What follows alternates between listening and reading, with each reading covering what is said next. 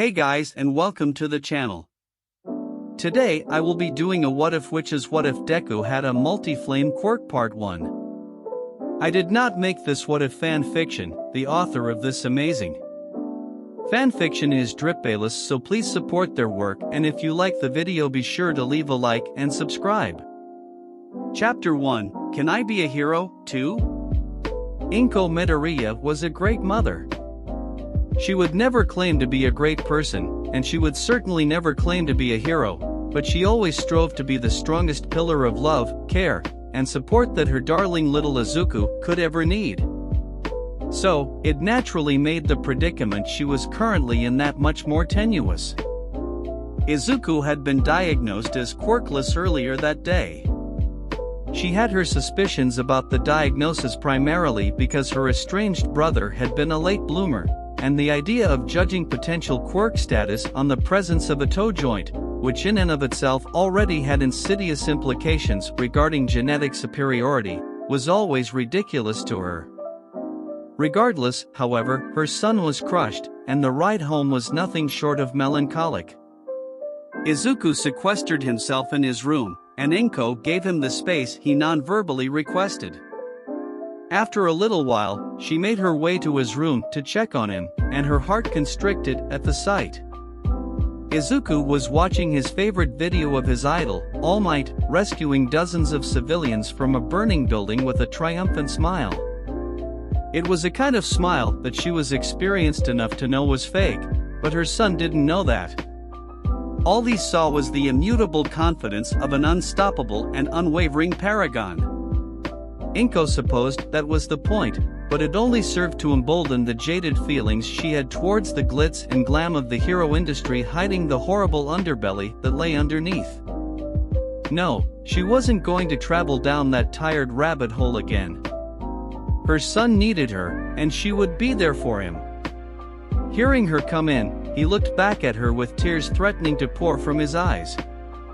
In a tone that was much too broken for any child, he asked, "Can I be a hero, too?" while pointing to All Might in the video. And that was the core problem, wasn't it? How was she going to tell her son that she couldn't support him? How was she going to explain to her son that she didn't believe that he could, not because he was quirkless, but because she didn't believe in heroics anymore? How could she properly articulate that she wanted to keep her son as far away from heroics as she could because she had already seen the worst of what that part of society had to offer, and she needed to spare her child from it all? How was she going to keep her dear Izuku from becoming as jaded as she was? He could probably see the consternation on her face, because his own face sunk and the tears began to fall. Refusing to see her son fall into such despair, she made her decision. It was a decision she would either come to regret later on or potentially look back on fondly, but she would leave that to future Izuku. She quickly made her way to her son and wrapped him in the warmest embrace she could manage, running her hand through the soft, wild curls that she loved so much while whispering quiet assurances to him. It was now or never. "Izuku, look at me," she softly began, wiping away the tears from his face with her thumb when he complied. "You are a kind, courageous, and brilliant boy with a heart for helping anyone and everyone in need. I truly believe that you could become a fantastic hero." Izuku froze when he heard that, and he could only stare at his mother with wide and hopeful eyes. Izuku could also see suspicion in those eyes. His gaze was searching, taking in every detail on her face while his brain was hard at work running over each of her words along with the tone she said them in. She could tell that he really wanted to believe her, that he really wanted to grab onto the hope burning inside of him and take it as far as it would go. However, she could also tell that something was stopping him. There's a but to this, isn't there? And there it was. She loved and hated how smart her son was at the age of 5. He was, frankly, unnaturally smart, a trait he likely got from his grandfather on his father's side. Apparently, Hisashi's father had a ridiculous intelligence quirk that was practically a complete brain mutation, and he passed part of that mutation onto Hisashi alongside weak, mildly uncontrollable fire breathing from Hisashi's mother's dragon Quirk. It was a little unprecedented for Quirks to interact like that in offspring, and it added to her suspicions about Izuku's Quirkless status because Hisashi clearly imparted a lot of that intelligence onto his son. She wished her side of the family was that cool. She could vaguely remember her biological mother being able to float before she had to give her and her brother up for adoption, and she had no idea how attraction of small objects resulted from floating and minor telekinesis. Quirk science was weird, so there was no telling exactly what quirk factors could have come together in Izuku, if any, and how they'd even express themselves if they had. She'd have to research more on the subject. She felt Izuku's hand softly caressing her cheek, bringing her out of her internal ramblings. She sheepishly grimaced, knowing she had gone off on another one of her mental tangents. Her son, having mumble storms of his own for as long as he could talk, they were no doubt genetic, only softly smiled with more patience than any 5-year-old should have. Smiling back, she picked him up and carried him out of his room and to her own bedroom. Izuku, while clearly confused, said nothing as Inko sat him down on her bed and walked towards her closet. She reached for the door and hesitated, having second thoughts about going through with her plan. She couldn't have any second thoughts. She was doing this, and she was going to see it through. Pushing forward, she slid open her closet door and moved the hanging clothes to the side before reaching for the wall behind them and pushing on a secret panel. Part of the wall caved in and revealed another compartment within, and she stepped to the side to show Izuku an old hero costume hanging in the space where the wall previously stood. It was a simple black spandex suit with a green V on the torso, accompanied with boots, gloves, and a mask in the same shade of green. She turned to her starstruck son, who was looking at the costume and with a mix of incredulity and wonder. She smiled sadly as his eyes finally fixed on her. "You're a pro hero? But I've never seen you go on patrol. Are you an underground hero? How do you fight criminals? You have such a fantastic quirk, so I suppose it does make sense. Even if you couldn't move people with your quirk, you could easily attract and manipulate small, heavy objects around to direct them in combat or rescue operations. Izu, breathe, she instructed with a more genuine smile.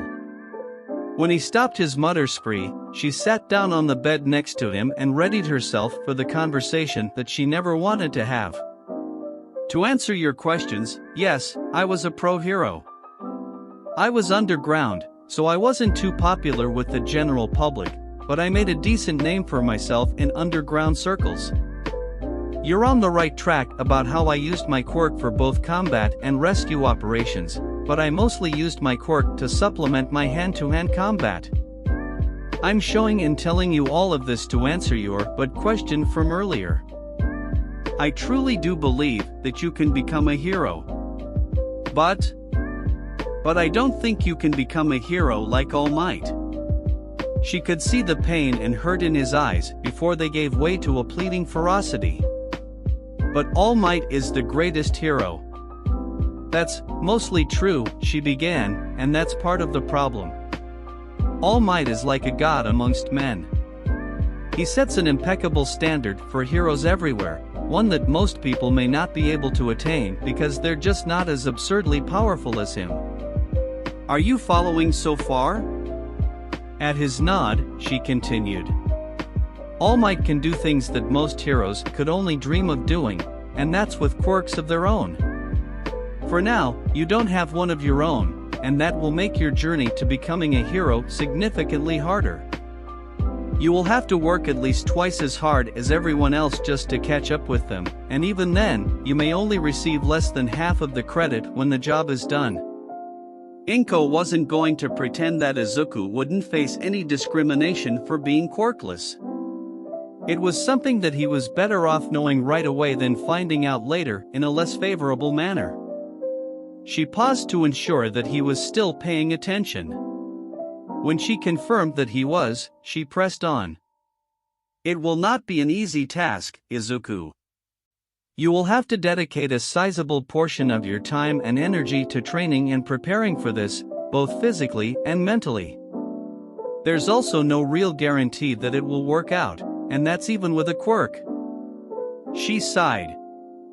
There's the elephant in the room that you currently don't have a quirk, and while that may seem like a death sentence, it isn't in the grand scheme. Not everyone has a combat applicable quirk, so those heroes that don't must work around that limitation to keep up with other heroes that do, as well as villains with powerful and dangerous quirks. You'll need to know how to defend yourself, how to combat any potential enemy, how to prepare for any and every situation, and when to take a step back and call for help. Seeing that he was hanging off her every word, she gave him a warm, challenging smile.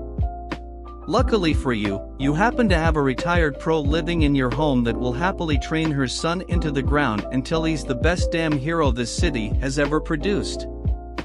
You said a swear. Izuku said with a smile forming onto his face that was positively infectious.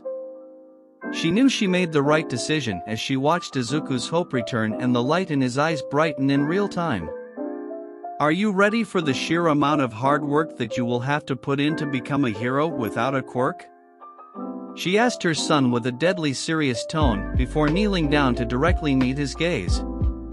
It's okay to say no, honey. No matter what you do, no matter what you decide on, no matter what path you take, I will always love you and be in your corner to the very end. You have my unconditional support, always. Izuku teared up again at the declaration, but they weren't pain tears like they were before. Inko could see a steely determination form from the hope in those watery eyes of his, and she had all the answers she needed. She knew that she would soon have to test his resolve, but for now, she knew she made the right decision. I'm gonna be the best damn hero this city has ever seen, her son declared. You're goddamn right you are. She answered with equal fervor before pinching his nose shut. And no swearing. The two fell into laughter, and Izuku leaped into his mother's arms to give her the tightest hug he could. Thank you, Mom, he muttered. Of course, my little Izu, she responded. She felt him go still in her embrace for a moment before pulling away to gaze curiously at her. You said a few times that I don't currently have a quirk, as if that might change. What did you mean by that? Inko could see the gears working in his brain even before she could give him an answer. He was probably already onto a few lines of thought and just wanted a potential nudge in the right direction. Well, it's possible that you're a late bloomer or that you have a quirk that's more latent in nature than other quirks. I'm sure you've noticed that you're considerably smarter than everyone around you at your preschool. And he had definitely noticed if the way his eyes suspiciously could not meet hers in embarrassment was any indication. The other kids just call me weird. I notice that I sometimes make the adults uncomfortable when I'm around them. I just figured I was ahead because you used to let me sit on your lap while doing work on the computer. Children should not be able to use and navigate the internet as well as you do, Izuku, nor should they be able to proofread and spell-check official documents, she said with an amused smile. Izuku's reddening cheeks were icing on the cake. However, she could feel the heat coming off of his face at his blush as if it were a fever. As quickly as she noticed it, though, it went away. She filed it away for later. There was also the fact that she'd sometimes notice faint, white wisps coming from Izuku's hair when he was really concentrated on something, but that could have just been her imagination. She'd keep a close eye on it nonetheless. Anyway, she continued, I'll have to do a bit more research on quirk science and investigate some things in our family before I can give you a definitive answer. For now, I'll handle your training without any quirks in mind. Okay, Mom, he replied before his eyes lit up again. Why did you retire, anyway? She should have expected that question. She tried to brush over the fact that she no longer did hero work and put the idea of her training him into his head as quickly as possible so that he'd focus on the training and not the other details, but she should have known better. Her son wouldn't just miss details like that. Unfortunately, she'd be sure to immerse him in the world of informatics and investigation as part of his training. "Another time, sweetie," she said with a grimace. "How about I make you some katsudon to celebrate your training?" Izuku's eyes narrowed at her, but he reluctantly accepted the bribe to drop the subject, at least for now. She knew she wouldn't get off that easily, though. She'd have to come clean about everything later on, but she would hold out for as long as she could until he was old enough to handle it. For now, she'd sharpen him into a blade ready to deal with the most dangerous parts of heroics, both villain and hero alike. Chapter 2: Rise from the Ashes. Izuku felt nothing but pain.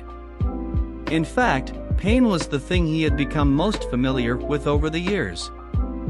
For the last half-decade, Izuku's mother had, in no uncertain terms, beaten the dog's head out of him 5 days out of the week.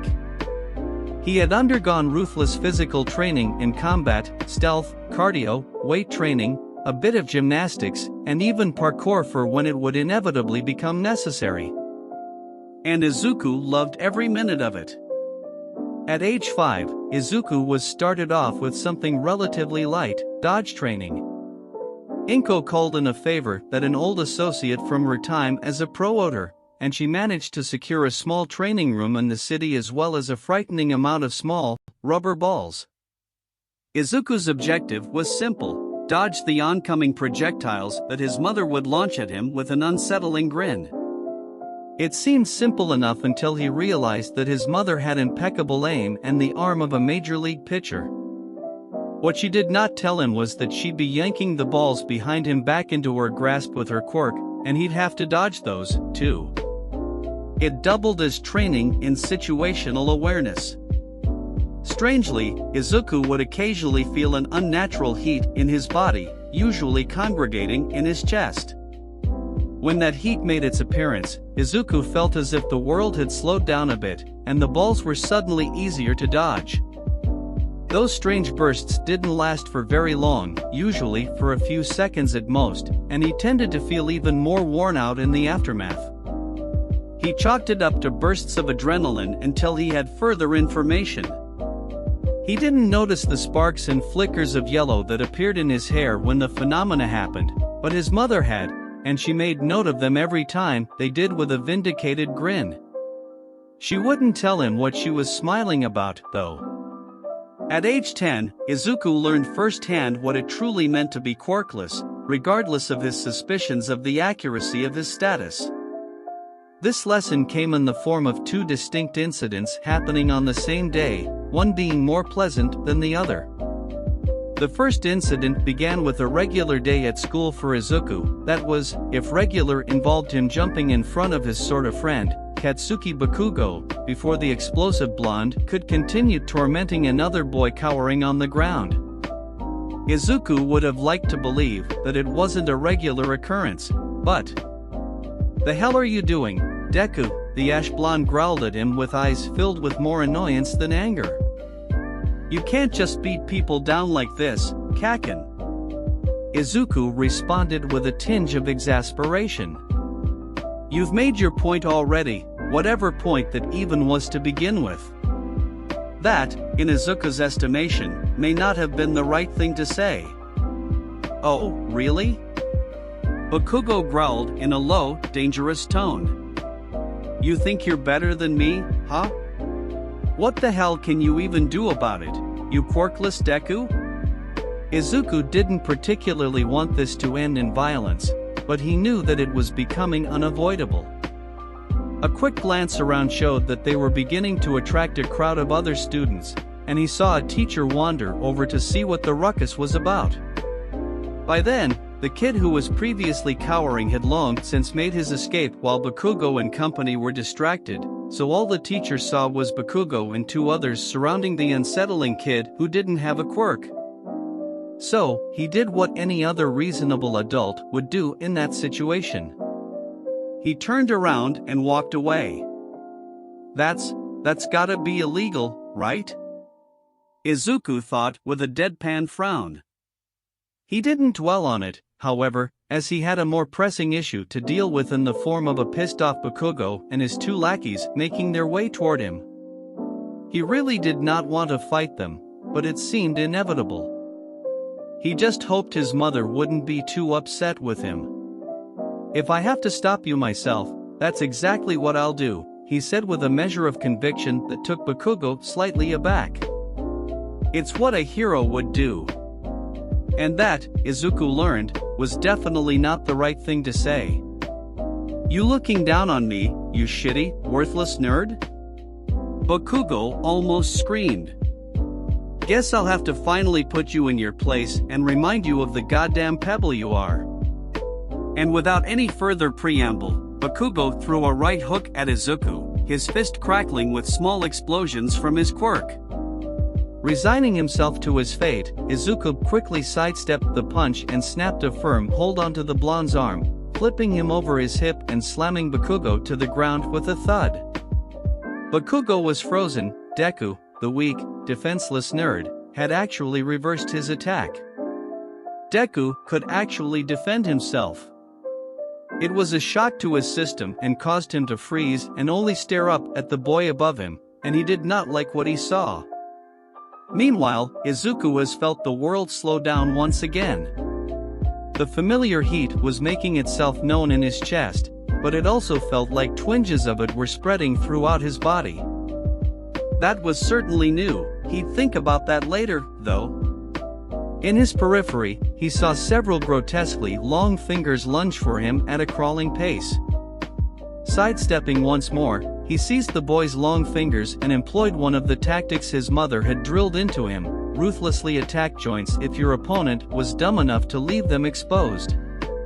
And with a pop that made everyone in the area wince, that was exactly what he did.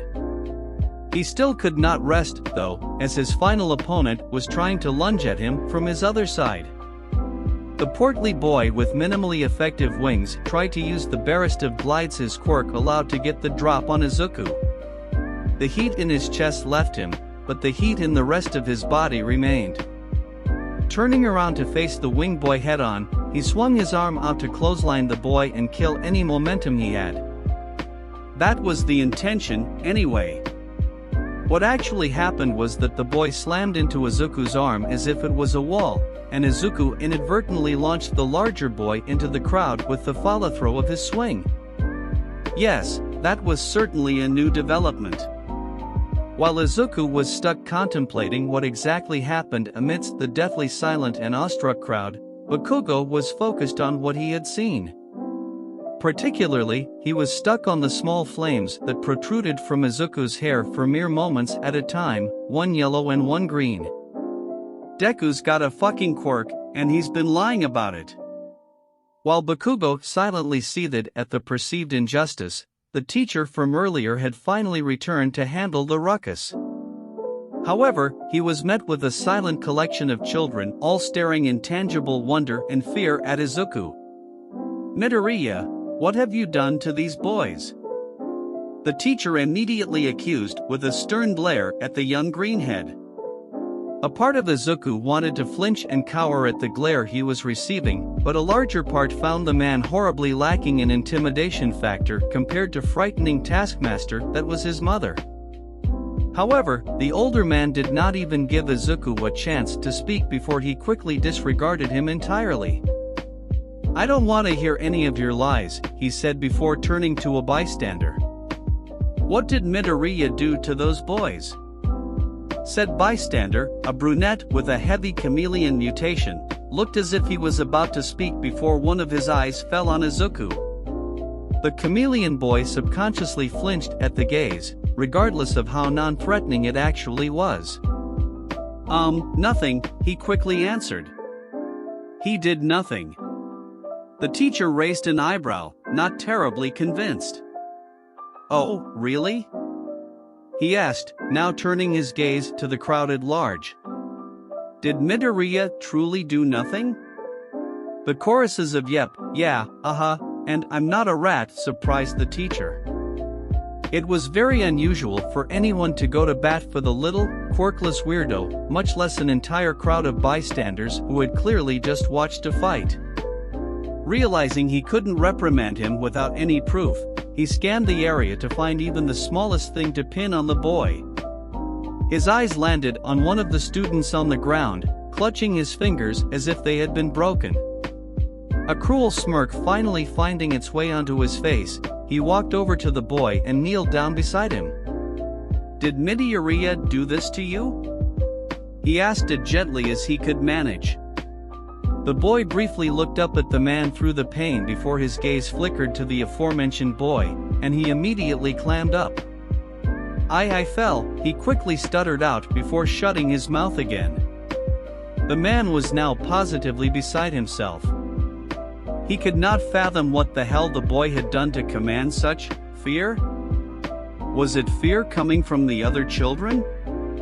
It certainly wasn't respect or anything positive in nature. The man made a mental note that Midoriya needed to be watched by the faculty and potentially some other parties. Before he could travel any further down that thread, the boy of the hour hesitantly stepped forward. Izuku weathered the weary and fearful looks of the other children as well as the heated glares from the teacher and Bakugo before stopping in front of the kid whose fingers he, as his mother would say, forcefully readjusted. Izuku didn't know what exactly compelled him to step forward, but he could feel an even newer sensation of warmth, this time in his palms. This time, he couldn't ignore the faint pink glow they sported while everyone took notice of the small flickers of pink flames that sprouted from Izuku's hair. Bakugo was again reduced to a snarling rage as Izuku kneeled down and took the injured boy's fingers into his hands, allowing the warm, pink glow to bathe over the kid's fingers. Within seconds, the previously broken fingers reset themselves and straightened back up, looking no worse for wear. The crowd of onlookers had assumed that they could not have been any more surprised by the day's events, but the blatant display of a quirk from the quirkless kid after he had handily defeated the class tough guy and his cronies was a little much for those in attendance. Many had decided to just walk away from the scene to process everything somewhere else, while many others, such as the chameleon boy, made mental notes not to mess with Midoriya, lest they get their fingers broken as well. Bakugo's two cronies scampered away to lick their wounds and think about their life choices. Bakugo, on the other hand, had festered into vicious glowering, trying to will the greenhead to melt with his glare. It wasn't yielding any success, which only served to strengthen the blonde's glare. The teacher, meanwhile, had a notable glimmer in his eye as if he had come to a profound realization. Midoriya, detention after school for quirk usage during school hours, is all he said before walking away from the scene. Izuku, stuck in the reverie of his mom apparently being correct about him being a late bloomer, was ripped out of said reverie when he processed the teacher's statement. "Are you Fu Dash?"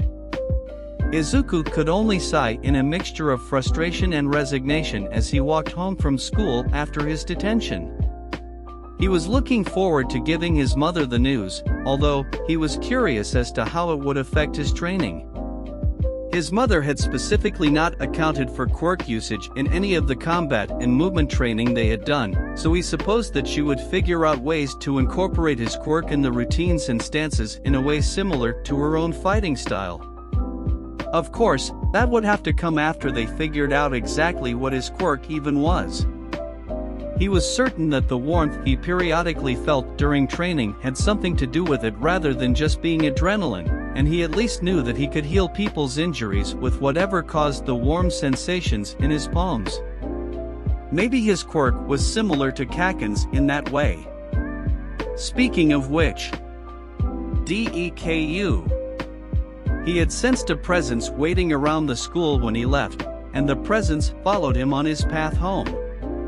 If it weren't for the shock of ash blonde in his periphery whenever he glanced over, he would have been worried and taken a different route. Stopping and turning to face his sort of friend who had been following him, he took stock of the absolutely livid snarl his face contorted into. "This is probably about my quirk," he thought with a sigh. Hi KAC dash. Where the fuck do you get off looking down on me, huh? Bakugo interrupted Izuku with violently crackling palms. He grabbed the scruff of Izuku's Kakorin and pulled the boy into an adjacent alleyway before roughly tossing him into it. Looking down on you? Izuku ventured in confusion as he stood and dusted himself off. He hadn't been looking down on Bakugo at all. Sure, he thought the boy was an asshole more times than should be necessary, but he didn't think any less of him, especially not in comparison to himself.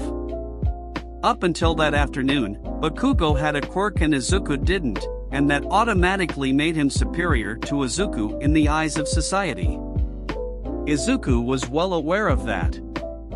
You've been hiding your shitty-ass quirk all this time to laugh at me behind my back, haven't you, you shitty fucking Deku? Bakugo interrupted Izuku's internal musings with more screaming. Izuku was perplexed. That was more vitriol than Bakugo had ever spewed to anyone. Where did it even come from? You think you're so fucking cool that you have some shitty quirk to heal the extras?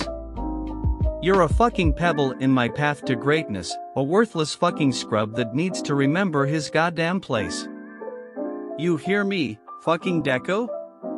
Izuku had begun to suspect that the teacher had gotten to Bakugo sometime before they left. The things he was saying were absurd, and Izuku knew that nothing productive would come from the conversation should it continue. Sure, Kaken, I'll stay out of your way, Izuku dully said before brushing past Bakugo and continuing on his way home. He didn't mean to come off as dismissive, but he wanted to placate the angry blonde, and he wouldn't dare grovel or cower to his attempts at intimidation to do that. Unfortunately, Bakugo took that as another slight against him from the boy he believed was acting above his station to personally insult him, and his temper that was already hanging by a thread had been lost.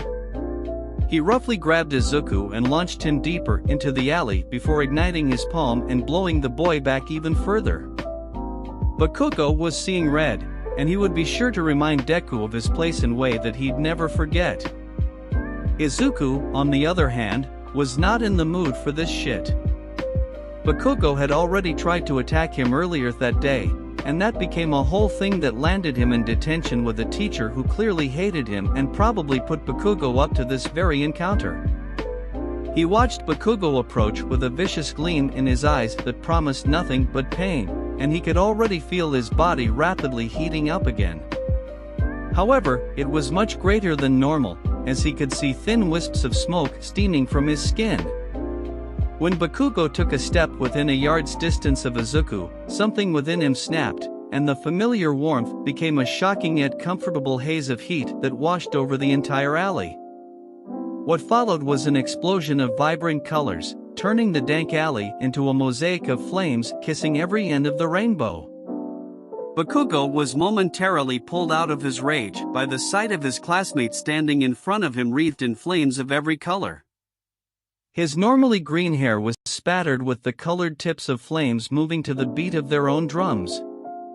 His breath hitched at the way Izuku's eyes glowed a threatening shade of green.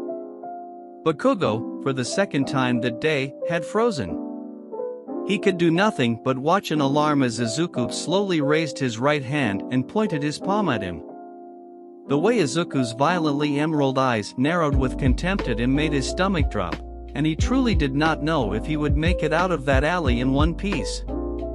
In an instant, a bright flash erupted from Izuku's palm, and Bakugo clamped his eyes shut in a vice grip, awaiting the inevitable burns to wash over him.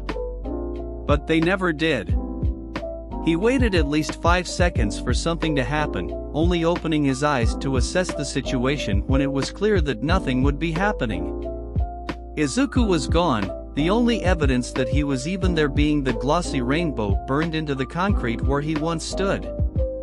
Bakugo took a moment to catch his breath before quickly leaving the alley and making a beeline for his home, pushing past the nosy extras who came to investigate the explosions. Izuku sat on the fire escape of one of the buildings looking down at the alley. He would have given himself a rightful pat on the back for using a fake blast as a diversion to make his escape up the walls and out of the sight. His mother would be so proud, but he was still reeling from the, he supposed, true activation of his quirk. He stared down at his right hand, eyes fixed on the beautiful fire that encased it. It was like nothing he'd ever seen before. Endeavor's powerful, sun-like flames were one thing, but the malleable stained glass portrait in his hand was breathtaking. The warmth and inexplicable bouts of speed and strength now also made a great deal more sense. Putting the flames out, he hurried up to the roof of the building and down the fire escape on the other side to book it home and show his mother. She was right all along about his quirk, and now, a whole new dimension had been added to both his arsenal and the kind of training they could do together. Finally arriving at his complex, he bounded up the stairs and giddily reached for his front door, practically throwing himself inside in his excitement. "Mom, you were right. I have a dash." He paused at the sight of two policemen and a man in a beige trench coat in his living room. His mother was sitting on their couch and looked more exhausted than Izuku had ever seen her. "Izuku, welcome home, honey," his mother said with a smile that didn't quite reach her eyes. "What's going on?" he questioned, carefully examining the police in his home. Said policeman and the man in the trench coat looked to Inko, and she nodded. Taking that as his cue, the man in the trench coat looked back toward Izuku. "Hello Midoriya, I'm Detective Tsukachi. We were only here to verify the events of what transpired here earlier today. It's a blessing that you weren't home for it." Inko cut back in before Izuku's worry could start to overtake him. "Your father came home. That was good? Bad?" Izuku wasn't entirely sure given the context of their current situation. He hadn't seen his father since shortly before his diagnosis. As far as he knew, his father worked overseas and sent money back every month. Is he okay? Did he do something? Izuku hazarded. Inko let loose a mirthless chuckle. "Oh, he did something, all right. He came back with the intention to kill you for being quirkless." The room was engulfed in a silence that was equal parts heavy and awkward. No one said a word as Izuku was left to process that fun little nugget. He opened his mouth to speak, but he closed it, not finding the right words. He repeated the process for several minutes until he uttered the only thing that came to mind. "Would you believe I just awakened my quirk?" Chapter 3, Enter the Rat. "Would you believe I just awakened my quirk?" The tension in the room shattered like glass as his mother couldn't help the small smile and chuckle that escaped her. The two officers and detective in the room appeared to relax as well, although there was an air of curiosity around them regarding the boy that was apparently a late bloomer at the most hilariously convenient of times. "I thought that was already a foregone conclusion, Izuku?" Inko asked with a smirk. "What do you mean?" "You're 10 years old with the brain of a college student," she replied, maintaining her amusement. "Even if those sparks in your hair turned out to be nothing significant, I think we can safely say that your brain power certainly isn't natural." "Wait, the sparks in my hair? I just found out about those today." "You knew about them?" Inko raised an eyebrow at her son. "You didn't?" Izuku was sliding further into incredulity the longer the conversation went on. His mother knew about the sparks in his hair that he could now surmise were connected to the warmth he felt on occasion. His mother was straight up telling him that she knew about them and hadn't mentioned it. Sure, both she and he were highly suspicious about his quirk status given the evidence at their disposal, but she proceeded with his training as if he didn't have one. Being dubious is one thing, but she had verifiable proof of the contrary. Why hadn't she said anything? "I didn't want you to become complacent," she spoke up. Izuku was taken aback at first until it dawned on him that he likely muttered that whole thing aloud without realizing, again. Shaking off his embarrassment and ignoring the amused smiles of the police and detective, he fixed his mother with a frown. "You thought I would become complacent if I knew I had a quirk?" Inko's face softened. "Izuku, the basis of your training was to prepare you for the arduous task of becoming a pro hero without the use of a quirk. If the extent of your quirk was enhanced intelligence and sparky hair, that objective wouldn't have changed, but your motivation to improve despite lacking a quirk may have been truncated, even if only subconsciously." Her smirk returned. "Besides, I've been teaching you to use your brain in a fight, and going by how scuffed your Gakuren looks, it seems to be coming in handy." Okay, Izuku could concede that point. He didn't have to like it, but he did understand. "If I may interrupt," Detective Tsukachi spoke up, not wanting to ruin the, frankly, entertaining discussion between mother and son but still needing to conclude his business there. "Had your husband, or ex-husband now, ever expressed any overtly or suspiciously quirkish sympathies before today?" "Ex-husband? What do you mean by ex?" Izuku hesitantly queried. If his father truly returned with the express intentions of killing him, he'd understand why his mother would preemptively declare him as her ex-husband before even filing for. "Oh, honey, Hisashi doesn't exist anymore," Inko softly answered. "Okay, what?" He quickly composed himself and locked eyes with his mother. "You mean, he's dead?" Izuku couldn't decide on feeling relief or grief at the revelation. "A little more than dead," one of the police officers mumbled just loudly enough for everyone to hear. His partner elbowed him in the ribs and shot him a glare, to which he shot a deadpan stare in return. "Am I wrong? What would you call someone literally being torn apart by their atoms and then dispersed into the open air?" "Yeah, but you could at least be tactful about it," the second officer hissed back. "The kid just lost his father." "A father who was trying to kill him," the officer maintained his deadpan. The sound of the detective clearing his throat and the venomous glare he was shooting them ended the bickering before it could continue any further. Meanwhile, Izuku had effectively blue-screened at the details of his FA at Hisashi's death. His bewildered eyes met the green of his mother's in a silent conversation between the two.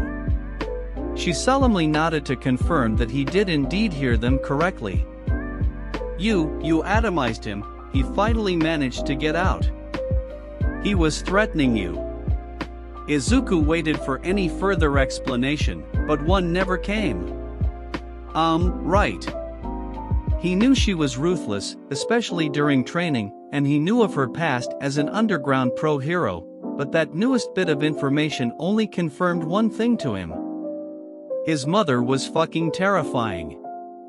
He was thankfully saved by the detective rising from his seat and speaking up again. "I think we can conclude things here, for now. We've gotten all the information we need, and you no doubt want to spend some time with your son. Thank you for your time, Mrs. Midoriya. We'll contact you again if we need to go over anything else." With a bow, the detective left with the two policemen in tow, leaving the Midoriya duo to themselves in their living room. Izuku sighed and melted into the couch next to his mother, and he leaned into her touch when she softly ran her hand through his hair.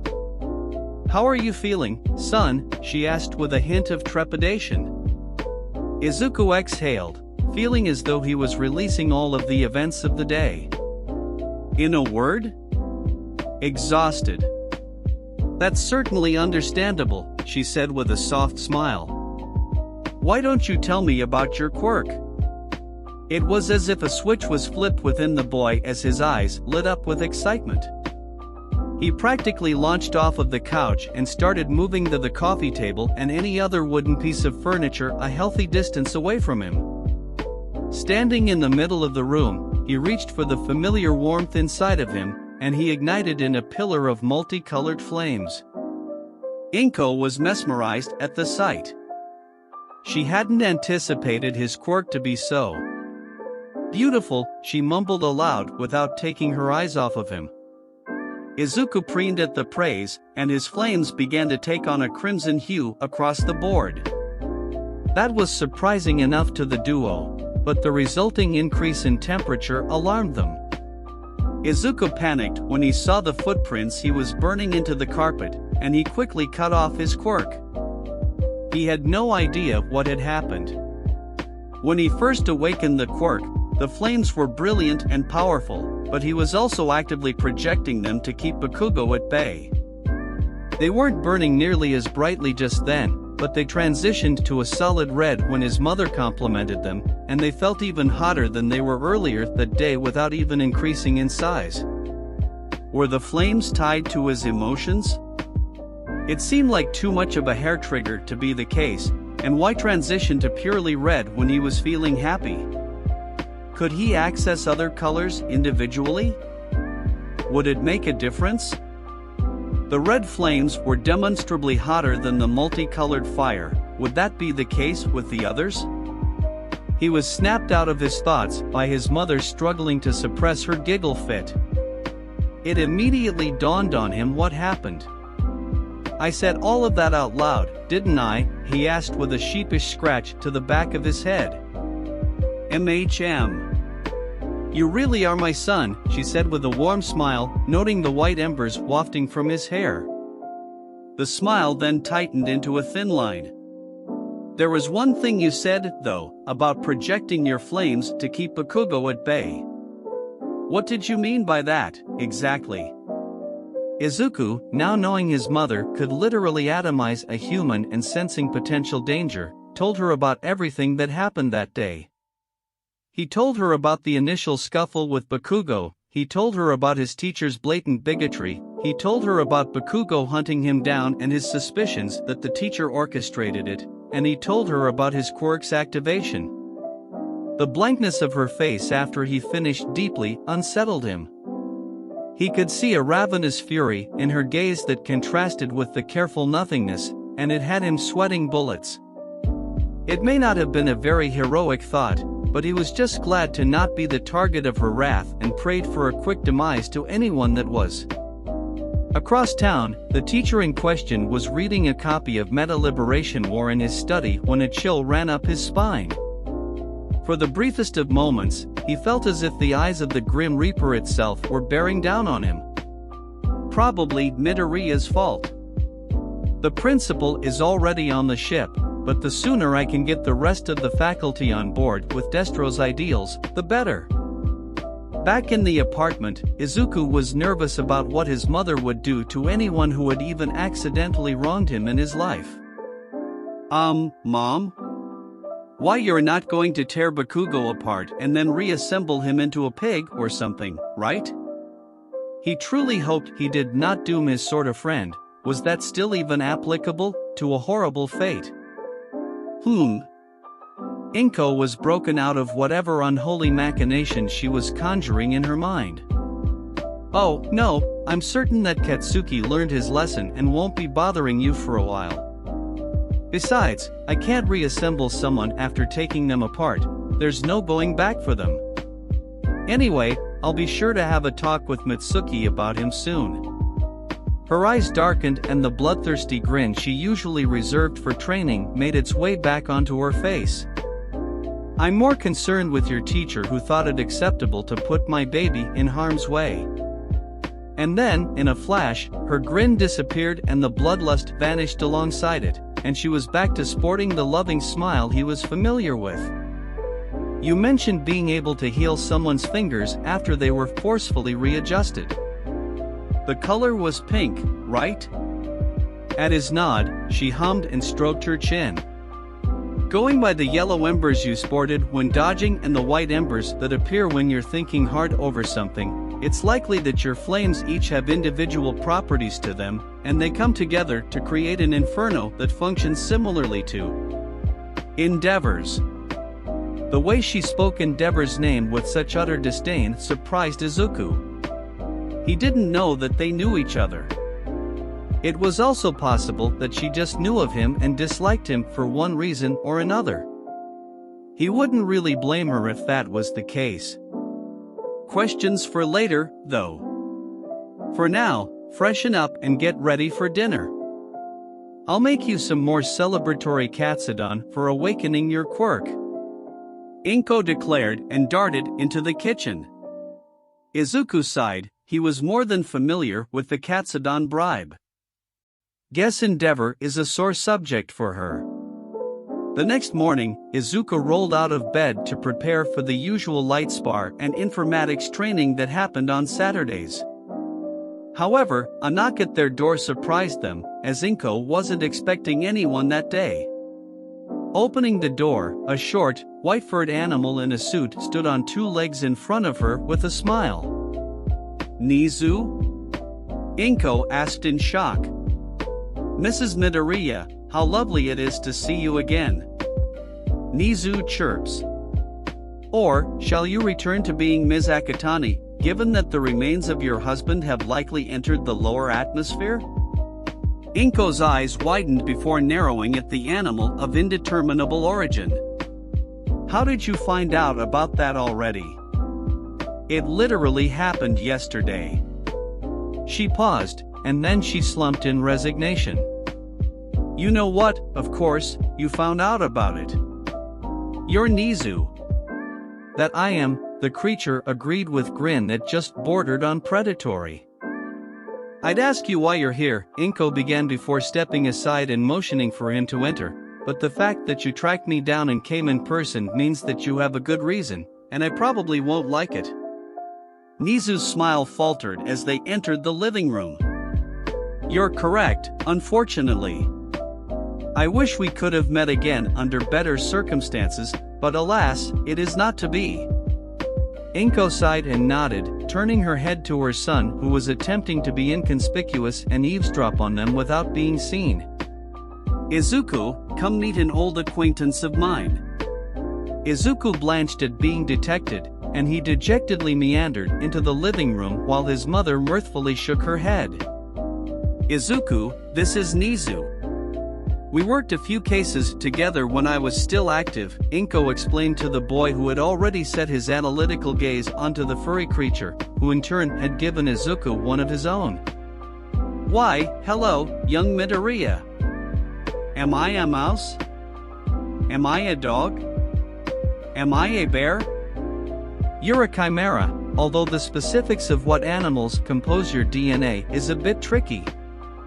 Your snout is too pointed to be that of a dog or a bear, but your paws and tail aren't reminiscent of mice, at least none that I'm familiar with. Even so, your general appearance does suggest rodent of some kind, but that could also just as easily be a marsupial's appearance.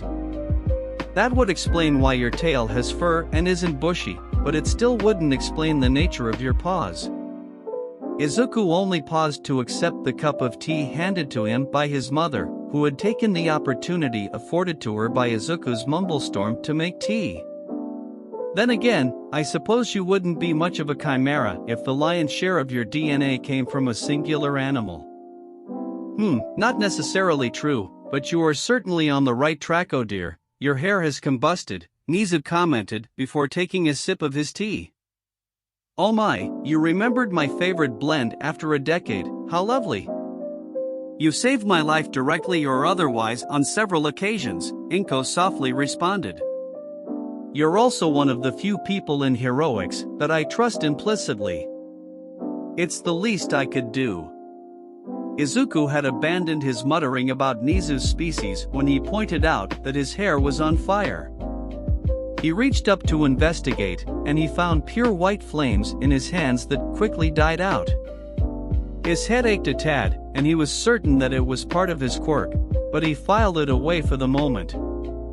His mother had just mentioned her time as a pro, and she never went into detail about that around him.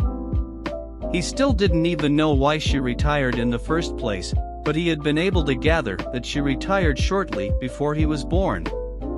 "Something must have happened or had been happening for a while before I was born to make her so jaded. Her hatred for Endeavor feels almost personal, so maybe that has something to do with it?" So, Nizu, what's the crisis? Inko finally asked. I don't believe it has reached crisis levels as of yet, Nizu began with a thoughtful hum, but I've recently come across evidence pointing towards the reformation of a long-thought dead terrorist ideology. It was thought to be dead on an official capacity, at least. Inko frowned. A terrorist cell doesn't sound like something you'd contact me for. It does when it involves the reason your now departed husband returned to attack your son, Nizu solemnly replied. Inko's gaze hardened into stone. So that's what the bastard was talking about, then.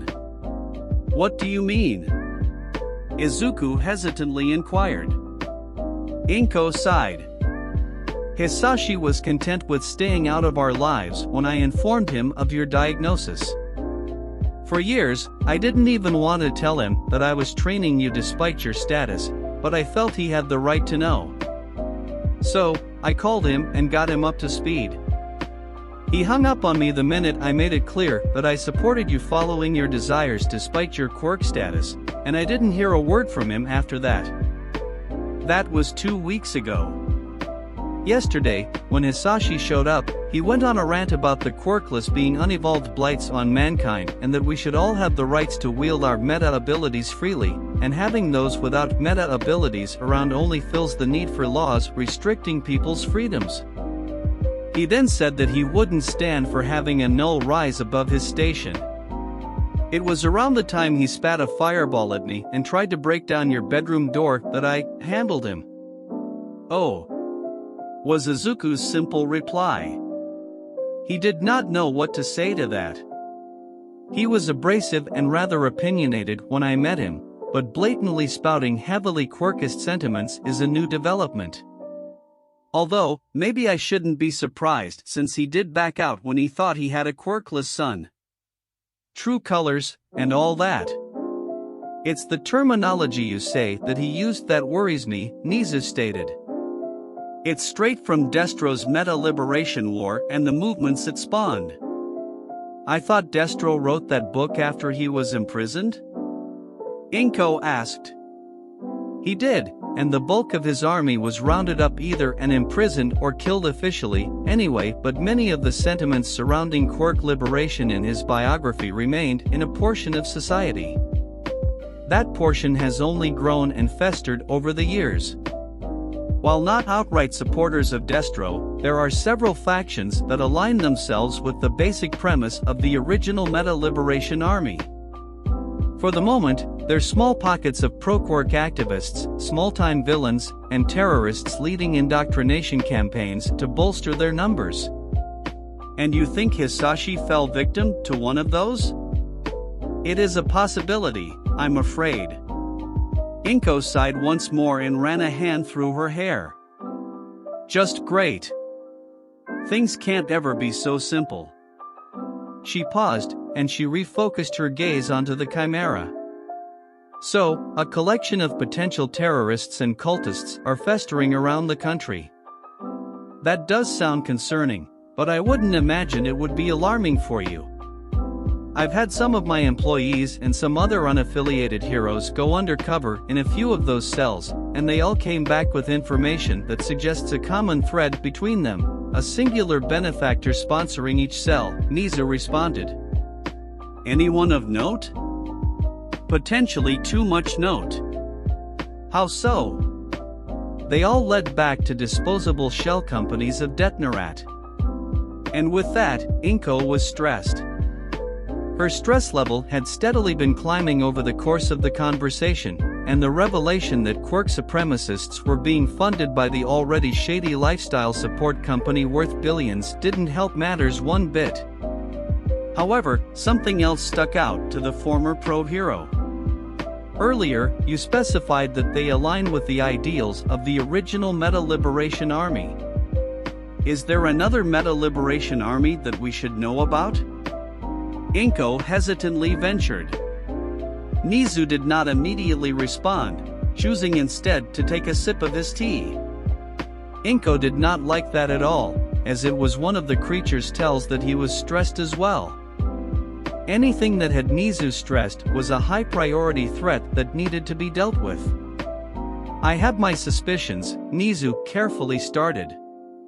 There has been a notable presence of Detnerat within Daika City as of late, and the CEO himself has spent quite a bit of time there. Not enough time to draw suspicion, but enough time to draw a few disturbing conclusions if you know what to look for. Daika. Inko tried to jog her memory. That's the weird city up in the sticks, right? Tens of thousands of people there who tend not to move out to anywhere else. Inko paled.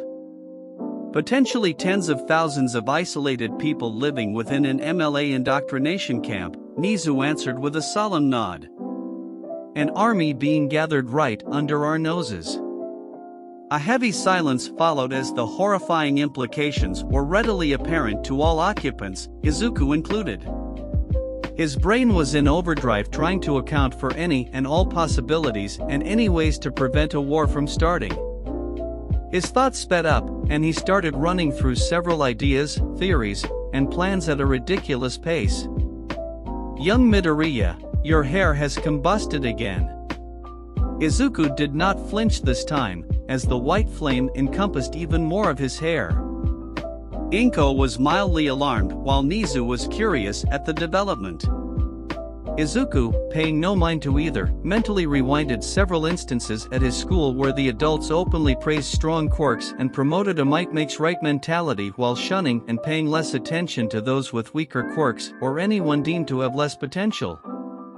How they treated him, the only quirkless student, went without saying. Looking up, the white-hot fire sitting atop his head flared a brief moment before Izuku met the gaze of the two adults. I think our school district is one of these indoctrination zones, he bluntly stated. Inko's eyes widened at the declaration, and Nizu hummed in consideration. How did you come to that conclusion, Midoriya? One of my teachers likely put a student with a strong quirk up to assaulting me after giving me detention yesterday. It was, ironically, why I wasn't home for my Fath Hisashi's return. Inko's eyes widened even further as it sank in for her as well. You believe that man is part of this whole operation? He's a cog in a larger machine, but yes.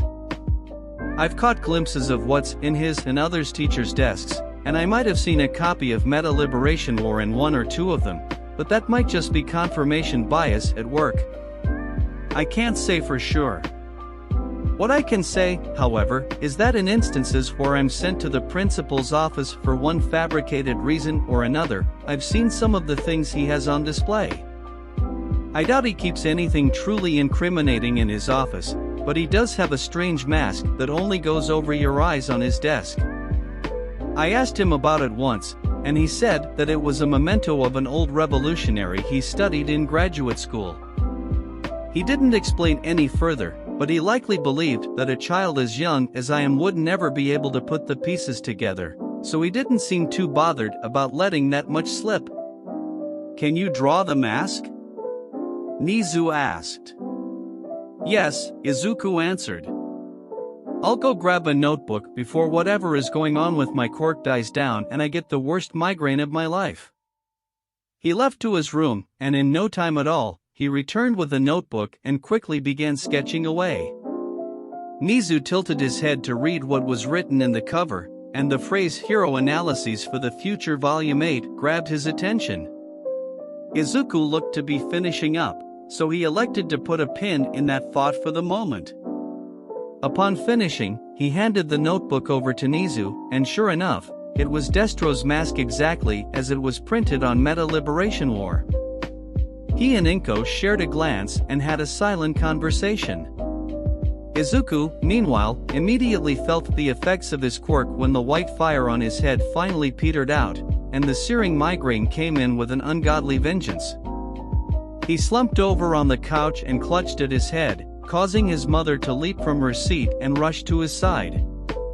Izuku, are you all right? She worriedly prodded. Yes, he managed before taking a breath. I just need to not think for a bit. You overexerted your quirk, She fretted over him while Nizu took a look through the rest of the notebook, a growing look of intrigue developing on his face. The young boy had detailed analysis of pro-heroes and their quirks, including their strengths, weaknesses, how they could cover those weaknesses, and what improvements they could make with their quirks or support gear to think about trying out. A disturbing smile twisted onto the animal hybrid's face. Inko momentarily stilled, feeling the unrestrained glee in her comrade. That was never a good sign, and turning around to see her son's hero analysis notebook in his paws made her heart drop. Dear God, please don't let him turn my son into a mini-me. When Izuku managed to get back to a sitting position, Inko sat down next to him and ran her hand through his hair before focusing back on the chimera, who sported a chilling smile. So, with all of that distressing information in mind, what did you need of me, specifically? Inko questioned. For now, I'm gathering allies and getting them up to speed. For the moment, I cannot be certain which pros are or are not sympathetic to the MLA's message, but I want to be prepared in case I need to create another war council anytime soon. Does the Commission or the national government know about any of this? The Commission is, to my knowledge, aware of the existence of a reforming MLA, but directly attacking Detnerat and all its connections would do considerable damage to the Japanese economy, so there is a tentative stalemate in place. The national government is not aware of any of this, otherwise the JSDF would be storming Daika City as we speak. Should we? Inko ventured with hopeful gleam. I wouldn't recommend it. It would likely plunge the nation into a civil war that society isn't ready for, regardless of who comes out on top, Nizu verbally responded before sparing a glance at Izuku. The boy was still nursing his migraine and had his eyes closed, but he was clearly listening. Nizu silently signed to Inko in an old code developed on the field. Supervillain attack. All might out of commission. Duration indeterminable. Inko's eyes widened to the size of dinner plates, and she nodded in understanding. Things truly just could not have been simple. Exhaling, she pressed on. Anything else? Nizu's smile returned, and Inko already did not like where this was headed. I would like to offer you a job at UA, of course. Izuku's eyes shot open at the animal hybrid's declaration, and his mouth was left agape. Inko wasn't faring any better. Excuse me, she choked out. Did I forget to mention that I am the principal of UA? He cheekily responded. Yes, that may have slipped your mind, dear friend, Inko responded through gritted teeth. It was a development that occurred during your absence from heroics, Nizu began. It's my way of shaping future generations of heroes away from the Commission's influence, and, hopefully, to create less situations where fantastic heroes like yourself become too disillusioned with the ugly truth. Inko's glare softened, and she took a minute to gather the right words to respond to Nizu. To do that, you'd have to clean up the ugly truth that's hidden away. Oh, don't fret, taking down the Hero Commission is next on my list after the MLA, Nizu happily responded. Inko couldn't help the chuckle that escaped her. Never change, rat. I also presume you will be pulling Izuku from his current school, given the knowledge that it is likely an MLA indoctrination center, he continued. Might I suggest my services in handling Izuku's schooling personally until he's old enough to take the UA entrance exam? Inko did not need to look at her son to know that he had practically melted at the offer. She refused to look in his direction so that she wouldn't fall victim to the puppy eyes that he'd almost certainly be wielding against her. She would not fall victim to it, she would not. She would not. God damn it, she did. Concurrently, Izuku was doing his very best to contain his excitement. He really did not want to accidentally activate the red flames of his quirk and torch the apartment. Throwing his best application of the puppy eyes with tears included, he silently pleaded with his mother to take the offer. She didn't even need to look at him to fall victim to his efforts if her resigned sigh was any indication. "If I say yes, will you ensure that my son is in good, capable hands?" Inko asked. She knew that she didn't need to ask that, as Nizu was probably the most capable person she knew for this task. She just needed confirmation for herself that re-entering the hero sphere was the right decision. Of course, Nizu assured. A mind as brilliant as his truly deserves the best cultivation possible. You just want to groom him to be your successor for your world domination plots. I will neither confirm nor deny that statement. Ugh, fine, I accept. Hell yeah! Izuku shouted, speaking up for the first time since his quirk deactivated and launching himself at his mother for a vice grip of a hug.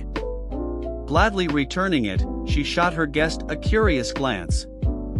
What would I even be teaching? I've been thinking of creating an underground heroics course for the second and third years interested in going that route. We already have the space in the building, and, with you on board, I'll have an instructor for it. You won't begin until next school year, so you'll have this time until then to earn your certifications, Nizu explained. Inko nodded, wrangling her positively hyper son who was going on and on about attending UA, studying under the principal himself, and potentially learning from his own mother in an official capacity. That was until something dawned on him. "Wait, what does this mean for my training?" he asked, slightly worried that the new routine would throw off his training schedule. "Your current training should not be hampered," Nizu answered. "In fact, you will have more opportunities to train even harder since you'll have access to UA's training facilities." Izuku brightened at this initially, however, a chill crawled up his spine when he glanced at his mother. The vicious, toothy grin she was sending his way made his blood run cold, and for a single moment, Izuku wondered if he made a mistake. "Well then, I'd like to humbly welcome you to our UA staff, Verdant," Nizu said after getting up from his chair and extending a paw. Inko flinched at the use of her hero name before sighing and shaking Nizu's offered paw. "I suppose I have to get used to hearing that name again. One condition, though." "Name it." "I get to deal with Izuku's teacher personally. Only if I get to knock the school building down with a wrecking ball after flushing out the vermin." "Deal." The soft sound of snickering made her turn to her son with an annoyed glare. "Verdant? Really?" Izuku managed through giggles. "It was original at the time." Inko defended. "And you have no room to poke fun, Mr. Small Might." "Touché," Izuku conceded with a smile. Chapter 4, Progression. Inko did not waste any time withdrawing Izuku from his school come Monday morning. The principal put on a convincing act by wishing her son and herself well for the future, but she could see in his eyes that he was ecstatic to be rid of the quirkless boy. Apparently, Izuku's teacher did not inform his boss of the news after witnessing Izuku's healing act, or he hadn't had the opportunity to inform him yet. It didn't really matter to Inko, the school would burn and that teacher would feel her wrath all the same. She did use that meeting as an opportunity to scope out anything incriminating in the principal's office, though. It was a little more Spartan than her son had described, which was likely a result of her presence. The replica of Destro's mask was still present in a display case, though, so either he was too proud to hide that, or he was confident that a worrywart housewife wouldn't recognize it or pay it much attention. She'd have to make sure she got a picture of his face when everything came crashing down on him. No one fucked with her son. Speaking of, she still needed to call Mitsuki about what happened between their respective sons.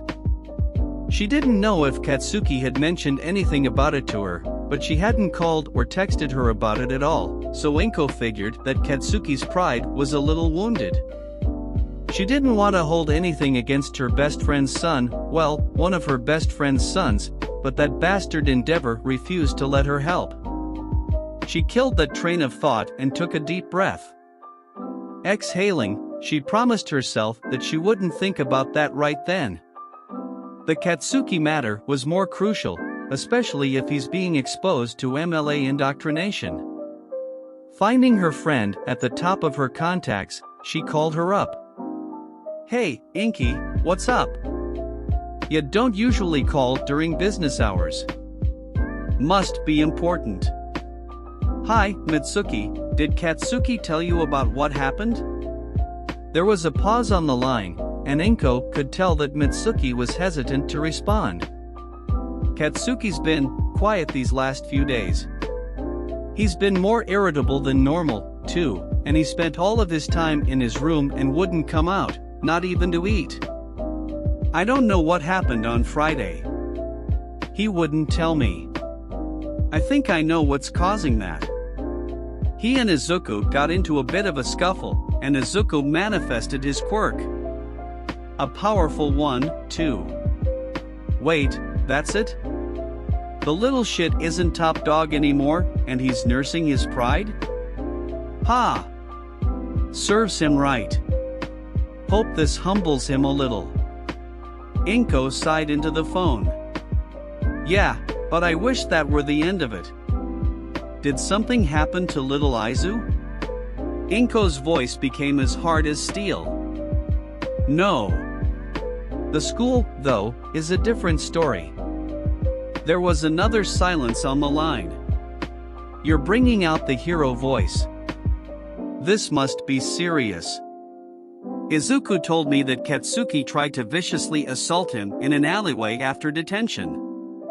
After hearing Mitsuki gasp, she quickly continued. "He thinks that one of the teachers specifically influenced Katsuki to do it, and I have reason to believe him." "Oh my god, Inko, I'm so sorry. I had no idea that it was this bad." Inko filed that strange comment away for later. "It's fine, Mitsuki.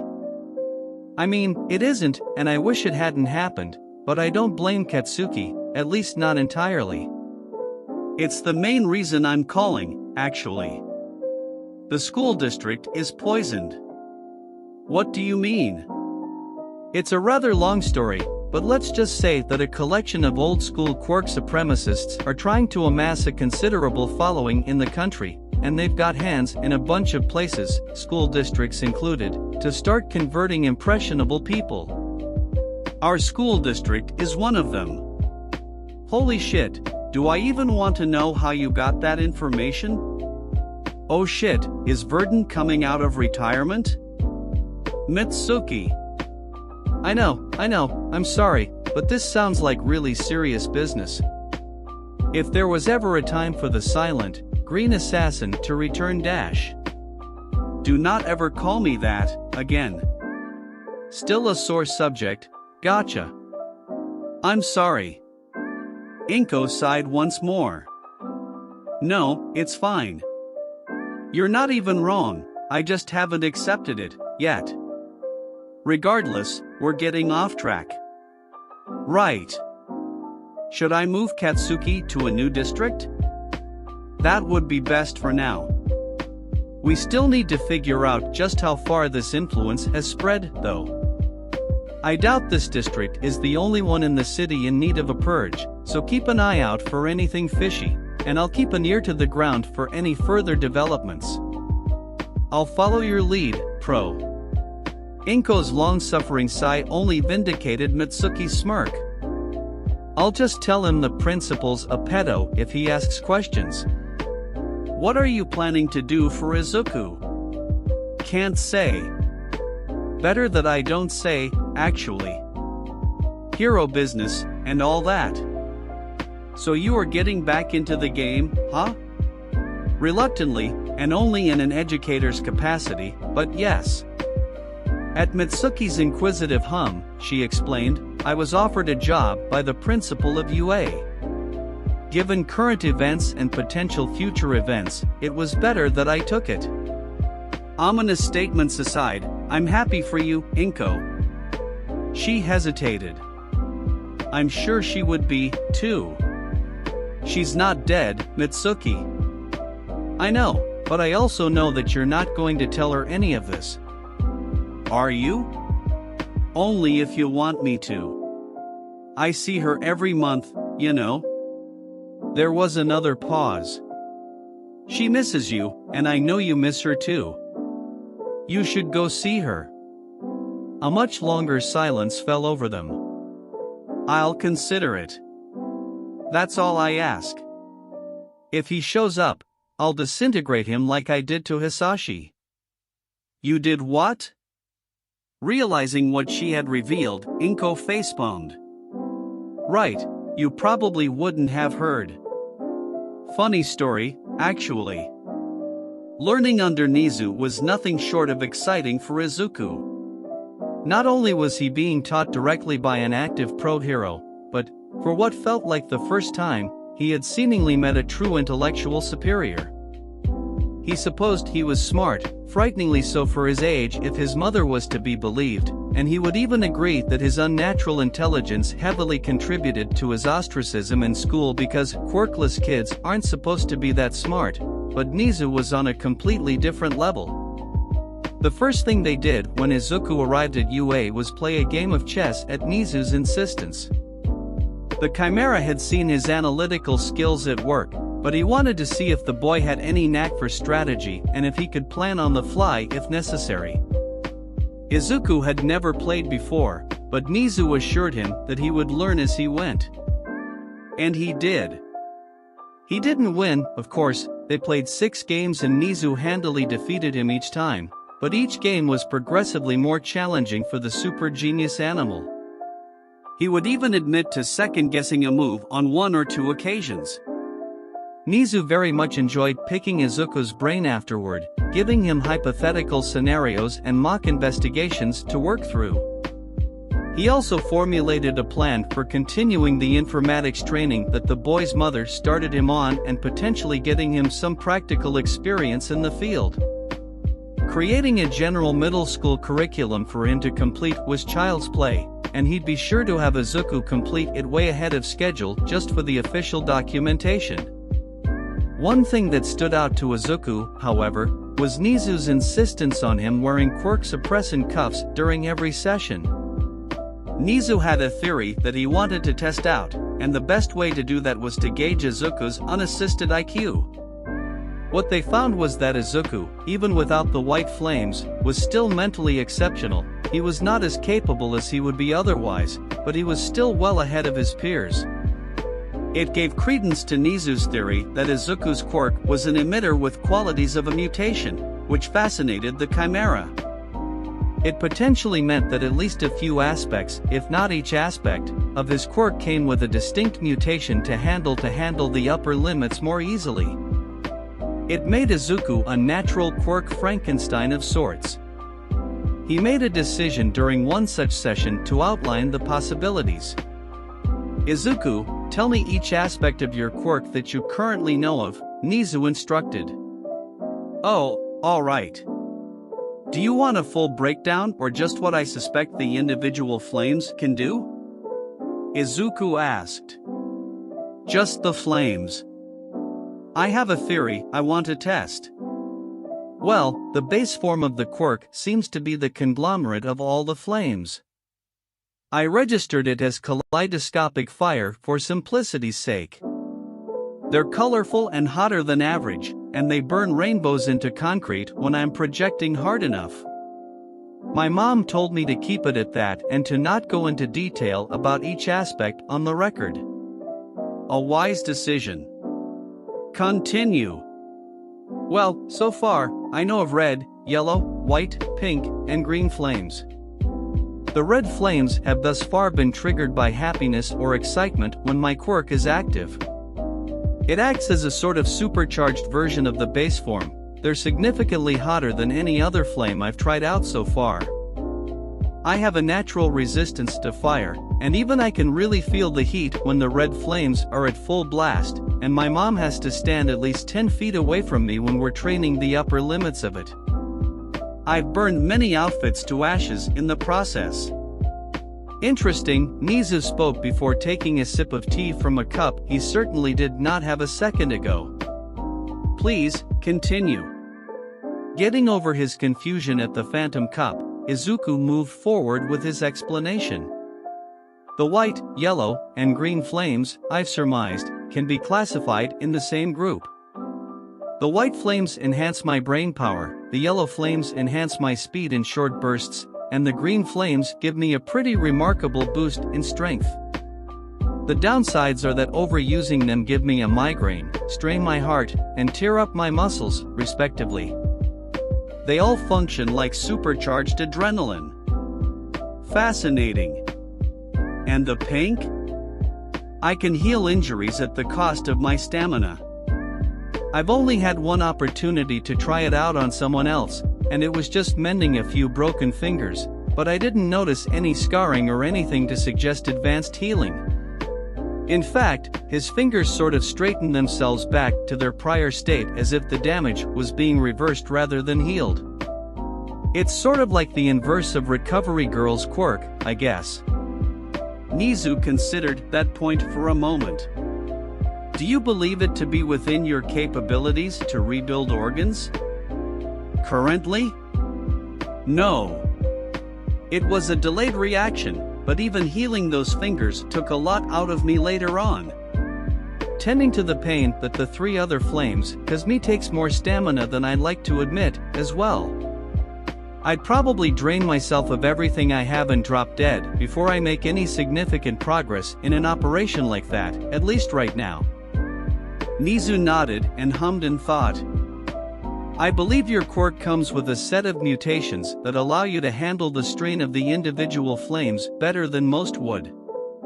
Pushing your limits and strengthening your endurance for each flame would be the most effective way to reduce the strain it causes you. I'll be sure to inform your mother about it so she can incorporate it into your training. Izuku maintained a calm facade on the outside, but he was internally sweating bullets. If Nizu was able to see through the mask, he didn't mention it. On a similar note, I'll set up some time for you to shadow Recovery Girl during the day so that you get some practice with the healing aspect of your fire. There are not nearly enough field medics in heroics today. Is that because healing quirks are rare, or is it that those with healing quirks usually just end up going into medicine rather than heroics? Izuku asked. A little of both. Recovery Girl is an anomaly amongst anomalies, Nizu chirped with a smile, and then his eyes flickered to a screen at the edge of his desk. Ah, he's right on time. Before Izuku could ask what the principal meant, there was a knock at the door. One enthusiastic come in, from the Chimera later, and the door opened to reveal a scraggly man with long black hair, a solid black outfit, and a long, white scarf. The man's eyes found Izuku immediately, and they narrowed in confusion. Aizawa, I'm glad you could make it, Nizu said with his trademark unsettling smile. You were expecting me? Aizawa queried, and then he immediately deflated. Of course, you were. Why am I even asking? It's good to ask logical questions, Aizawa. There are never any logical answers when you're involved, Aizawa huffed before pointing to Izuku. Who's the kid? He's my newest student, Izuku Midoriya. Aizawa narrowed his eyes even further at Izuku, seemingly trying to dissect him for everything he was worth. Izuku tried not to squirm under his gaze. He really did. He seems a little young to be a student here, Aizawa blandly pointed out. That's because he isn't yet. He still has a few more years until he can apply and become my official protege, Nizu answered. I doubt that's why you came here, however. Sparring a final glance at Izuku as if he were trying to remember a vaguely familiar face, Aizawa turned back to his boss.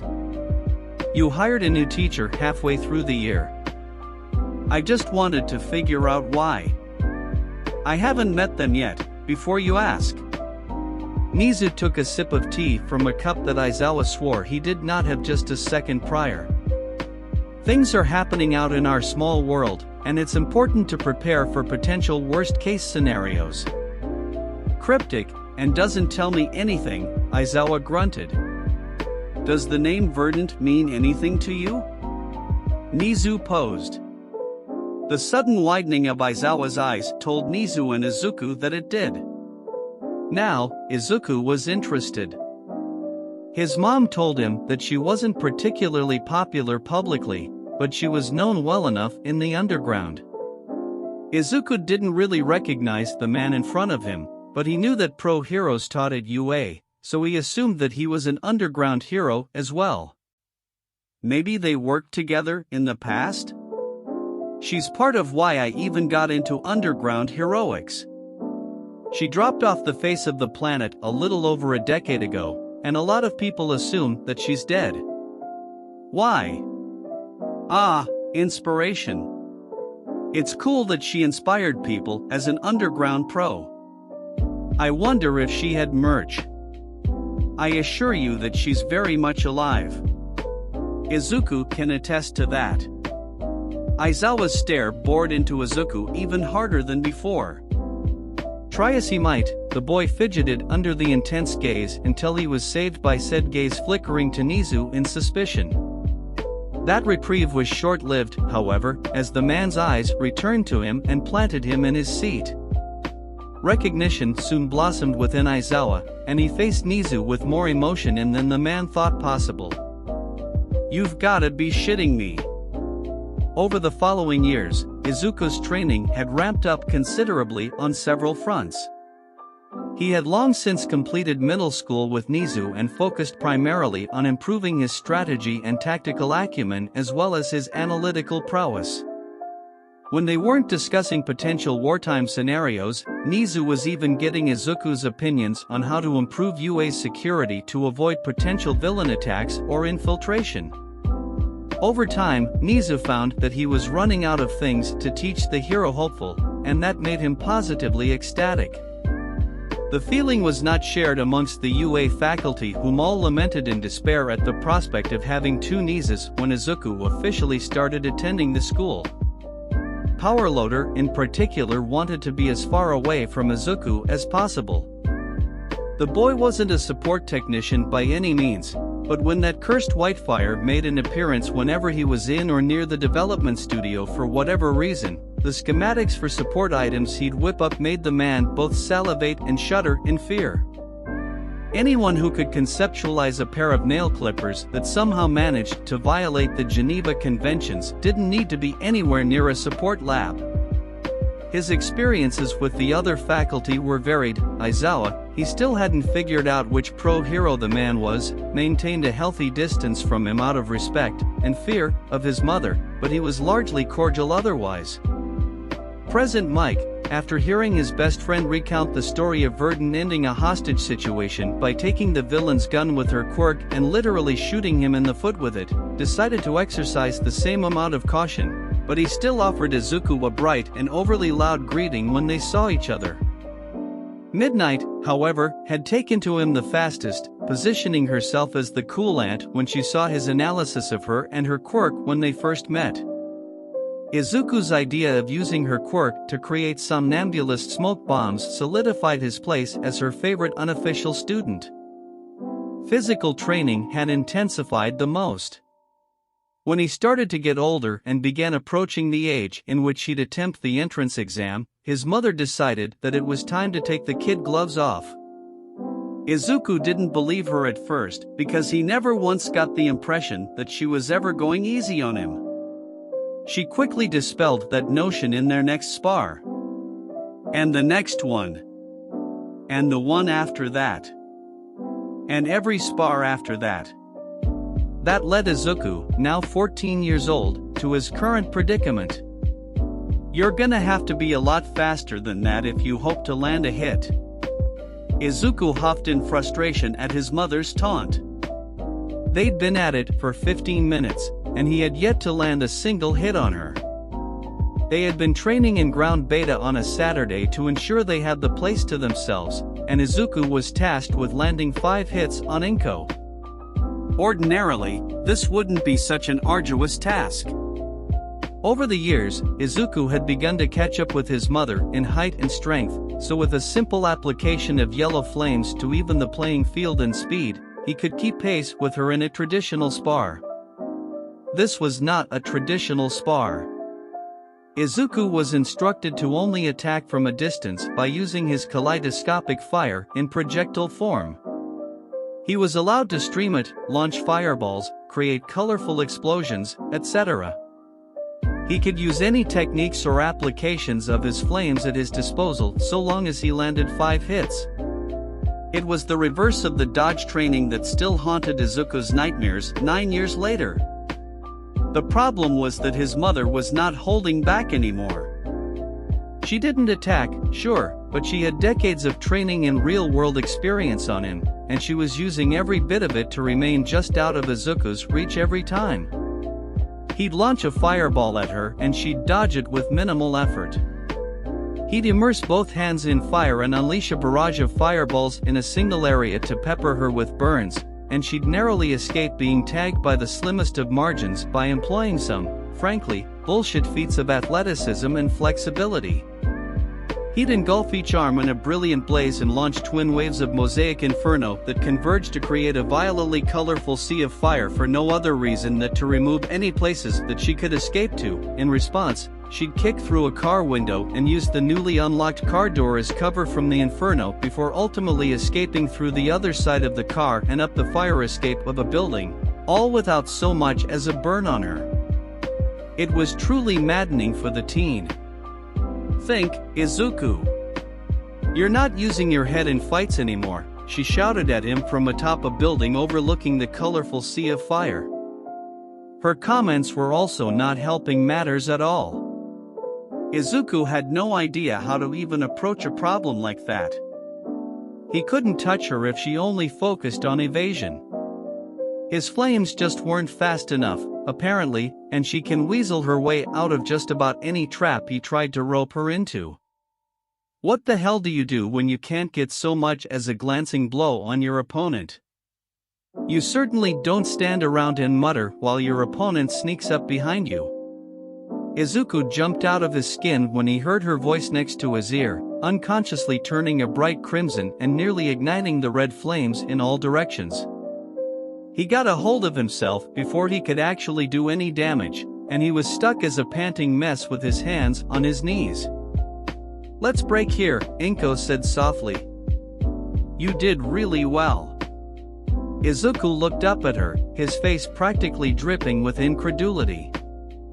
"I didn't land a single hit on you. You weren't supposed to." At his puzzled expression, she explained, "This exercise was meant to both humble you and gauge your current maximum. You're good, really good for someone your age, certainly, and the fact that I had to try as hard as I did only proved that. With that said, being around pros all the time that complement your abilities and progress might have inflated your ego a little bit. What happened today was to remind you that there's a massive gulf between where you are currently and anyone with a decent amount of actual experience." Izuku took the explanation with a constipated expression. He knew that, logically, she was right, and it was a bitter pill to swallow. She had been keeping away from every single one of his attacks and making it look easy. Had she ever actually decided to attack, he wouldn't have stood a chance. That fact really ate at him. On the other hand, he was specifically limited in what he could do by the rules of the exercise, but he supposed that she limited herself as well by never going on the offensive. As a pure test of his ability to hit a constantly moving target, it was a fair one, right? Had he been able to move in and attack from close range, he would have scored a hit and done much better, right? Right? He was pulled out of his spiral by a hand on his shoulder and his mother's concerned expression. "Are you okay?" she asked with a hint of worry in her voice.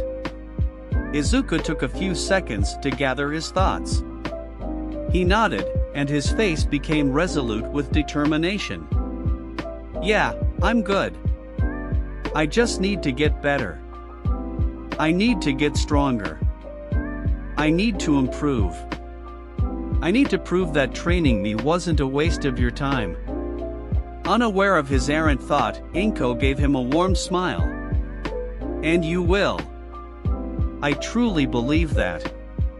A few days had passed since the reality check training session, and Inko had been away in Miet to investigate a lead on a trigger operation for Nizu. Having the house to himself and given the day off by Nizu, Izuku found himself alone with only his thoughts. The training session and following discussion kept replaying in his mind, and each time, the conclusion left an even more bitter taste in his mouth. "Almost a decade of training, and I'm still nothing in comparison to her, to any pro," he lamented while sitting on the edge of his bed. Clenching his fists, he could feel the heat within him pulse in response to his emotions. It wasn't anything he was unfamiliar with since his quirk had periodically hummed and fluctuated with his mood in the past. However, something else was there. It was only for a moment, but Izuku felt a brief spark of darkness? He struggled to find any other words to describe the sensation, but he felt a twinge of black within the spark. It was gone as soon as it appeared, and it did not feel particularly inviting to him, which made him wary. With a huff, he decided to go for a jog through the neighborhood to clear his mind of any self-doubt and quirk-related nonsense. Not having any particular destination in mind, he set off into the cool, spring morning. He ended up slowing down near Dagoba Beach, and on a whim, he changed direction and entered the unofficial dumping grounds. Meandering through the piles of trash for a few minutes, he took in the sorry state of the polluted beach. He then exited the garbage fortress and returned to the roadside, getting an overview of the place. Anyone wanting a nice view of the ocean would be sorely disappointed. "Someone really needs to come clean this place," he muttered to no one. "They really do," spoke a voice next to him. It took everything Izuku had to not jump out of his skin. He turned his head and fixed the new arrival with a pointed glare. "Either my situational awareness has really become piss poor, or you have experience sneaking up on young teenagers," Izuku said with a little more bite than was probably necessary. The man proceeded to hack a concerning amount of blood at Izuku's statement. "Oh my god, I'm sorry. I didn't mean to startle you so badly that I'd harm you. Are you okay? Here, let me help." Izuku frantically sputtered out while trying to apply a hand bathed in pink fire to the man's chest. The man tried to assure Izuku that he was fine, sparing curious glances at the strange fire in the boy's hand. Izuku was finally able to get a good look at the guy that snuck up on him. He was a tall, rail-thin man with blonde hair and sunken blue eyes. He had a handkerchief in hand with older bloodstains on it, so Izuku assumed that he had some sort of condition and was used to the occurrence. "What's a youngster like you doing out here on this beach?" the man asked him. "I was out for a jog to clear my head, and I just kinda ended up here, I guess," Izuku answered. "Trouble at home?" "No, well, not entirely." "Would you like to talk about it? That usually helps." "It's nothing major, really. I've just been training for a while, and I don't know if I'm living up to expectations." The blond man nodded and motioned for him to sit on a nearby bench. "What are you training for, if I may?" the man asked as the two sat down. A faint smile made its way to Izuku's face. "To be a hero. I've wanted to be one for as long as I could form complete sentences." The man hummed approvingly, his blonde hair billowing in his face with the breeze. "Why do you want to be a hero, young man?" Izuku opened his mouth to answer, but he paused, and he remained silent for a few moments to really think about the question. His first instinct was to say that he wanted to be the best damn hero to come out of Mizurufu like he declared when he was 5, but why? "When I was really young, I idolized All Might." He did not notice the slight twitch from the older man at the mention of All Might. "Hell, I still kinda do. He's so ridiculously powerful and heroic, and I wanted to be just like him. I wanted to be a hero and save people with a blinding smile just like he does. Then, I was diagnosed as quirkless. The man's eyes slightly widened and he raised an eyebrow. And you're still training to be a hero? Well, that's the thing, I was either misdiagnosed, or I was just a late bloomer, Izuku answered with a chuckle. Either way, I have a quirk now, but even back when I thought I didn't, my mother was willing to train me to become a hero without one. She wanted to help me follow my dream, quirk status be damned. She sounds like a great mother. Well, I don't really have any other mothers to compare her to, so I'll have to agree for now, Izuku joked. The man chuckled, and his eyes became somewhat vacant while he looked over Izuku, as if he was seeing someone else. Shaking it off, he allowed the boy to continue. I trained with her for years in everything she thought I'd need to know to become a competent hero without any inherent advantages. I learned how to defend myself, evade danger, investigate, and how to defuse situations, all without the use of a quirk. And then my quirk came in, and everything changed, I guess? I could no longer become the best quirkless hero ever, so I had to pivot to just being the best hero ever. But, why? I still want to save people with a smile and instill a sense of hope with my presence like All Might, but isn't that something every hero should aspire to do? He paused. I guess I really want to be a pillar for those at the bottom of society, like the quirkless and the mistreated, but can I really live up to a goal like that when I don't even know if I can live up to my own mom's legacy? Legacy? His mom must be a retired pro, then. I wonder if I've heard of her, the man mused to himself. Izuku sighed. What am I even training for, you know? Sometimes I feel like I'm making no tangible progress, while the end goal still feels as nebulous as ever. I don't want the effort my mom put into me to go to waste, and I want to feel like I'm doing all of this for something, you know? I do, the man softly replied. I'm certain that your mother would be proud of you regardless of what kind of hero you become. Yeah, Izuku conceded with a chuckle, she would. She always would. I just don't often feel like I deserve it these last few years. He stood up from the bench and started to stretch his back and shoulders. Well, I have 10 months until the UA entrance exam. I guess I have until then to figure it out. You will, the man assured him with a smile. I'm sure of it. You already have the makings of an excellent hero if you're asking these questions now rather than later on. Izuku, for some reason he couldn't at all identify, momentarily felt weightless at the praise. It was strange, but he paid it no further mind. Thank you, you can call me Yagi. Okay, thank you Mr. Yagi. My name's Izuku Midoriya. Keep an eye out for that name in the future. Feeling reinvigorated, Izuku waved a small goodbye and continued his jog back in the direction of his home. Yagi watched him leave with a small, fond smile. That boy reminds me so much of Sensei. I wonder if he's the one. Internally, Yagi could feel one for all seemingly hum in agreement. And longing? Chapter 5, Interlude, Nizu and Verdant do Japan. Inko stood with Nizu on her shoulder across the street from a school that was swarmed by a collection of police, curious civilians, and the media. The duo of retired pro hero and chimera watched as another set of teachers was escorted from the building in handcuffs, the reporters on scene scrambling to get statements from anyone they could about the developing series of school districts that had been infiltrated by Quirkist terrorists. The two were drinking celebratory slushies, Nizu's being tea-flavored, at another MLA scheme foiled.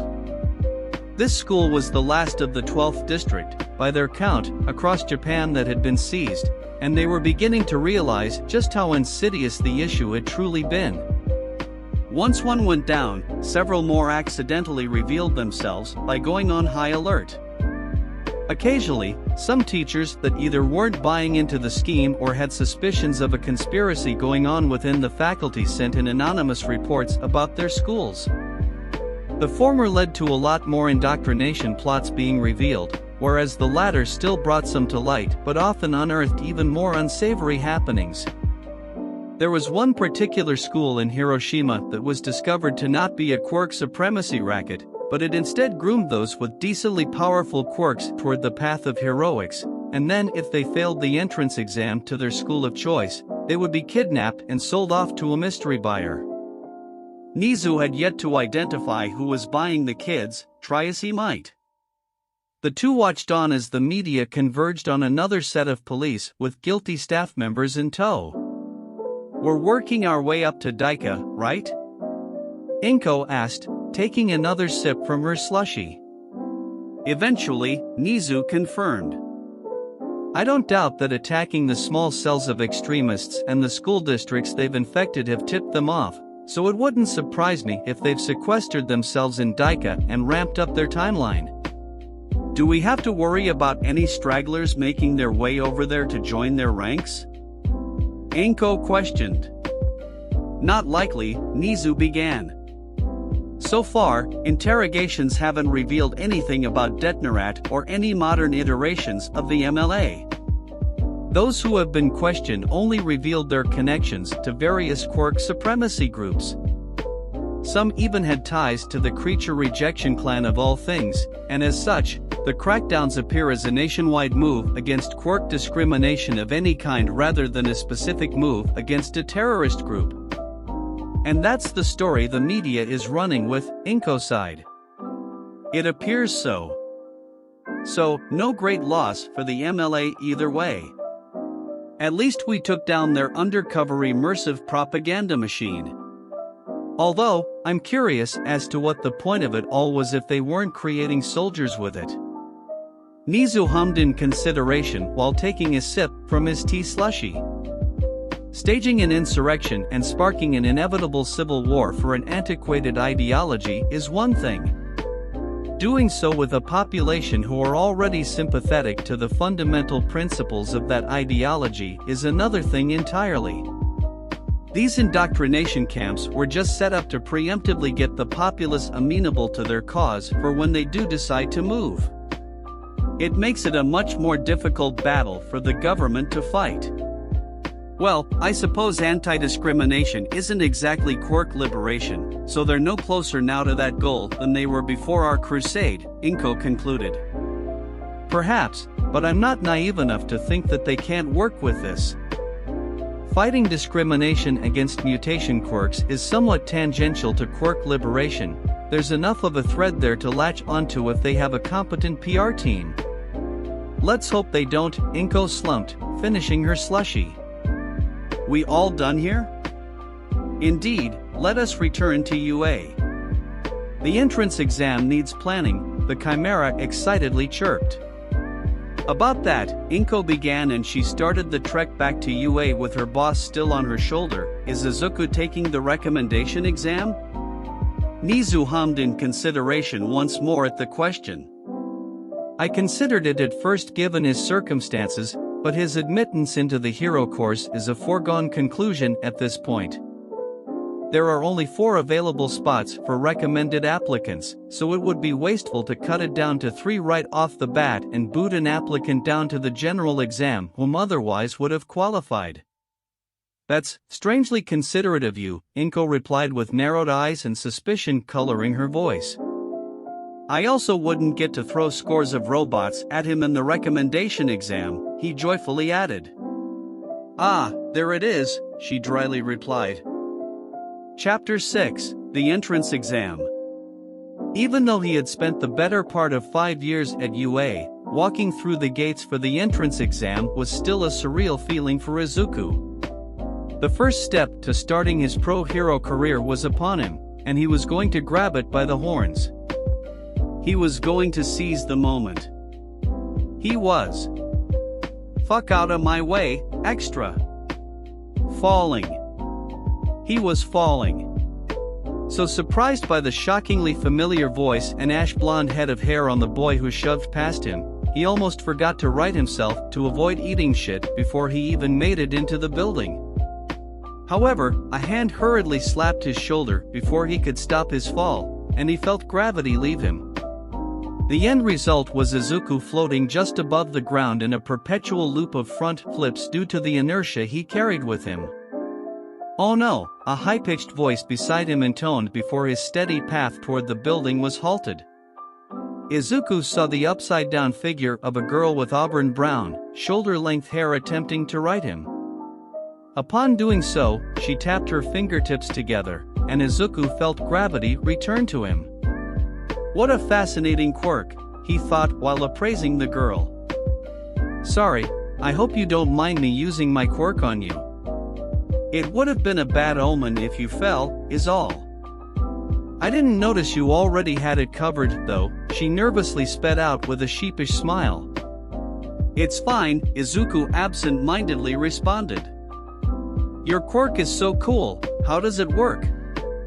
"Oh," the girl was a little flustered at the excitement she could see in his eyes directed at her, or, more likely, her quirk. "It's called zero gravity. I can remove the gravity of anything I touch with 5 fingers and then restore it by putting my fingers on both hands together. My name's Ochako Uraraka, by the way."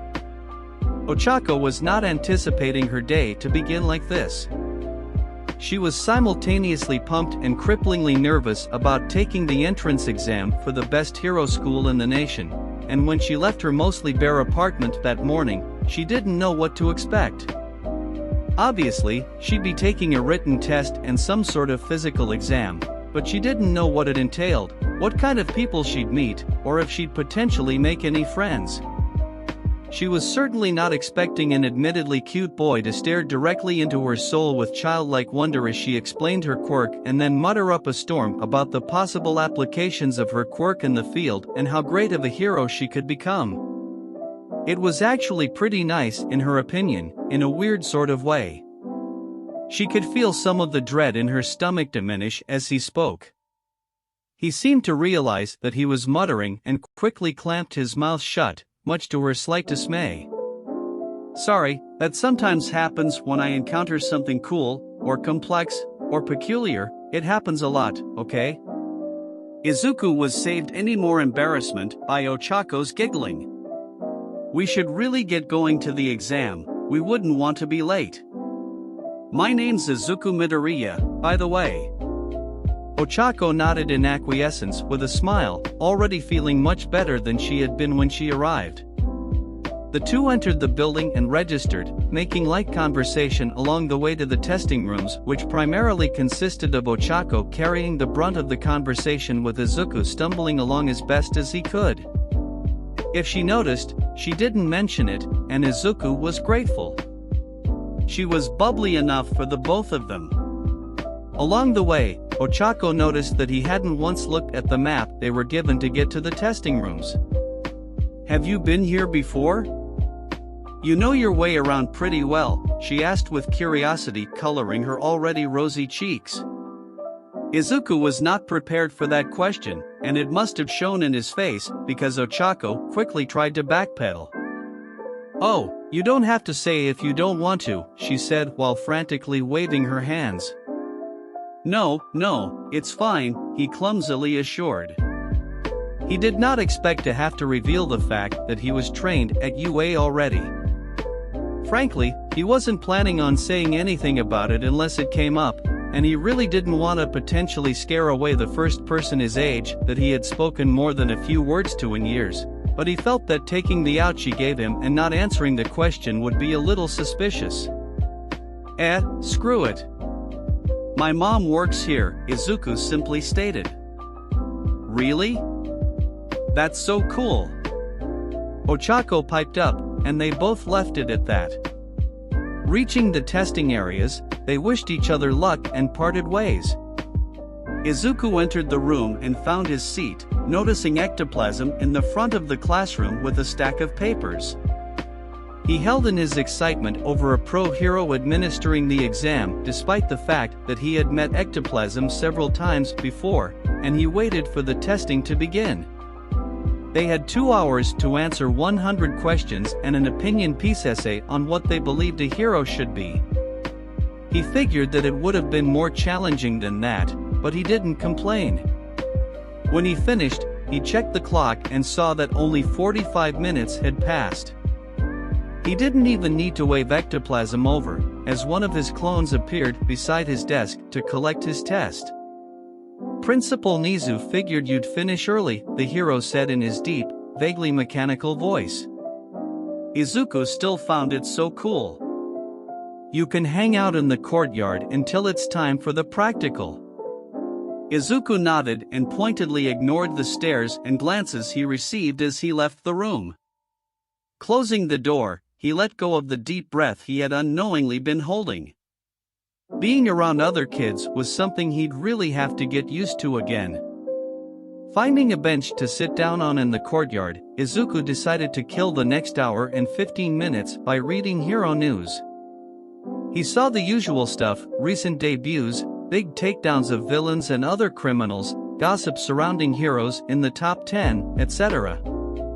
However, one particular headline caught his eye. "Sludge villain still at large in Mizutofu." His interest piqued. He read the article that detailed a criminal made of sludge who robbed a store and evaded capture from All Might? All Might's in Mizutofu? Continuing to read, the article went on to explain that the sludge villain, as they're calling him, escaped detection by entering the body of a civilian and disappearing into the crowd, likely killing them in the process. Since then, there was a string of robberies and murders that police were connecting to the sludge villain, using the body of his victim and potentially swapping into others when necessary. "Well, that's comforting," Izuku sardonically said to himself. "I'll tell Mom to be on the lookout." He scrolled a little further and another headline caught his attention. "Is UA parading child soldiers rather than creating heroes? The fuck?" he questioned, skimming through the article for its author and publisher. Chitose Kazuki, Shueisha Publishing. Should I tell Nizu about this? He considered it for a moment before shaking his head. No, he's probably already seen this. If not, I shouldn't trouble him with some random hit piece. Getting lost in the hero news for the next hour was easy enough, and the time for him to make his way towards the auditorium was approaching. Looking up from his phone, he unconsciously activated his quirk and lit his hand ablaze with the familiar rainbow of flame. Manipulating and fanning the flame in his hands to kill a little more time, he felt a pair of eyes on him, and he turned to the left to see someone else with him in the courtyard. She had black, shoulder-length hair that was similar in style to Uraraka's but longer. She wore a stoic expression, but Izuku could somewhat make out a bit of curiosity in her gaze. I guess she wasn't expecting anyone else to finish early, either, he thought as they returned each other's unblinking stare. Oddly enough, there wasn't any awkward tension amid the silence. Her eyes traveled to his hand, and they fixed themselves on the unique fire he wielded. Conversely, his eyes traveled to her right hand to see a handful of what he could make out to be sand. He noticed her eyes on his hand, and she realized that his eyes were on hers, and they came to a silent agreement. Izuku fanned and brightened the flame. Meanwhile, the girl picked up a small rock with her left hand and enlarged it to the point where it barely fit in her hand. Pocketing the sand, the girl shrunk the rock back to its original size and seemed to hesitate for a moment. Then she nodded to herself and approached Izuku with her phone in hand. Curious about her intentions, he killed the flame and watched her make her way toward him. She stopped beside the bench, sat down on the edge with a measure of distance between them, and she handed him her phone with the new contact page open. Izuku was momentarily dumbstruck before everything clicked, and he gingerly took the phone and added himself to her contacts before handing it back to her. She silently took it, and then she flew into the fastest, most furious texting speed that Izuku had ever witnessed. His phone vibrated, and he saw that he had a text from an unknown number. "Hi, I'm Yui Kodai. Sorry about all of this, I'm not great with social interaction. Your quirk is really cool. Izuku was taken aback for the fourth time since he got to the courtyard, but he didn't mind it this time around. Rather than answering her verbally and potentially make her feel awkward or obligated to speak up, he responded to her text in kind. It's nice to meet you too, Kodai. Don't worry, I was pretty much homeschooled, so my social skills aren't the best either. Your quirk is amazing. Is that what the sand in your pocket is for? Yui's phone vibrated, and a small smile broke through her stoic visage. She replied to his text within seconds. Izuku really needed to learn how the hell she typed so quickly. Thank you, and yes. I can enlarge the grains to create a barrage of projectiles, or I could just toss sand in someone's eyes. Depends on how I'm feeling. Failing to fight back a snort at her text, Izuku checked the time and saw that they only had 10 minutes to make it to the auditorium. We should start heading back to the building, the practical will be starting soon. She simply responded in agreement. She stood up to make her way back, but she stopped and appeared to deliberate something in her head. Making up her mind, she turned around to face him. You can call me Yui, she finally said before turning away once more and walking back into the building. Izuku stared in mild shock at the development before the same small smile formed onto his own face. Upon reaching the auditorium, Izuku checked the note card that had his seat number, and he found it in the back next to a boy with purple hair even wilder than his own and bags under his eyes to a level he had only seen on Mr. Aizawa. The boy spared him a lazy, cold glance before refocusing on the stage. Izuku thought about saying hi and potentially making a third friend that day, but the other boy didn't look like he was in the mood. He kept his excitement in check when Present Mike showed up, and he made sure not to mutter aloud to keep from annoying the boy next to him. Pretty soon, the rules were explained and the examinees were loaded up onto buses to be sent off to the exam zones. Izuku was trying to keep the nerves at bay to varying degrees of success. He knew that he wasn't unprepared, but the idea of everything he trained all those years for finally coming to a head in the coming exam naturally put him on edge a bit. He hoped that Uraraka or Yui, he still hadn't gotten over being on a first-name basis with someone again, and so quickly, were doing okay. At the starting zone of their exam, Izuku was running through his stretches when he spotted Uraraka on the other side warming up as well. She was slightly trembling, so it was clear to him that she wasn't doing any better than him on the nervousness front. He elected to go over and attempt to ease her nerves, but movement in his periphery made him tense up. Certain that it wasn't a threat, he allowed the hand of a taller boy with glasses to clamp down onto his shoulder. Giving the taller boy a curious look, he saw the other boy looking down at him with a stern countenance. That girl looks like she's busy preparing for the exam, the boy started, his glare tightening on Izuku. Do you intend to distract her and the other real participants here? Are you perhaps an impediment planted by the school to hinder us during the exam? Taking a moment to recognize the boy as the one from the auditorium that interrupted Present Mike, Izuku quirked an eyebrow at him. Do you see the worst in everyone, or are you just really intense?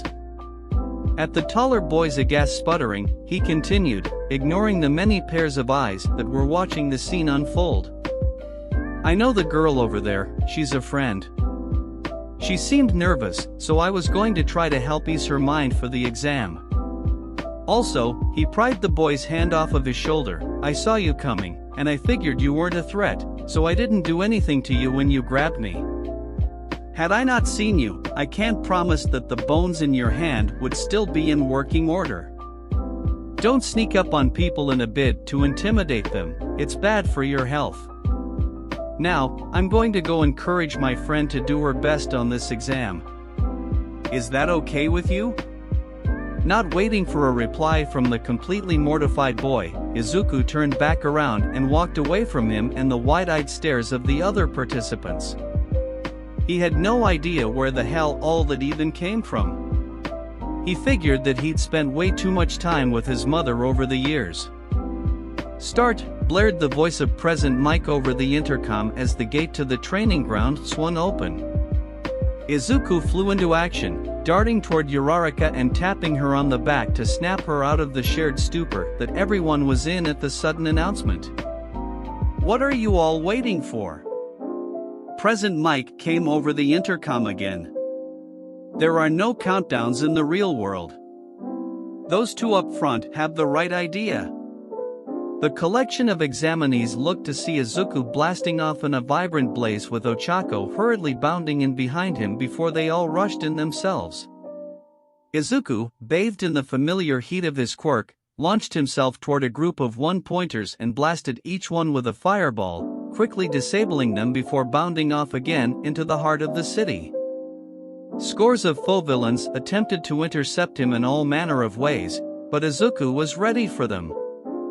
Pausing his base flames and igniting a bright yellow, he dodged and weaved through the rubber bullets, claws, pincers, and the occasional missile with Nizu's face on it.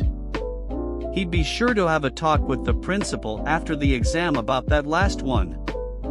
Letting green fire overtake his arms, he launched himself toward the robots and cleaved right through them, not paying any particular attention to their point values. Without a moment's hesitation, he grabbed a large panel from one of the robots he'd taken down and batted another robot away with it, then he pivoted to block a third foe villain's attack from behind with that same panel. Pushing the panel into the robot, the emerald flames engulfed his legs for him to jump and drive his heel into the head of the machine, disabling it in an explosion. Reaching the ground, he let the green flames die down and swallowed the pain he began to feel in his muscles, igniting his base flames again to relax some of the pain away for the moment. It was then that he noticed that the other examinees had made their way into the city as well, attempting to keep clear of him and the carnage in his wake. In a dark control room, a group of adults watched over the exam with careful scrutiny.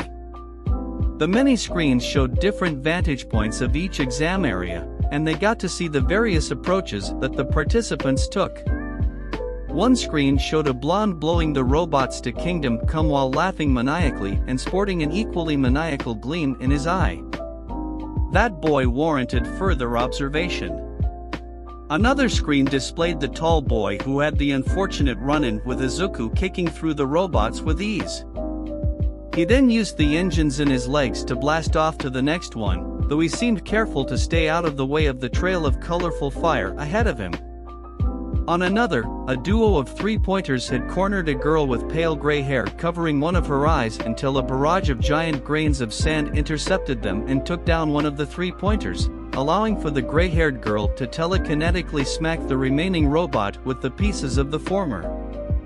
The two gave each other a silent thumbs up and nod before heading off in different directions. "Good crop this year," Midnight spoke up. "A lot of hot-blooded action around." "Behave," Aizawa tiredly commanded, also keeping a close eye on the screen, or, rather, one screen in particular. He wasn't the only one, either. 3 other people had an eye on one particular screen, and that screen showed Izuku leaving a trail of mangled parts and whimsical fire in his wake. Nizu watched on with his usual smile, Yagi watched quietly and attentively, and Inko watched with an unmistakable smile full of pride for her son. That pride grew even more when he seemingly bounced from building to building onto a light post before diving into the middle of a group of foe villains that were ganging up on a short boy with purple balls for hair. The boy was clearly being overwhelmed, and when one of them opened fire with rubber bullets on the boy's blind spot, Izuku leaped in and blocked the boy from harm with his own body. If that wasn't crazy enough, Izuku's colorful fire had become a solid orange and flattened out into a seemingly solid barrier that the bullets bounced right off of. "That's new," Inko said loudly enough for the others to hear. "Indeed," Nizu agreed, "I've never seen his fire become a solid orange. It must have manifested recently." "You know that boy?" Yagi asked the principal. "He hadn't been around for very long, so he was surprised that Nizu knew the boy he remembered from Dagoba Beach. Why, of course. He's my protege, Nizu answered. Yagi did not expect that at all. He considered Izuku even more carefully, now more sure of his feeling that the boy might be the right candidate to be his successor if he had already gotten the super genius Chimera's attention.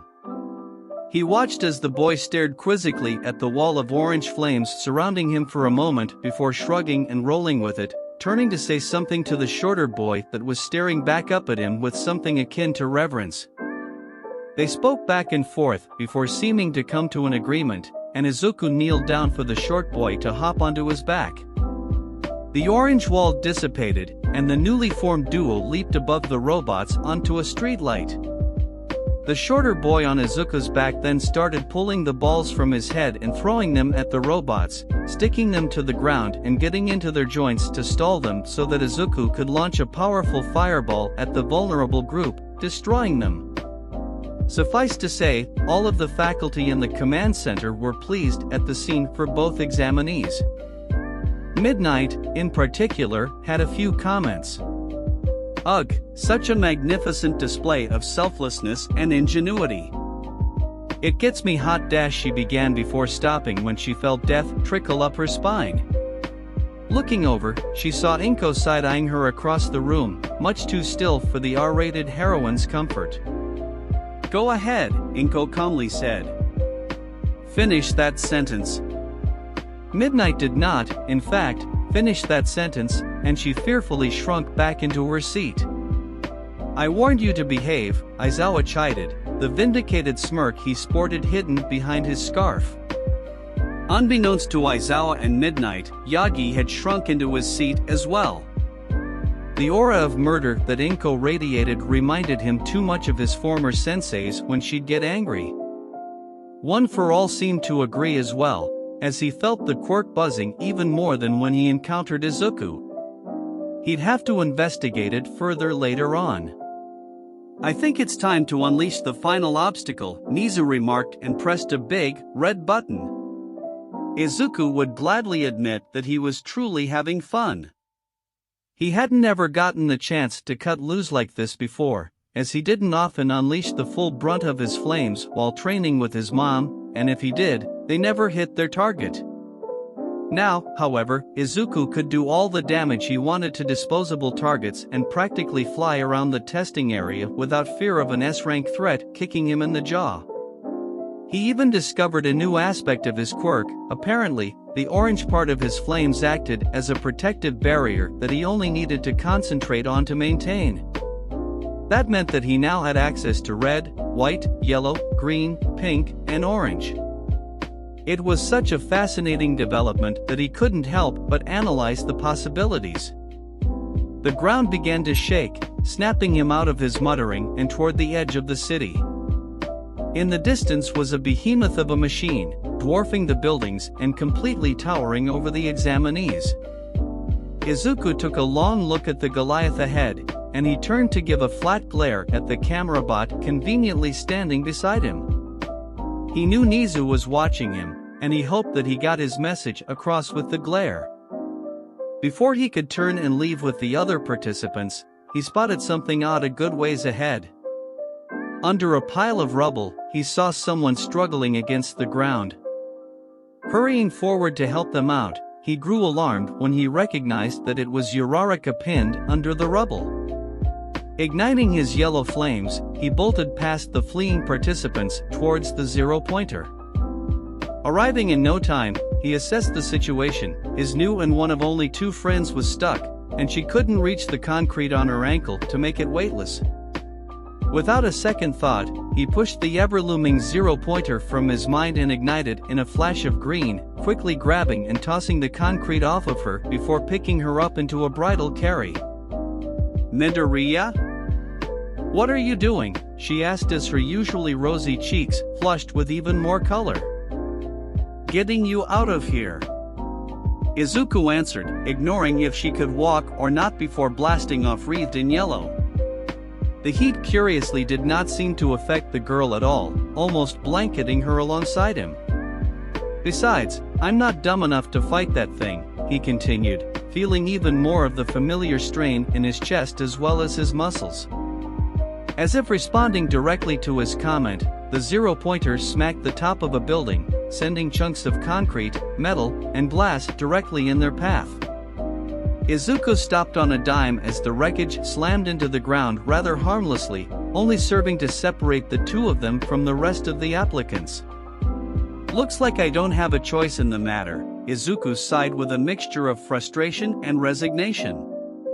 Stay here, and don't put pressure on your ankle, he ordered the girl who stared back at him with wide eyes.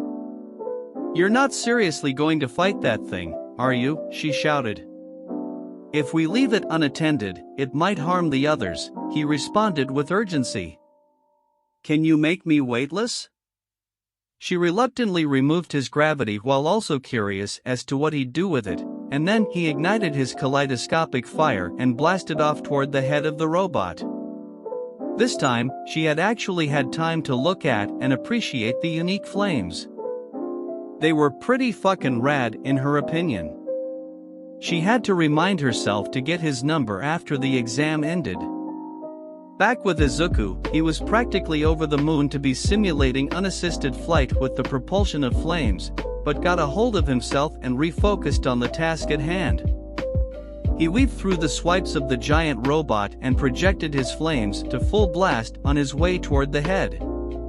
Lighting his right arm with as much green fire as he could manage, consequences be damned, he threw a punch with all of his might and slammed it into the face of the zero-pointer, blasting it backward and practically off the body of the robot. The rest of the machine soon followed suit, and it tipped over to slam into the ground behind it, luckily only flattening empty buildings. Izuku, meanwhile, was running on the barest of fumes, and he just barely righted himself and slowly began the process of lowering himself to the ground until the last bit of strength left him and he passed out mid-flight. He was left approaching the ground with his inertia carrying him the rest of the way until Ochako hobbled toward him and guided him back within arm's reach. She cancelled her quirk and tried her best to catch him, but he was heavier than he looked and his deadweight came crashing down on her right as President Mick's voice blared over the city. And that's time. The test is over. The other examinees only barely heard him, as they were too focused on the sight they just witnessed. The tall boy was especially floored. The green-haired boy he had wrongly accosted before the exam had gone back into the heart of danger to rescue a fellow examinee from the zero-pointer, then he turned around and destroyed the giant robot with what appeared to be shocking ease. He had accused the boy of having nefarious intentions, only for the boy to have the most heroic heart and spirit of everyone there. He had a lot to think about when he returned home. Recovery Girl was rather displeased with Nizu. The brutishness of the exam that encouraged reckless kids to be even more reckless was one thing, but she knew the chaotic gremlin had a hand in the destructiveness of this particular zone's zero-pointer. He wanted to make it entertaining for himself and for Midoriya, and it would certainly give poor Inko a heart attack. She just hoped she would make it back in time to see the mama bear throttling the chimera for his stunt. Making her way through the crowd and healing injuries where they were present, she found the man of the hour himself. Or, rather, she found him passed out laying across another examinee who was practically dying from her blush. Shaking her head in amusement, the youthful heroine made her way towards the duo. "Are you youngsters okay?" the old woman asked Ochako, who looked relieved to have literally anything else to focus on. "I think I twisted my ankle under some debris. He passed out though, you should look at him first," she worriedly fretted over the unconscious boy. Kneeling to examine him, she noted that he was breathing normally but felt even warmer than usual. "Ah, don't worry, it's just quirk exhaustion. It happens when he overuses his flames. I can't do much for it, though. Hand me your hand so I can fix up your ankle." The younger girl complied, and Recovery Girl kissed her on the hand, zapping her of whatever energy she had left while mending her busted ankle. Ochako would have stumbled had she not still been pinned under the unconscious Izuku, so she only laid her head back on the ground and absent-mindedly took the gummies the medic handed her. Meanwhile, a team of medic bots came with a stretcher, and they lifted the boy off of her and onto the stretcher to cart him away. Recovery Girl quickly followed behind them. Maybe if she was fast, she could catch the end of the beatdown. You furry little dipshit. What in the 9 levels of fuck were you thinking? The faculty of UA were hiding behind the farthest table away from the livid mother, unleashing hell on their principal, and rightfully so. He knowingly endangered her son with a giant robot to test him. Do you have any idea just how badly hurt he could have gotten? Inko broke her throttling of her boss and comrade to allow him to respond.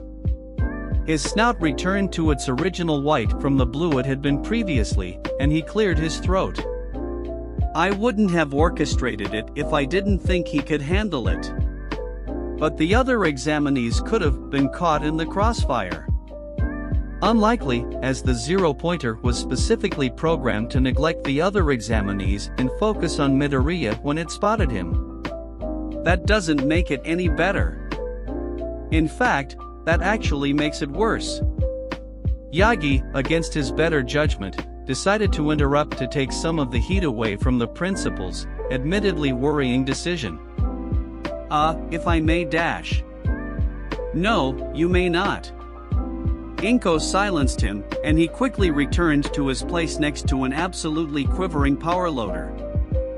He suspected that she would find out that Power Loader had been the one to actually program the zero-pointer under Nizu's direction any minute now. Chapter 7, Your Hero Academia. Izuku awoke to nothing but pain. For a scant few seconds, he assumed he was back training with his mom since waking up in pain was a familiar occurrence afterward. However, the white walls and ceiling he woke up to told him that he wasn't in his room. Ah, you're awake, an old, familiar voice came from beside him. He looked over to see the short frame of Recovery Girl next to his bed giving him a kind smile. That smile vanished and a stern frown took its place. I should be scolding you for overdoing it again, but I can't fault you entirely since Nizu intentionally put you in position to do so, and from what I saw when I watched the footage back, you did prioritize rescue and tried to avoid fighting until you simply couldn't. Izuku sighed in relief at narrowly avoiding a whack on the head from Recovery Girl's syringe cane. With that said, Recovery Girl continued before lightly whacking him on the head with her cane, he had spoken too soon, you were on the brink of tearing your muscles apart, young man. And she was right, Izuku could definitely feel it.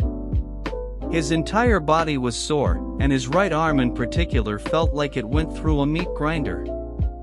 He knew that pushing his green flames as far as they could go for that punch was incredibly risky, but he didn't have a lot of options, and he figured that he could reset whatever damage there was with his pink flames. You overused your quirk in that last bid against the zero-pointer. You're not supposed to fly like that regardless of how little gravity you have, Recovery Girl said while fighting back a chuckle at the thought. And pooling your green fire on your arm could have done severe damage that you wouldn't have been able to immediately heal from. Your body may be immune to overheating, but you were completely drained of stamina, so neither my quirk nor your own pink fire could have done much for you without killing you. Oh.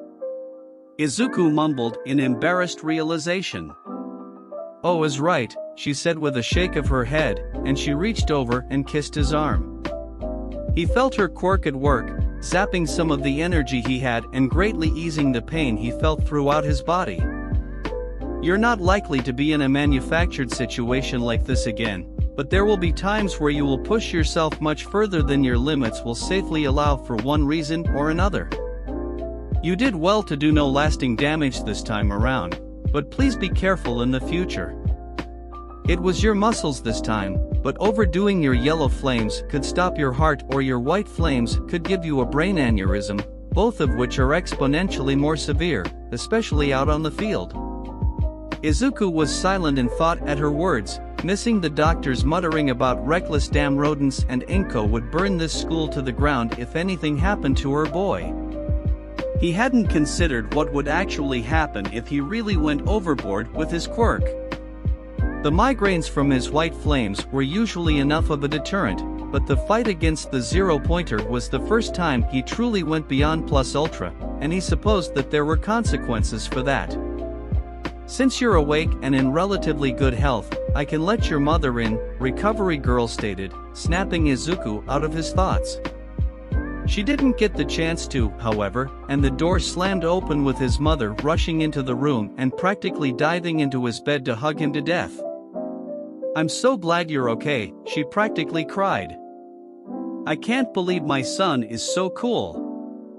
Izuku was expecting an emotional reaction along these lines when his mother showed up, but he figured she'd be fretting more over his health and safety than anything else.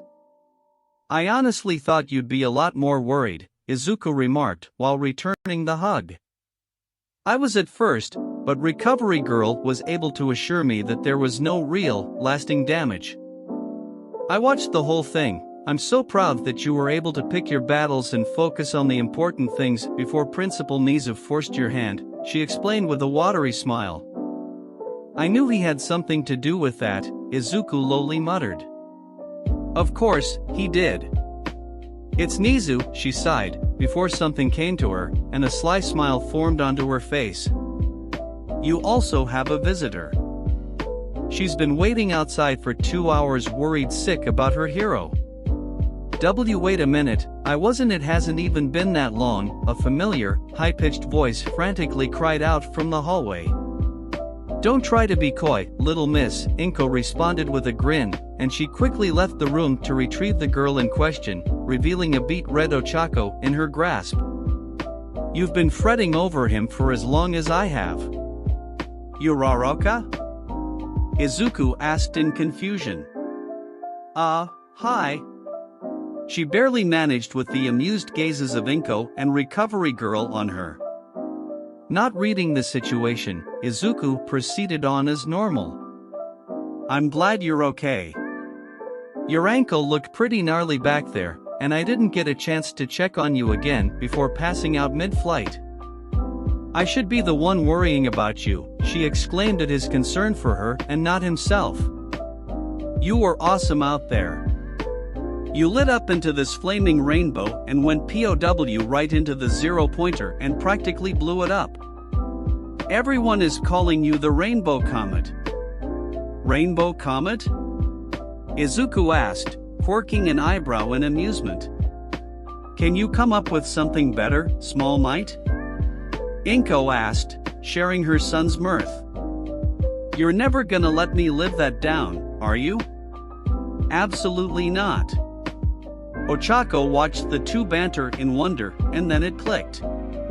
"Oh, is she your mother that you mentioned earlier?" Inko looked at the girl in surprise, and then her eyes returned to her son in a silent question of how much he told her. "Yeah, this is her. She works here," Izuku confirmed while meeting his mother's stare to confirm that he didn't tell her any more than that. She nodded and smiled.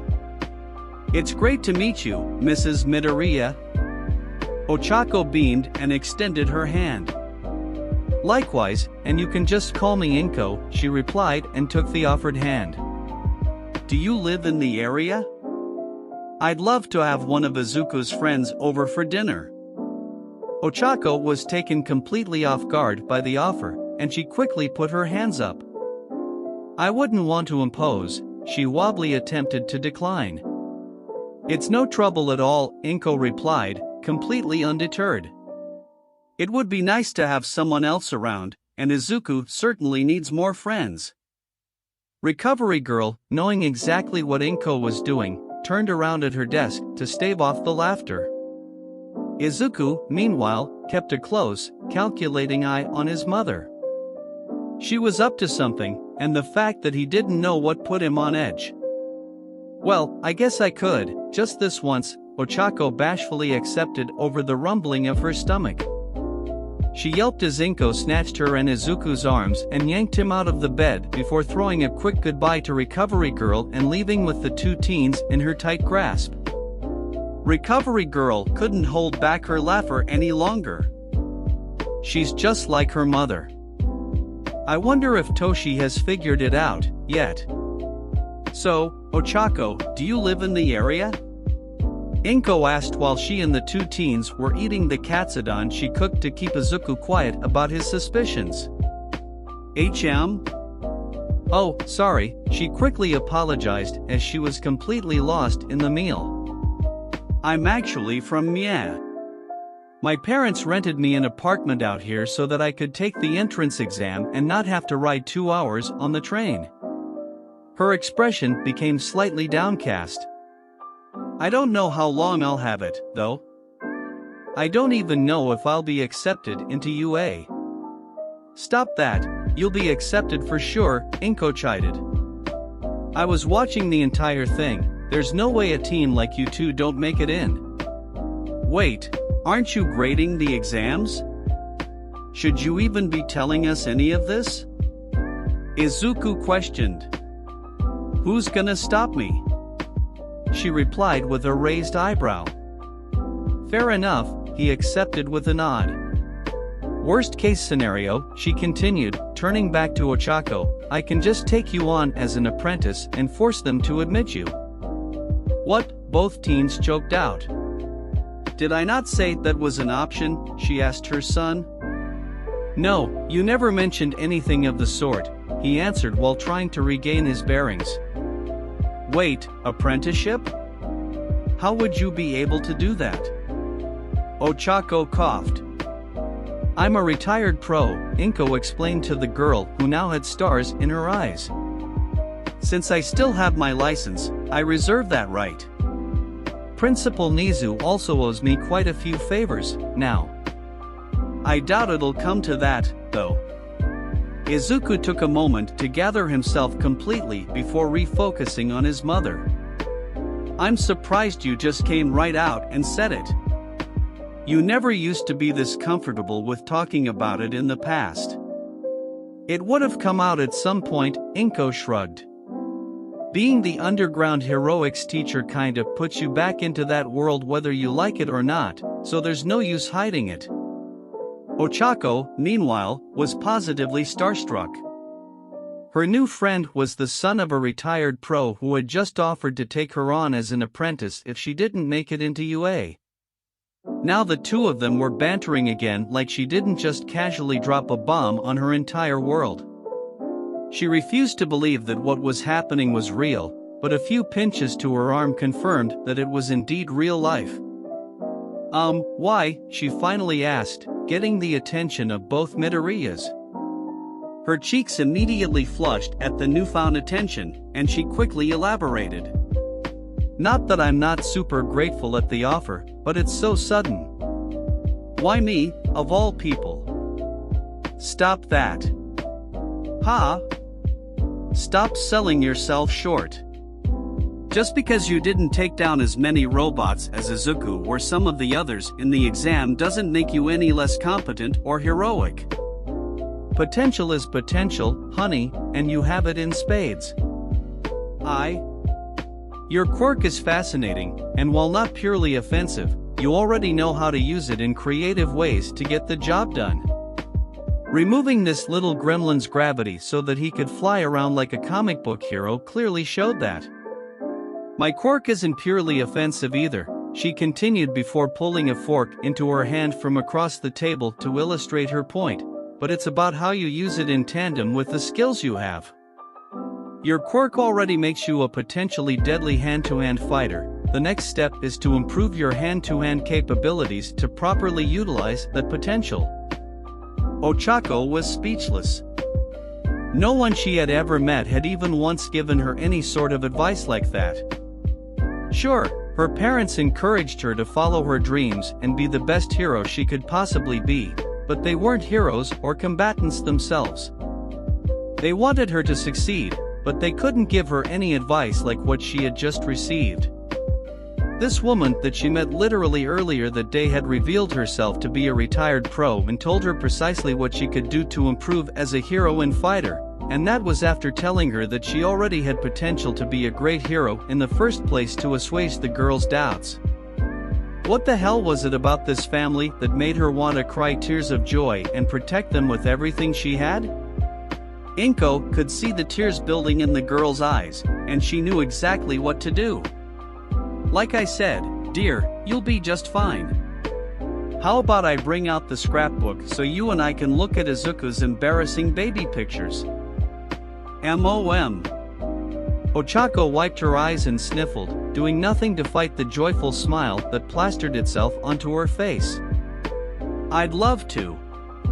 She'd hang on to Izuku and Inko for dear life, she'd make damn sure of it. Izuku was sprawled on his couch, TV remote in hand, and channel surfing. Mizu had given him the 2 weeks between the entrance exam and admittance/rejection letters going out off to do as he pleased, and it was primarily spent texting Yui and Ochako. She told him to call her Ochako right after she ate dinner with them the first time. Apparently, Yui had even more luck than him and made a few friends during the exam herself, and he also learned that she had a repertoire of memes rivaling his own collection of hero memorabilia. She also had a notable collection of Super Sentai and Transformers merch in the few pictures of her room that she sent him, and that sparked a discussion about the two franchises in which Izuku learned that Yui was rather passionate about mechs, kaijus, and megazords. It instigated an ongoing debate about whether or not All Might could take Godzilla that had dominated the last week and a half for him, so he was taking a break with mind-numbing television. Omi wa Mao Shindiru dash. Click. Can we get much higher? Click. Sludge Villain has continued to evade capture dash. Click. Izuku, your letter is here, he heard his mother call from the front door. Shooting up, he looked over the couch to see her hurrying toward him with the letter in hand. She handed it to him, and he felt a hard disk inside the envelope. Taking a moment to stare down at the determining factor of his future, he opened the envelope and pulled out the small disk in front of the formal letter. Confused at what it was, he looked over to his mother to find that she had conveniently left the room.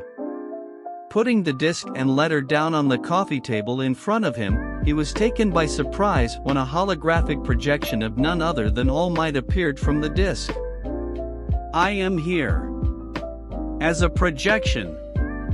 Izuku quickly clamped down on his excitement before he could attempt to have a conversation with a pre-recorded video of his idol.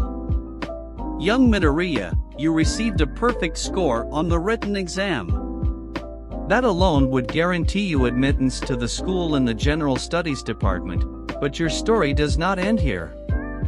In the practical exam, you racked up a total of 57 villain points. Geez, was it really that much, he asked himself. It certainly was. All Might responded with his giant smile, and the video continued before Izuku could question any further. That alone would have gotten you ranked 8th in total points scored, but what kind of hero school would we be if your ability to destroy robots was the only thing we graded on? We were also looking at the content of your character when placed in a situation to help another, even at the cost of yourself. Your many instances of helping and rescuing your fellow examinees, especially when you didn't have to, truly displayed that you have the heart of a hero, and as such, you were rewarded 75 rescue points. 75? Izuku incredulously shouted. Yes, 75. That adds up to 132 total points scored. That comfortably puts you in first place. It is my pleasure to say welcome to your Hero Academia, young Midoriya. The projection faded, and Izuku sat on the couch with only the low sounds of the TV in the background. It was all starting to catch up to him, and a giant smile crept onto his face. I fucking did it, he shouted in pure elation. Language, young man, came the stern response of his mother from the other room, but the effect was muted when she poked her head into the living room bearing a kind, proud smile. Izuku felt like he was walking on air, and he immediately went to text his two newest friends to ask them if they got their letters. He saw that they had apparently gotten theirs a little before him, as they both sent him texts declaring that they were accepted and asked him what class he was in. Figuring that the formal acceptance letter had that information, he checked to find out that he was in class 1A. He was happy that Ochako appeared to be with him, but he was a little bummed that Yui was in 1B. Suddenly, one particular detail occurred to him. During the projection, a list of the rankings from the entrance exam appeared on screen. Turning on the device and fast-forwarding to the end, he stopped the recording on the results. He was in first with his 57 villain points and 75 rescue points, and he noticed that Ochako was in fourth with 28 villain points and 45 rescue points, likely from her helping him take down the zero-pointer and then catching him afterward. But a single name stood out to him. Katsuki Bakugo, second place with 77 villain points and 0 rescue points. Bakugo was there. Izuku quietly said to himself. And if he was being honest with himself, of course Bakugo was. It was his dream to be the best hero ever and become even better than All Might, and there was no better way to accomplish that than by attending the best hero school in the nation and All Might's own alma mater. It came as no surprise to the green-haired boy that Bakugo trained exceptionally hard for it, as his score of 77 villain points made clear. But that brought a specific event back to his memory. Fuck out of my way, extra. There was something familiar about that voice and hair to Izuku at the time, but meeting Ochako pushed it from his mind. Now, with nothing distracting him, it became all too clear to him. Holy shit, that was Bakugo. He said to himself, subconsciously making sure to keep his voice low to prevent his mother from hearing him. Did he not recognize me? Did I not recognize him? Then, another thought occurred to him that could make his time at UA complicated. I hope he isn't still upset about what happened all those years ago. Looking back at the rankings, he winced. He'll definitely be upset about getting second place, especially to me. Katsuki Bakugo was having a good day. He had dominated the entrance exam 2 weeks prior like he knew he would, and all that was left was to wait for his inevitable acceptance. Passing the time at his shitty school with useless extras was tedious, however, especially with the annoying pink-skinned girl with horns that was always on his case about being mean to people and kept trying to be his friend. He didn't need friends. He was a winner. He would be the best damn hero ever. So, when the letter from UA finally came in the mail, he knew it was simply a formality. He destroyed the most robots in his zone, and the written test was a piece of cake. The envelope contained a disc and a formal letter, so he pressed play on the disc, and a holographic projection of All Might appeared. Now, he was stoked. All Might himself was telling him how well he did. It was clearly the first step on his path to surpassing All Might, and no one would stop him. That is why it is my pleasure to inform you that you scored 77 villain points. Hell yeah, 77 points. That earned you second place in the total rankings. Bakugo's brain stalled at that declaration. He didn't hear a word of All Might welcoming him to UA and the projection finally shutting off. His mind was stuck on the simple, almost alien detail of him getting second place. He grabbed the disc and rewound it if for no other reason than to ensure he hadn't misheard. Surely, he did not annihilate the competition with gusto just to come in second, right? Sure enough, that was exactly what had happened, and the display of the rankings only confirmed it. The first thing he noticed was the 0 tied to his name under rescue points, which confused him. The hell were rescue points? He was the only one who didn't have them, but he still scored better than almost everyone else, so they clearly didn't matter. Then, the real issue presented itself. Who had the gall to take first place away from him? Izuku Midoriya. Bakugo's brain stalled for a second time. Deku.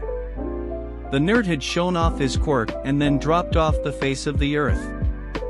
He still remembered that day, the look in the nerd's eyes when he looked down on him with contempt surrounded by flames of all colors. Then, he was just gone. He never showed up to school again, and Bakugo hadn't seen him once in 5 years. In that time, the old hag pulled him out of his school and transferred him to one on the other side of the city with the excuse that their principal was a pedo, but he was dubious about that. The news that came out a short time later and continued over the years about entire school districts being dismantled for promoting quirk discrimination and terroristic ideologies only confirmed his suspicions that something bigger was going on. That news, however, recontextualized his last meeting with Deku. That day, he was so angry that the nerd had hidden his quirk from him and pretended to be weak just to laugh at him behind his back, and he let that useless teacher get into his head and fanned his anger, pointing him towards Deku to remind him of his place. However, with the knowledge that the principal was arrested and that teacher went on the run, as well as his own mother screaming at him about what he did to the nerd, it forced him to sit down and re-evaluate exactly what was going on at that school. Deku was quirkless, or, at least, he thought he was up until they were 10. Everyone else thought he was, too, so they treated him as such. Even the adults treated him differently, but that might have been due in part to Deku being freakishly smart since that made the adults uncomfortable. A few even walked on eggshells around him as if they had something to hide, but the students mostly just made him a pariah for being the weird kid without a quirk. Was that by design? Did the adults and teachers try to set Deku up? They never said or did anything when anyone messed with him, and Deku never really seemed to care much about it, which pissed people off even more and compelled them to mess with him even harder. Was the whole school in on trying to wipe the quirkless off the map? Was that useless teacher riling him up that day for that sole purpose? Was that teacher using him to hurt Deku? Bakugo snarled, small explosions crackling in his palms as he seethed at the thought. Those teachers were using him and kissing up to him for their bullshit quirk supremacy. They used him to attack a kid for not having a quirk just to further their own warped agendas. Those fuckers. He seethed. No one uses me as their fucking patsy. Bakugo was certain that if the school hadn't already been knocked down with a wrecking ball driven by a talking rat, he'd march down there himself and blow them all to kingdom come. He didn't need the help of any stupid terrorists, damn it. He'd be the best without them trying to kiss his ass and give him shortcuts. And Deku. Deku wasn't safe either. The nerd had a quirk, and it was powerful. Wherever the hell he was during the last 5 years, he had obviously been training and getting stronger. The first place result in the rankings proved that, and it meant that, for the moment, Deku was better than him. That would not stand. He hoped that Deku was strong. He hoped that Deku was really strong. He wanted Deku to be at his best when Katsuki fucking Bakugo finally reminded him and everyone else just who the hell he was. He would be the best, and no quirk terrorists or even Deku himself would stand in the way of that. You hear me, you fucking Deku? I'm coming for you, and I'm gonna be the goddamn best. What the hell are you screaming up there for, you brat? The voice of his mother came from downstairs. None of your business, you over the hill hag. Who the hell are you calling over the hill, you shitty brat? I'll have you know that your father still loves this ass. Mitsuki, please. Chapter 8, If you're not first, you're last. Izuku stared up at the massive 1A door in front of him. Just like at the entrance exam, standing inside UA as an official student felt surreal to him, despite the fact that being there wasn't anything new to him at all. He'd get over it at some point, but for the moment, he'd enjoy the ride. Opening the giant door, he let his brain run wild with the possibilities of what he'd encounter when he stepped inside. What would his classmates be like? Who would be his homeroom teacher? Was All Might actually teaching at UA, and if so, why didn't Nizu tell him? Would the school year prove to be an exciting one? Was Ochako waiting for him behind the door to surprise him, something she'd been attempting to do ever so often since the entrance exam to no success? Remove your feet from the desk this instant. It is disrespectful to both the craftsmen of these desks as well as our predecessors. And Izuku was already exhausted. He remembered the tall boy sporting glasses from the entrance exam, and he hoped that their future interactions would not end the same way. Ha! The hell's your problem? And Izuku was now both exhausted and disappointed. He was really hoping that Bakugo would be in 1B so that he could put off the inevitable confrontation as long as possible. With a resigned sigh, he stepped into the just about half-full classroom, tuning out the argument between them and scanning the room. His eyes immediately landed on a yellow sleeping bag behind the podium in the front of the classroom, and the face of a scraggly, dark-haired man poked out of it. They stared at each other for a few seconds before Izuku shrugged and walked away toward his seat. He recognized the man as Aizawa but hadn't thought much about his identity as a hero since it wasn't particularly relevant to him beyond sating his curiosity. Heading to his assigned seat that was regrettably behind Bakugo, he took note of his classmates that were slowly trickling into the room and lightly chatting away with each other, with the exception of a boy with bichromatic hair that appeared content with sitting in his seat with a face drowning in impassivity. A quick glance showed that the other teen had heterochromia in line with the division in his hair, as if he was two separate people that were split down the middle and fused together. How would that even work? Deku.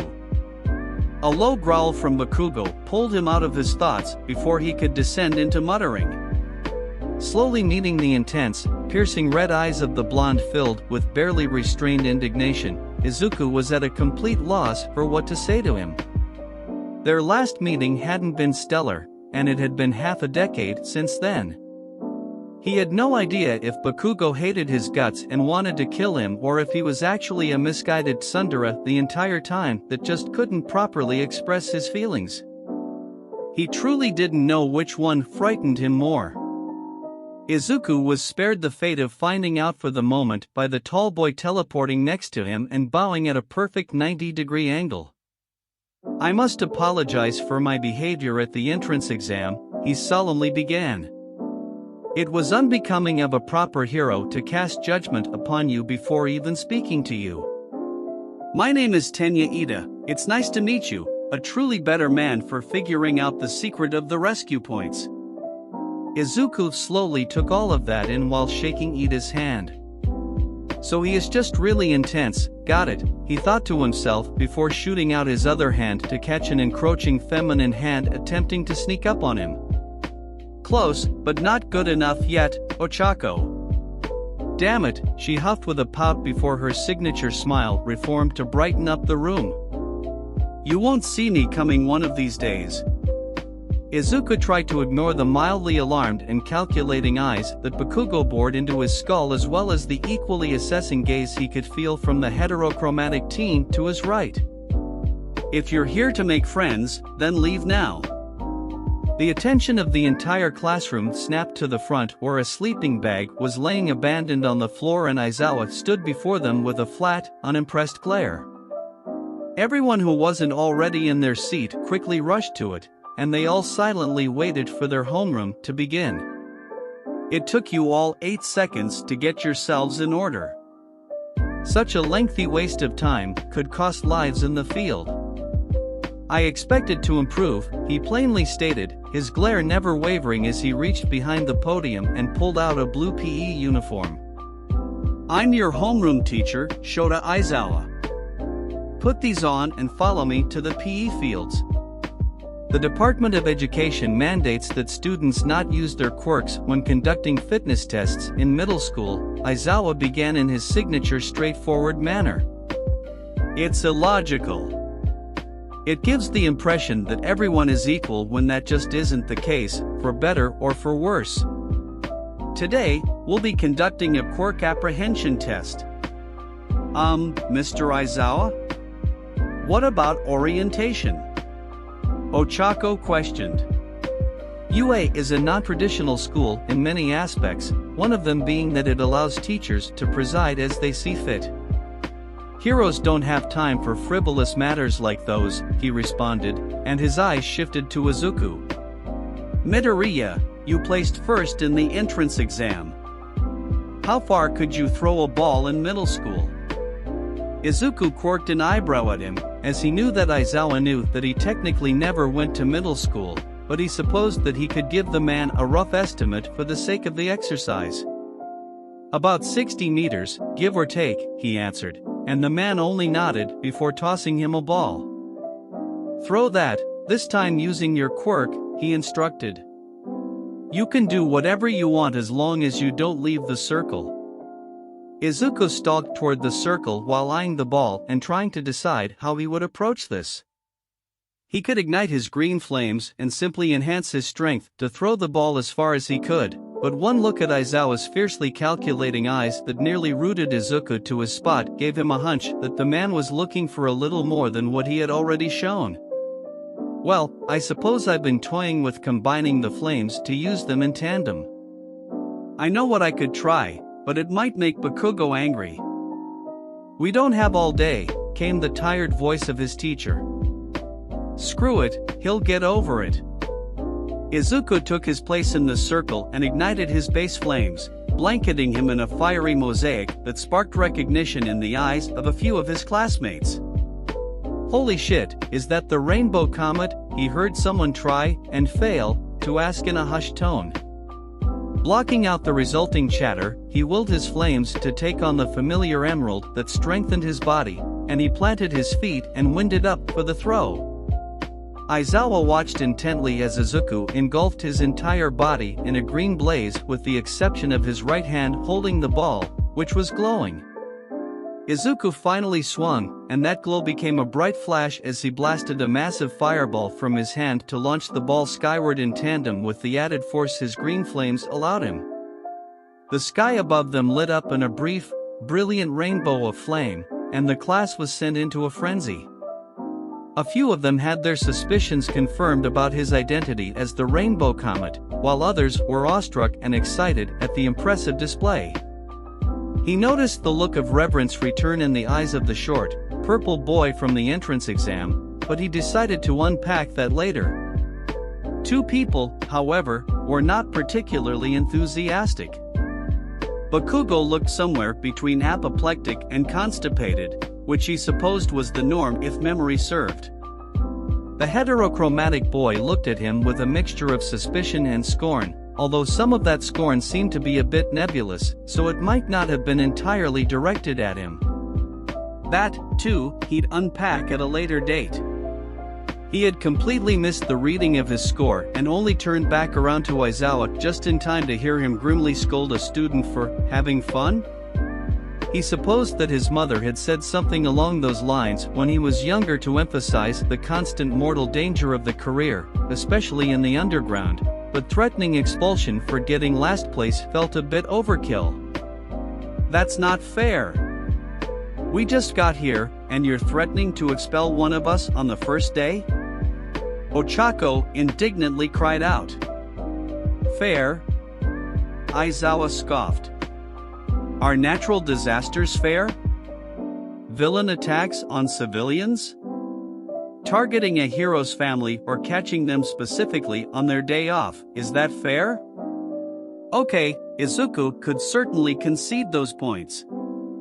Many aspects of heroics aren't the slightest bit fair, and that just came with the job. How about paying taxes? Is that fair? What the fuck? There's nothing fair about heroics.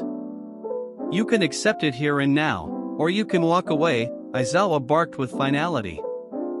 Izuku shook off his befuddlement and put his game face on. A quick look around showed that each of his classmates had hardened their resolve as well. The first test was a 50-meter dash. Ida was called up to begin alongside a girl with what appeared to be a frog mutation quirk. He would be lying if he said he wasn't excited to see his classmates' quirks in action. The engines in Ida's legs gave him an idea of what his quirk and specialty would be, but seeing him practically become a blur across the 50-meter track to finish in only 3.04 seconds was incredible to Izuku.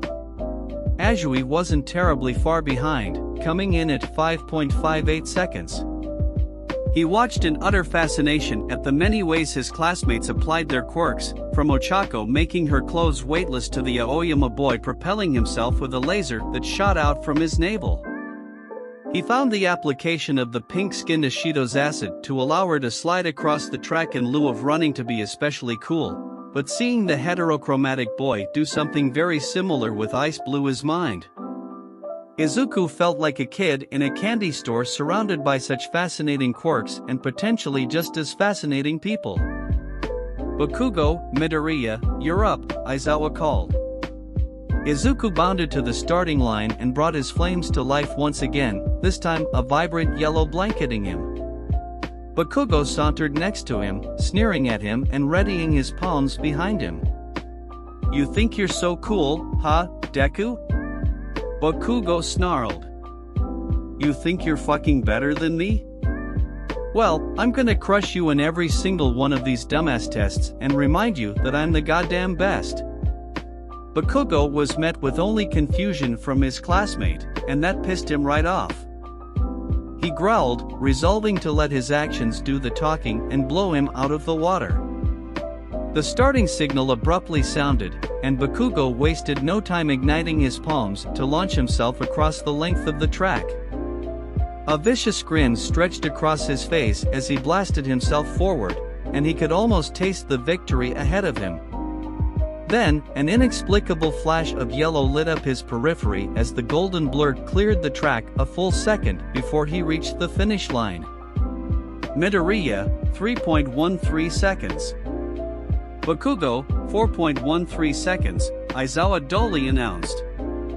Bakugo's brain stalled once again, which was happening far too often for his tastes when the greenhead was involved. He watched in pregnant silence as the other teen was congratulated by the round-faced girl from earlier for getting the second fastest time. A violent spark popped within him, but he choked it down. It was his own fault, he underestimated Deku, and he paid for it. That would not happen again.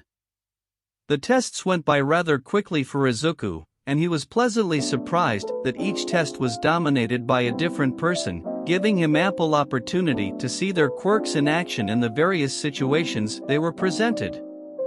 The grip strength test was simple enough for him with an application of green fire, but the masked boy with 6 arms went completely unmatched. The seated toe touches and sit-ups were light work for him, and he was only matched in either event respectively by Ishido and a floating gym uniform. Wait, what? He took a closer look at the floating uniform in question, and it occurred to him that she must have been invisible. That really intrigued him, and he made a mental note to learn more about her quirk at some point. Moving right along, his years of dodge training helped immensely in the repeated sidesteps, trauma notwithstanding, but the short boy with balls for hair was the undisputed leader in that event by using his quirk as trampolines to bounce between. The ball throw was next, and Izuku was allowed to sit back and watch the others take a stab at it. There were only a few standouts. Bakugo unleashed a massive explosion while yelling "die," and was promptly seething that his impressive score of 705.2 meters was apparently less than his own score. He was really interested when he saw a tall girl with long, black hair and a unique, spiked ponytail pull an entire cannon from her midsection and launch the ball with it. Her name, Yayorozu, rang a few bells to him with the Yayorozu Company, the largest developer of pharmaceuticals and medical instruments in Japan. He would be sure to add her to the list of fascinating quirks to learn more about. Then, there was Ochako, who just negated the gravity of the ball and tossed it into orbit. He couldn't help but return the triumphant smile she sent his way upon their teacher, giving her a score of infinity. The final assessment was a long-distance run around a track in which Izuku assumed that he would lead the pack. That assumption was swiftly stomped out when Yaoyorozu whipped out an electric scooter with her Quirk, and he numbly accepted that he would just be competing for second place. Along the way, however, he couldn't ignore the many scornful glances he got from the heterochromatic boy whose name he remembered being Todoroki. Wait, Todoroki? As in Endeavor's kid Todoroki? Did whatever beef he and my mother have get passed down to his son or something? And why did he have an ice quirk rather than fire? Or maybe he has both and just doesn't use his fire? Is that why he feels like two people fused into one? So wrapped up in his thoughts, he completely missed the almost rabid yelling from Bakugo about beating him and proving that he was better. The lack of a response only further infuriated the explosive blonde. After the assessment was completed and Aizawa stepped away to compile the scores and rank his students, Izuku made his way towards the Yaoyorozu girl with a single mission in mind. She laid her onyx eyes on him in surprise and curiosity, and that was enough to almost halt the burst of confidence that carried him toward her in the first place. Ochako spotted him and curiously watched the scene unfold. "Yaoyorozu?" he queried. "Yes," she tentatively answered. "Midoriya, right?" "Yes, this may seem rather forward, but I was really fascinated with seeing your quirk in action. Could you explain it for me?" Lightly flushing at the question and sudden attention, she nodded. "I can convert the lipids in my body into any material I know the chemical formula for and create whatever I need, provided I'm not creating a living organism." Izuku's eyes went wide. "So, in essence, you know the chemical makeup of an electric scooter off the top of your head?" Yaoyorozu flushed even more in mild embarrassment. Well, I suppose so, when you put it like that."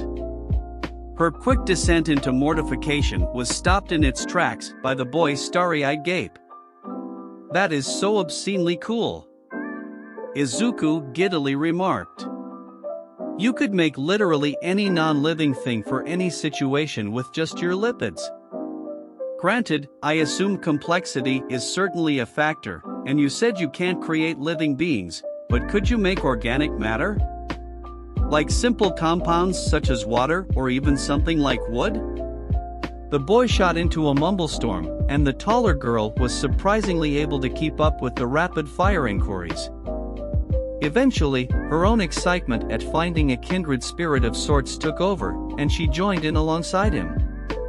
Meanwhile, Ochako watched the two excitedly bounce ideas and concepts off of each other from afar with a tight smile.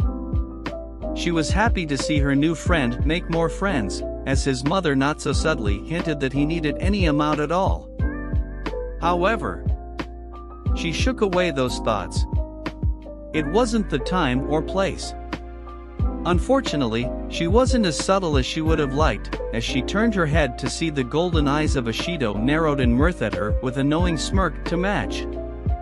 Ochako went beet red and huffed in exasperation. Displaying all of the individual scores would be a waste of time, so here are the cumulative rankings, Aizawa drawled and displayed a holographic list from the device he used to measure their scores. Izuku checked the list and was surprised to find his name all the way in second place behind Yaoyorozu, with Todoroki, Bakugo, and Ida rounding out the top 5. He perused a little bit further and found Ochako in 11th place, and both breathed a sigh of relief. Sitting at the very bottom spot was Mineta, and Izuku legitimately felt bad for the boy that he might have helped get to the hero course in the first place. The look of horrified despair on the diminutive boy's face said it all. "By the way, no one's getting expelled," Aizawa's dry delivery cut through the silence and garnered the rapt attention of the class. "It was a logical ruse to push you all to do your best. You're all safe, for now." The class immediately deflated, and a few of the more social teens perked back up to talk amongst each other. Bakugo, meanwhile, stared daggers at the list. Deku had beaten him once again. He had beaten him in just about every assessment, actually. Deku was the better man today, and that was okay. Well, it wasn't actually okay, but it would have to be. He would get his opportunity to face Deku one-on-one and finally put things to rest by proving he's the greatest once and for all. Izuku, blissfully unaware of any of that, much to Bakugo's unending chagrin, contemplated speaking to Todoroki. He didn't want to start off on the wrong foot with the boy on account of his father, but the two-tone teen didn't seem particularly receptive to conversation with anyone, so he decided to leave it alone for the moment. He'd ask his mother about later on if necessary. He vaguely heard Yaoyorozu mention that she figured out their teacher's logical ruse from the start, which he certainly wouldn't put past her, but he also wasn't really paying much attention until his teacher spoke up again. The path of heroics is a dangerous one. Entering without proper preparation could very easily lead to a swift death for yourself and those around you, civilian, hero, or otherwise. I've seen it happen. Aizawa hesitated and took a shaky breath. I've seen it happen far too many times. If this life isn't for you, no one would ever begrudge you for bowing out. However, if this is the path you insist on pursuing, then nothing less than your best will be accepted. Fall below that at any point, and I will not hesitate to expel you. He fixed them with a final, tired glare. Welcome to the hero course. Don't disappoint. Before turning away completely, he shot them another look over his shoulder. Oh, the syllabus and any course or school information are on your desks. Pick those up before you leave today. And, with that, he turned away for good, and the class left back toward the school building. Aizawa hung around the PE grounds for a little while until a tall, skinny figure made his presence known. You know, stalking Burden's son is the easiest way to end up in a full-body cast. Yagi hacked up a glob of blood at the comment, and he struggled to regain his composure. I'm not stalking him.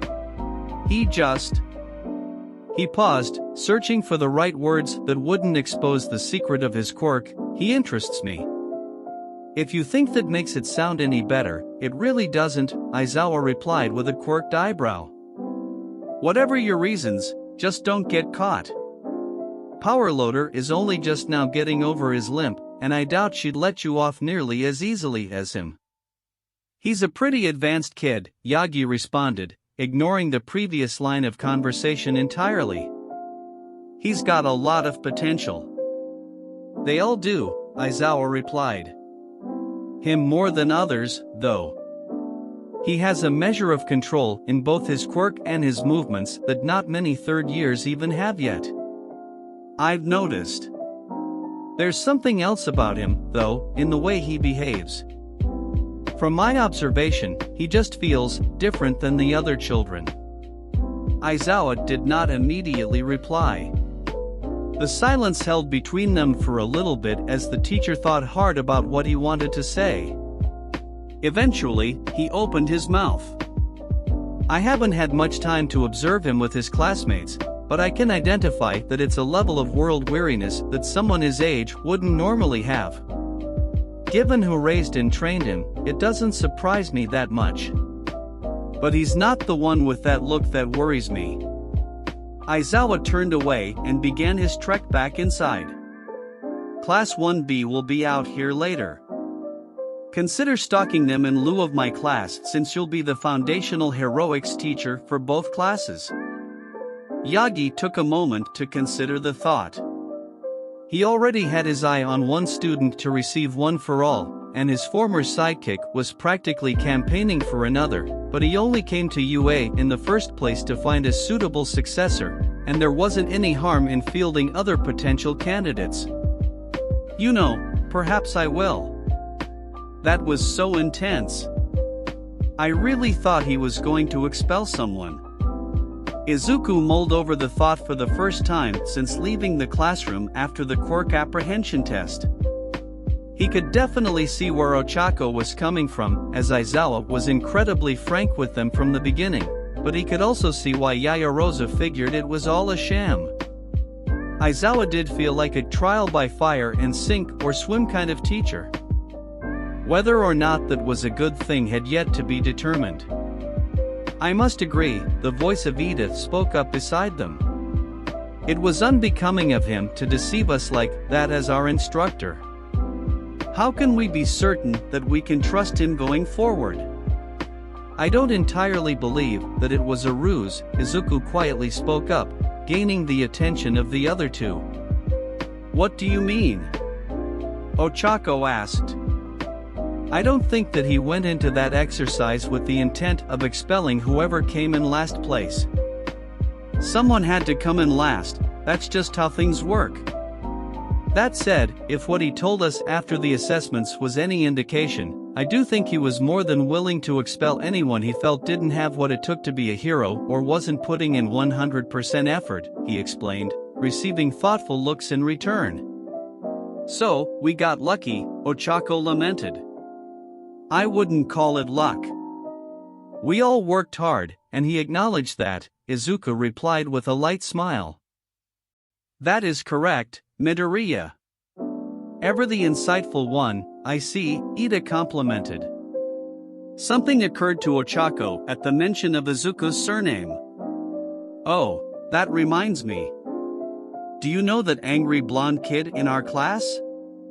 He kept calling you Deku under his breath whenever he looked in your direction. It was honestly kind of funny at first, but it got a little weird. I'm curious as well, Ida added. He seemed to be personally affronted at your existence. Oh, right, Izuku sighed. That's Bakugo. We practically grew up together until we were about 10. Izuku paused, wondering if he should go into detail about what happened between them and what precipitated as a result. He sighed and shrugged, figuring there was no need to keep it close to the chest anymore. To explain what happened between us, I'd first have to ask if either of you are familiar with the shutdowns of school districts and hundreds of arrests made in those districts over the years.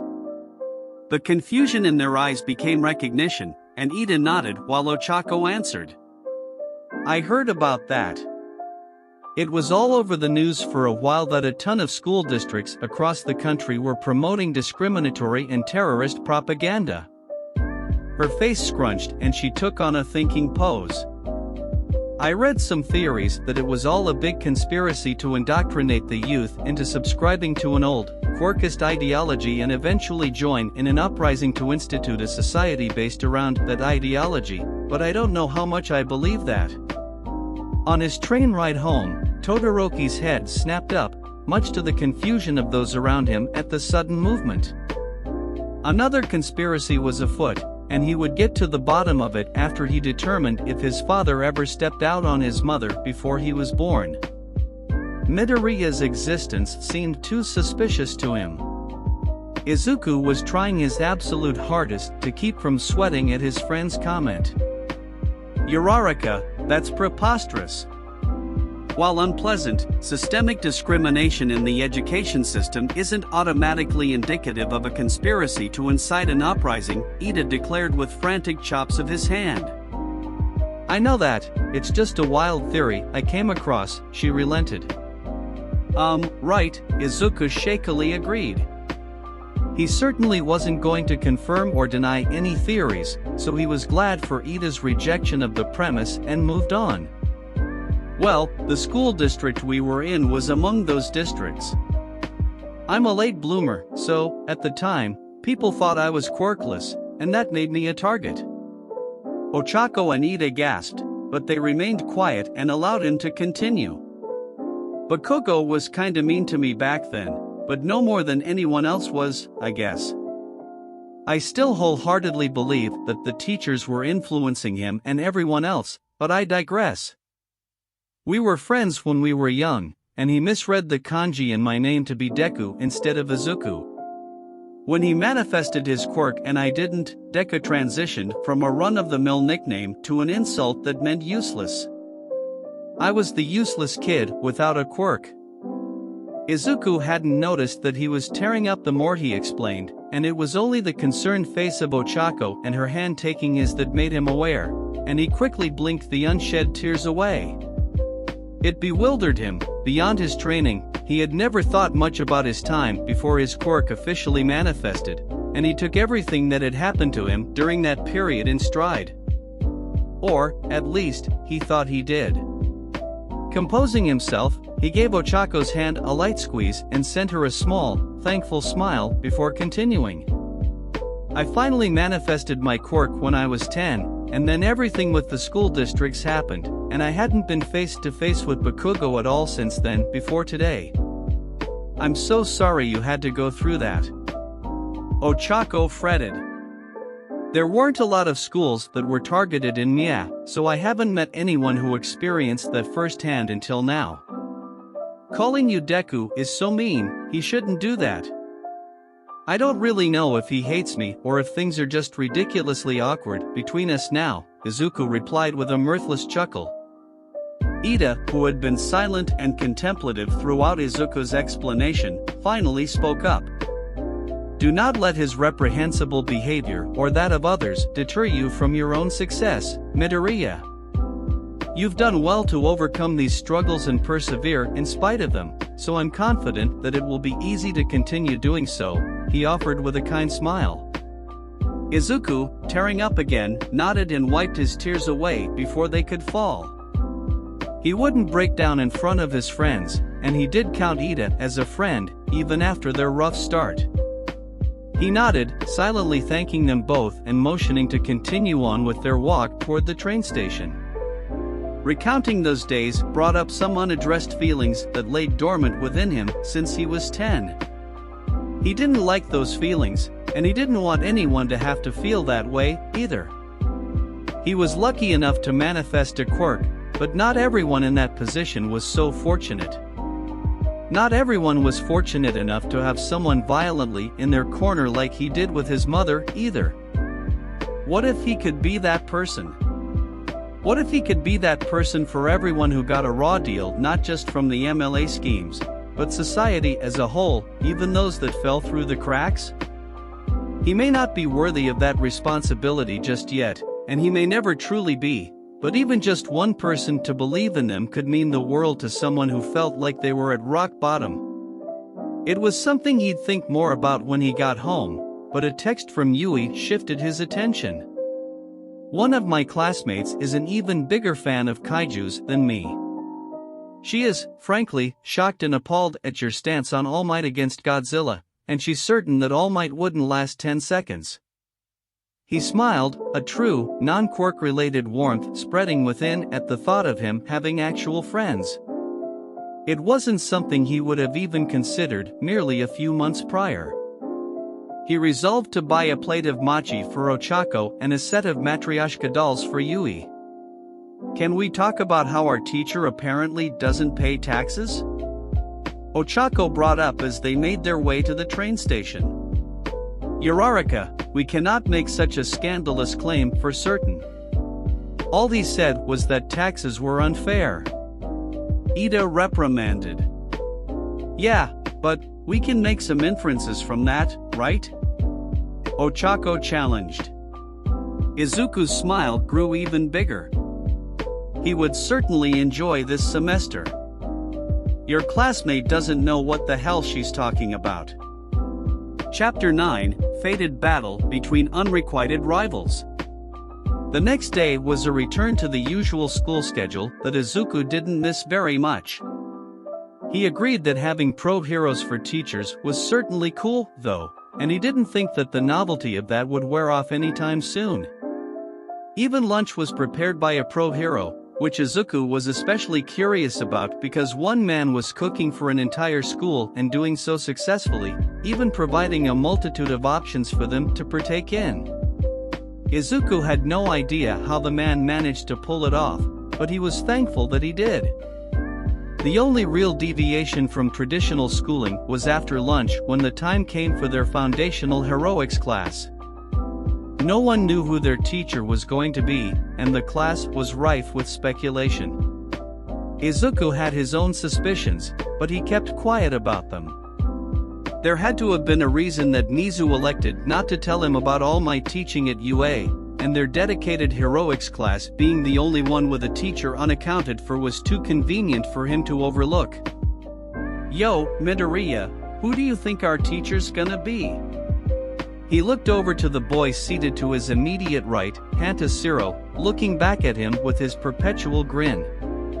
He made a side note to learn more about his quirk later. Meanwhile, he figured he could have a bit of fun with his classmate.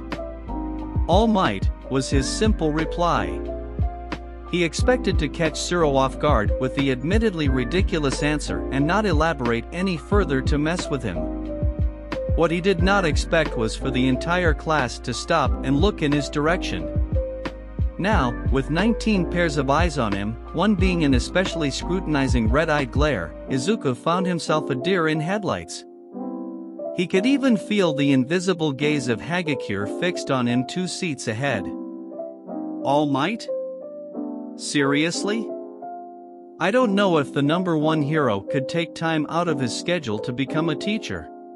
Well, he did do the recordings for the acceptance letters, so it's possible, ribbit. Deciding to roll with it, he pointedly turned to the door and held out his hand. The class went silent again, and he silently counted down from 5 with his fingers, then he pointed at the door upon reaching 0. The class remained dead silent as they watched the door on the edge of their seats. The tension in the room was only heightened by the sound of footsteps making their way towards the classroom. And then, nothing happened. The class waited in silence for a little while longer to see just who would come through the door. When the door hadn't opened after another 5 seconds, Bakugo turned back to Izuku with a mocking sneer. "Ha, ya nerd. There's no way All Might himself dash." "I am," a familiar voice boomed from outside of the room, coming through the door like a normal person. "Holy shit, it's All Might." Midoriya was right. Is that his Silver Age costume? Izuku slowly craned his head to face the dumbfounded expression of Bakugo, and he gave him a dry smirk before doing a small bow. It was worth it to the green head to see the blonde valiantly fight off blowing a gasket in his seat. All Might pressed a button on a remote, and a panel in the wall opened to reveal a set of lockers with numbers corresponding to their seats. After they grabbed the cases containing their costumes, they were herded to the locker rooms to get changed for their first practical lesson in heroics. Izuku sat on a bench and stared down at the unopened case holding his costume. When he first drew up a design at the age of 4, it was heavily inspired by All Might. It even included a cowl with 2 long appendages that were supposed to be reminiscent of All Might's 2 signature locks of hair. As he grew and his hero worship of All Might slowly diminished into something less fanatical, he revisited and reworked the costume idea. He wanted to keep the influence of All Might, as the insurmountable mountain of a man was still his hero, but he also wanted to pay homage to his mother's costume for her efforts in getting him to this point in the first place. The end result was a black spandex suit with white flame decals traveling up the sides of his abdomen and down his legs, as well as a reflective flame symbol on his chest that the notes in the case assured was as flame-proof as the rest of the suit. He wore a pair of white gloves and a matching pair of white boots, and on his waist was a green utility belt as a nod to his mother since he felt wrong not having green anywhere in the costume otherwise. Completing the ensemble was a white cape that he included as a callback to All Might's older costumes. He requested the cape to be made of a special material that allowed him to remove it and use it as a capture weapon, similar to the capture scarf used by Eraserhead. Wait a minute. Izuku thought with a contemplative frown. So, that's who Aizawa is. How did I not piece that together sooner? After getting dressed into his costume, he started to make his way towards Ground Beta, noticing someone begin to walk in step with him. I was expecting a lot more color for the rainbow comet, the blonde kid with a black lightning bolt in his hair, Kaminari, he believed, playfully remarked. This was it, a casual social situation with someone he hadn't explicitly befriended. He somehow made it through the interaction with Zero and the resulting mishap in class unscathed, so he knew he could make it through this one too. He wasn't going to mess this up. My quirk provides enough color as it is, he responded with a totally unrehearsed laugh. Any more color on the suit would have been overkill. Ha, I hear ya, Kaminari replied with a smile. Wow, I made it through that. I should ask him about his quirk. Izuku excitedly thought before taking a breath and calming down. No, I'll wait until after class. I'll probably see it in action again, anyway. The bulk of the class reached ground beta to see All Might waiting on them.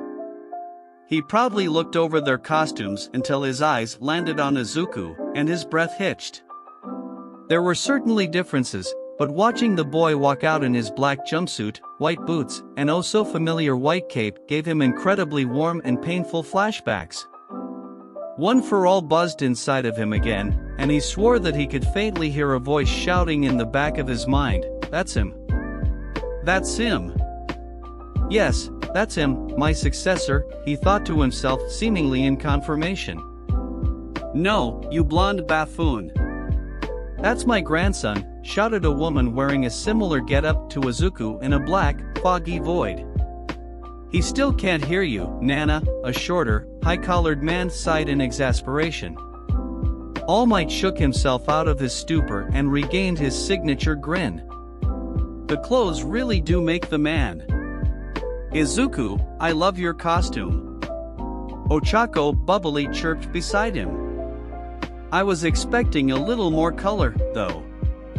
I wanted to pay homage to my mom's costume and All Might's while still making something of my own," he chuckled. "I'm not sure how much I love the cape, though, now that I'm wearing it. Your costume is really cool, too. I can definitely see the space motif you're going for."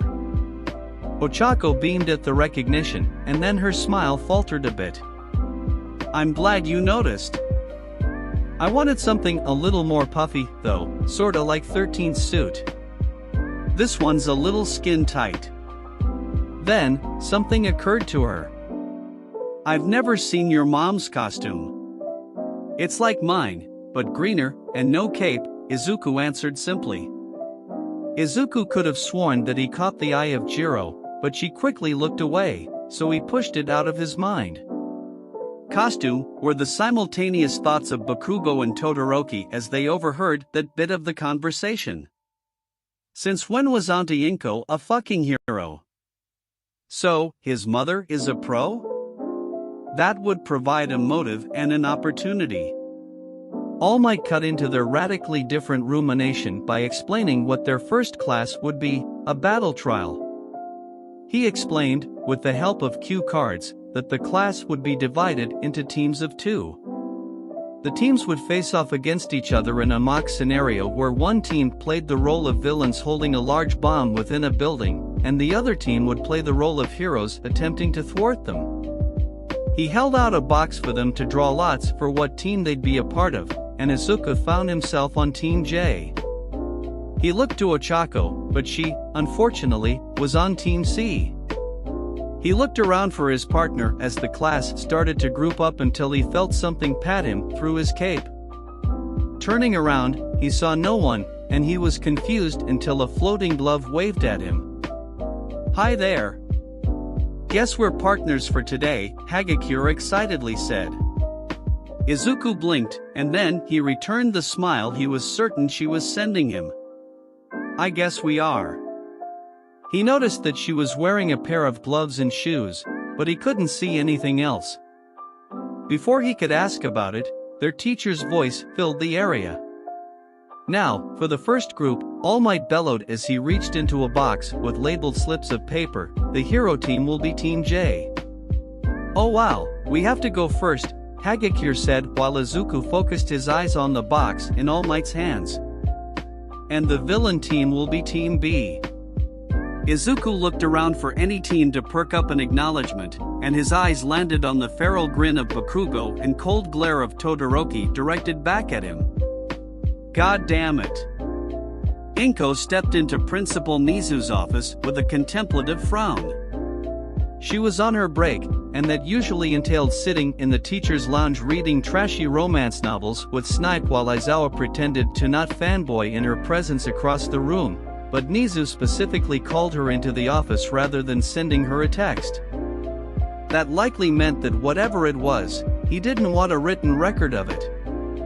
You wanted to see me, sir? Inko questioned with a raised eyebrow. You may drop the formalities for this meeting, Nizu assured. Today, we are equals once again. So, this is about a case, then, Inko quickly surmised. That case in particular, yes, he confirmed. Inko's frown deepened. You have a new lead? Nizu nodded and pulled out several articles from his desk. It's a tenuous one, but I feel there's something here. Within the past year and a half, there has been a steady uptick in hit pieces directed at UA, its staff, and myself as the principal. It ranged from simple things like expulsions, potentially creating vigilantes and villains, to not so simple things like singling out UA for creating child soldiers to fight for the public's amusement in the sports festival. Inko took a careful look through the articles in concern until one thing stood out to her. These are all from the same publisher. So, you noticed. Nizu nodded with a smile. At first, I wasn't sure if it was just a single writer or publisher with an axe to grind against UA for one reason or another, but I do love a good investigation. A further look into this Shueisha Publishing didn't reveal anything out of the ordinary, which I expected. However, a look into their executive director and occasional writer, Chitose Kazuki, unearthed some interesting details. Do tell, Inko said while sitting down across from him. When I had people go undercover into different Quirkist groups I suspected were being financially supported, one of them was a larger group primarily congregating on a message board that had monthly meetups for demonstrations and recruitment. Nizu took a sip of tea from a cup that Inko was certain wasn't there initially, but she learned years ago to stop questioning it. During one of those meetups, my operative was able to accompany the moderator of the message board to a meeting with a woman fitting Kazuki's description. It was a handoff of information, though we're still not certain exactly what information was given. How can you be sure that it's the same woman? Inko ventured, to which Nizu only retrieved a picture and slid it across the desk to her. Ah, point taken, she responded upon seeing the picture. So, you think she's directly involved with the MLA? Nizu nodded. Being a middleman that only runs information between parties wouldn't be worth the time of someone with her position, and it would also be an equally large waste of an asset. As the executive director of a major news publication, she no doubt has considerable influence over information distribution to the public. And that means the MLA already had a steady influence on information flow irrespective of their indoctrination schemes, Inko added. That definitely recontextualizes all of the news that comes out of there. It also means that UA is directly in their crosshairs if these hit pieces are any indication. A small, dangerous smile bearing more teeth than Inko was comfortable with developed onto Nizu's face. Yes, I suppose we are. Inko would be lying if she said she didn't begin to sweat at his predatory tone. It appears that war may come sooner than we had anticipated. So that's the story between me and Bakugo, and that's why I'm fairly sure that he's going to abandon the bomb entirely to come directly after me, Izuku finished explaining with a sigh. Oh no, I'm sorry for making you relive all of that. Hagakure exclaimed, frantically waving her gloved hands. It's fine, he quickly assured her. I'm getting past it, And it's better to know these things now before they potentially result in disaster later on. Well, we have a few minutes left. Got a plan in that green noggin of yours?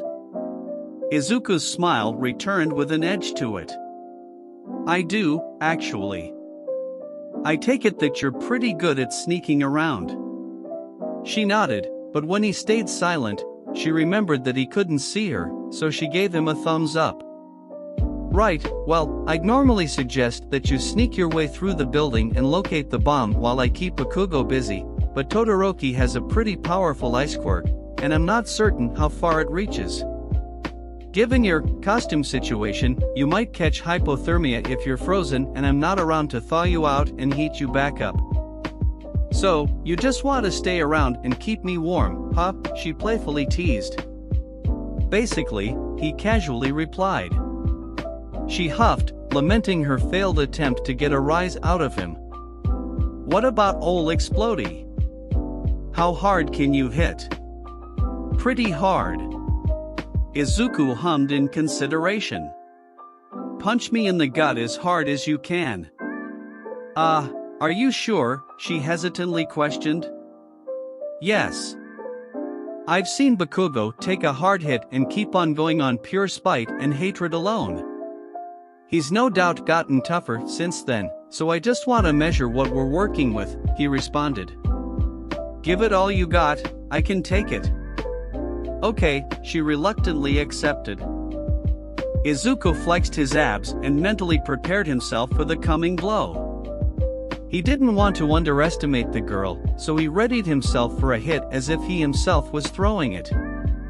He was not at all prepared to be folded over an invisible arm with a gloved fist firmly planted in his stomach. His eyes were bulging out of his skull, and he just barely kept his very soul from being ejected from his body on impact. He fell to his knees and hacked his life away while Hagakure apologetically fretted over him. Holy hell, it feels like I just got hit by a Texas smash. Izuku struggled between breaths, and he flashed her a wobbly grin. You've got a mean straight punch. Well, when your whole thing is being invisible, you gotta develop some other talents to keep up, she sheepishly chuckled with a not-so-insignificant measure of pride. I think we'll be just fine, Izuku told her with a confident smile. Your 10-minute prep time has concluded. All Might's voice blared over their earpieces. Go! Listen up, Mr. Freeze, I'm hunting down Deku and beating him into the ground. I don't care what you do, just stay out of my way. Bakugo snarled at Todoroki. Todoroki's impassive stare did not falter for a second as he walked past Bakugo and placed his right hand on the wall. There won't even be a fight, and I don't need your help. Bakugo might have been intimidated by his chilly tone if not for the ridiculously goofy ice prosthetic covering his left side with a glowing red eye. Instead, he just felt even more annoyed. That annoyance became shock when Todoroki froze the entire building in an instant. Turning away from him, Todoroki calmly walked towards the door amidst Bakugo's silence. They're done. Let's capture them and get this over with, he coldly instructed. That snapped Bakugo out of his stupor, and his annoyance returned tenfold. Don't fucking order me around, Ice Terminator. Izuku felt the sudden, abrasive cold before his quirk activated on instinct with a flash of orange, and the hallway they were in glaciered in the blink of an eye. As if on a mental command, the hallway was blanketed in a deep crimson, and the red flames of his quirk quickly melted the surrounding ice. Looking over to check on his partner, he was greeted with the sight of Hagakure wrapped in a snug-looking blanket of orange fire. If her head movements, at least, what he could assume was her head, were any indication, she was just as confused as he was. Ha! I forgot I could do that, Izuku calmly stated. You forgot? Hagakure shouted. I thought your quirk was just colorful fire that lets you move fast sometimes. What even is this? Izuku could tell from her hands curiously probing and examining the orange fire blanketing her that her tone was less accusatory and more excitedly inquisitive. Well, I can separate my quirk into individual flames that each allow me to do different things, he answered. It's kind of a lot to explain, so I'll just say that red gives me even more intense heat in localized areas, and I've only ever used orange once at the entrance exam. I think it forms barriers that I can protect people with, but it activates subconsciously thus far. That is so fucking cool. My grandson is so fucking cool. The vestiges of One for All were watching the battle trial through the unwitting eyes and ears of All Might, and they could hear Izuku's explanation to go along with the showcase of his quirk. Nana was positively over the moon with pride at her grandson, while En and Daigoro Banjo were shaking their heads in amused exasperation. Banjo could definitely concede that Nana's grandson had looked pretty cool up to that point, though. Hikage Shinomori and Yoichi Shigaraki, however, were watching the scene with critical eyes, Yoichi especially. Is that? Hikage began. Singularity? Yoichi finished. Looks like it. Sheesh, Hikage sighed. You think Eighth is going to try to pass it on to him? I certainly hope not, Yoichi replied. Two quirks reaching singularity within one person? I'd rather Nana not have to watch her successor clean the remains of her grandson off of the floor and walls. Izuku retracted the protective orange shield and focused his quirk in melting a path down the hall for the two. It didn't take long for them to realize that Todoroki had frozen the entire building. Hey, Midori? Hagakure spoke up. Momentarily taken aback by the nickname, Izuku stumbled. Midori? You've poured your heart and soul to me in our first conversation and saved me from being frozen, and I've folded you over my fist for science. I think we've already advanced to being best friends today. That's fair, Izuku conceded with a chuckle. I don't have a cool nickname for you yet, unfortunately. Just Toru is fine. Roger that. What did you need? Well, since Todoroki froze the building, how likely is it that he thinks we're frozen too and left the bomb unguarded to capture us? Izuku froze for a moment as he hadn't considered that, and his eyes lit up with another plan. How well do you think you can sneak around on ice? I used to train by silently navigating through a room covered in broken glass. Ice will be child's play, Toru confidently replied. Awesome. I'll find a large enough room and make a ton of noise to draw them to my position while you find the bomb. Aye aye, Captain. Toru said with a mock salute and scampered off down the hall. Izuku made his way down the hall in the other direction, passing through the corridors to find an empty room that was suitable enough for the distraction. He knew that he'd likely end up taking on both Bakugo and Todoroki, so he needed room to dodge explosions and more glaciers. He wasn't sure if they'd work well together, however, but he'd make them pay for it if they didn't. Finally finding an optimal room, he ignited his red flames and melted the ice, even subliming it directly into steam at points.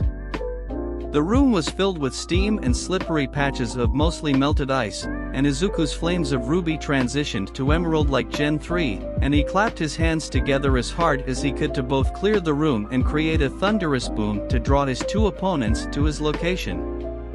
All he had to do now was wait. So he waited. And waited. And waited. After around 15 seconds, he started to get a little impatient, so he took a shot in the dark and speculated that they were waiting outside the room in case it was a trap.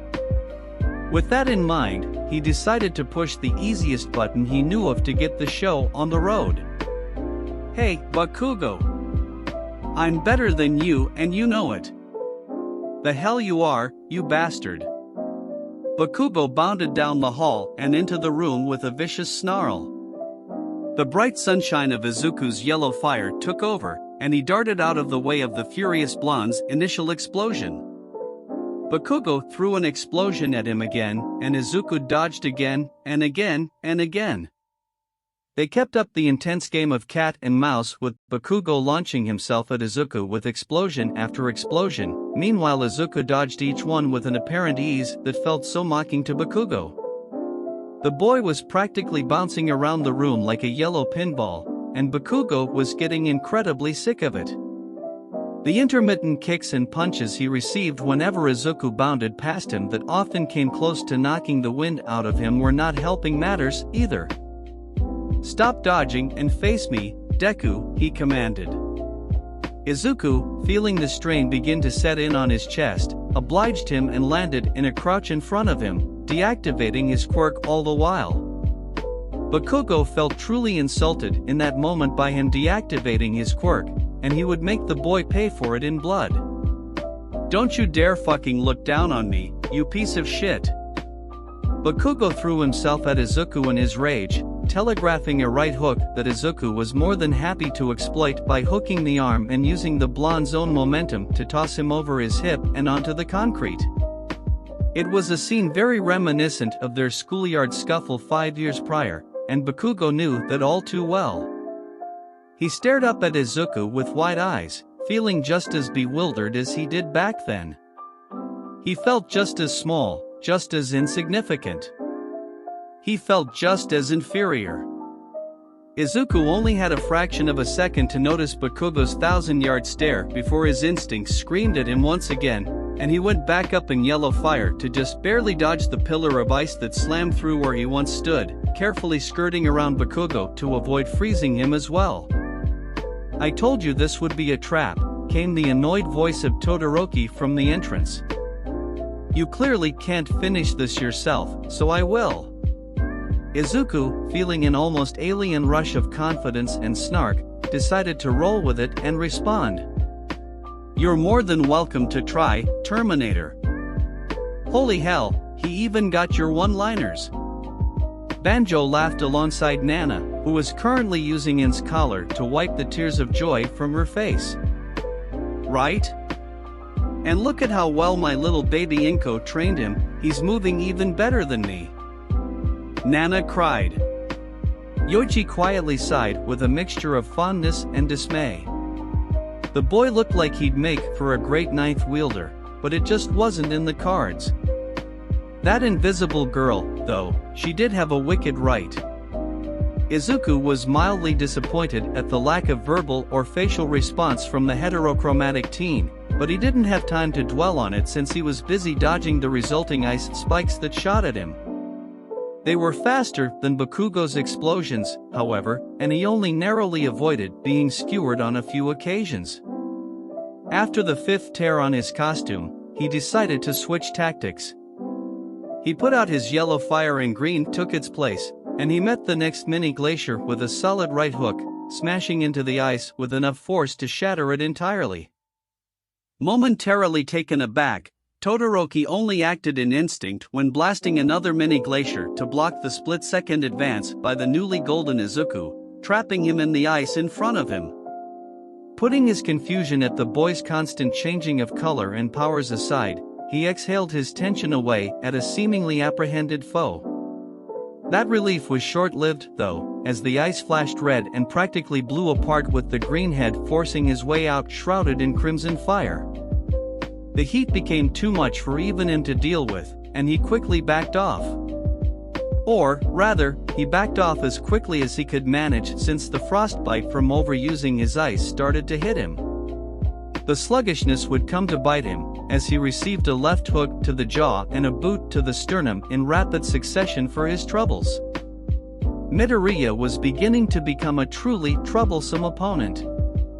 Izuku, meanwhile, wasn't faring much better. The strain was really beginning to hit him, as well, and he didn't need Recovery Girl whacking him with her cane again. He wanted to prolong the fight as long as possible to give Toru time to find the objective, but it looked more and more as though he needed to end the fight quickly if he didn't want to be captured and leave her to fend for herself 2-on-1. The two teens intensely stared each other down as they picked up that the other was slowing, and they both knew that the end for one of them was near. All these years, came a raspy, feral growl to the side of them. They broke eye contact and looked over to see an absolutely tempestuous-looking Bakugo clutching his right gauntlet. All these years you've been looking down on me, those extras only kissed up to me, and those shitty teachers tried to use me as their patsy. I'm no one's pawn, I'm no one's stepping stone, and I'm no one's fucking measuring stick. I'm the fucking best, and that's all I'll ever fucking be, he roared and yanked the pin from his gauntlet with both Izuku and Todoroki in the line of fire. The resulting explosion was gargantuan, shaking the building and weakening the structural integrity even more than flash freezing it did. Bakugo panted at ground zero, watching intently for any signs of movement. He was both relieved and enraged when there was movement in the rubble ahead of him, and a soot-covered Izuku sporting a freshly torn costume emerged with a barely conscious Todoroki hanging off his arm. The glare Bakugo received from those emerald eyes was so frigid that he was rooted in place. The blonde swore he saw flickers of black enter the boy's eyes and spark in his green hair. It was exponentially more threatening than the contemptuous glare he received half a decade prior in the alleyway. Izuku, meanwhile, felt an unfamiliar level of rage leak into him the longer he laid eyes on the blonde. The blackness he briefly felt that day months before the entrance exam was returning much hotter than previously, and Izuku struggled to keep a lid on it out of fear of what sort of damage it could do if he didn't. Then, a chunk of ice slammed down onto the back of Bakugo's head, and he limply fell into unconsciousness. Izuku's surprise gave him the opportunity he needed to swallow that blackness and lock it away again. He looked over to the limp form of Bakugo to find capture tape floating above him and proceed to wrap around the boy. Midori, what the hell happened down here? The voice of Toru shouted from above Bakugo's captured form. Toru, he asked in confusion. I thought you were looking for the bomb? I felt that massive explosion and figured you might need help, she frantically reasoned. Ah, that, he bemusedly chuckled. You came at the perfect time. I am absolutely spent. I can see that, you're barely standing up straight with him unconscious on your arm, she giggled. Izuku looked over to see that Todoroki was indeed slumped over in unconsciousness. Huh, so he is. He removed his cape with his free hand and appeared to twirl it, forming it into a thinner piece of fabric that wrapped tightly around Todoroki. Hero team wins. Came the shocked voice of All Might through their earpieces. Awesome, Izuku breathed out. Please catch me, he said before slipping into unconsciousness himself and falling forward with Toru scrambling to keep him from hitting the ground. The control room was silent. The entire class, teacher included, could only stare at the screen, mouths agape. No one moved a muscle until All Might snapped out of it and sprung into action, leaping out of the room and toward the building to collect his 3 unconscious students. The rest of the class was left to make sense of the titanic clash they had just witnessed. 3 of the strongest kids in their class just beat the piss out of each other, and one of them may have tried to commit murder against the other 2? And, in the end, the winner was still the guy who was outnumbered in the first place. How in the fuck are we supposed to follow that? Kaminari shouted, voicing what just about everyone was thinking. Izuku awoke to the unfortunate sight of white walls and the unfortunate feeling of a hospital bed. He immediately deflated when he realized where he was. I thought I told you not to overdo it again. Recovery girl scolded him at his bedside. Would you believe that I didn't have a choice again, he offered with a sheepish smile. The old medic sighed in resignation, knowing that it was the truth. When Toshinori came in with you 3, he explained what happened. I want to be upset at you, but you weren't the one being reckless this time around. Her face scrunched in frustration. He should have stopped the match, and Bakugo shouldn't have gone as far as he did. But we're here now, And from what Toshinori told me, you seem to know restraint again this time around, so I'll give you props for that. Izuku was just glad that he wouldn't be getting whacked in the head.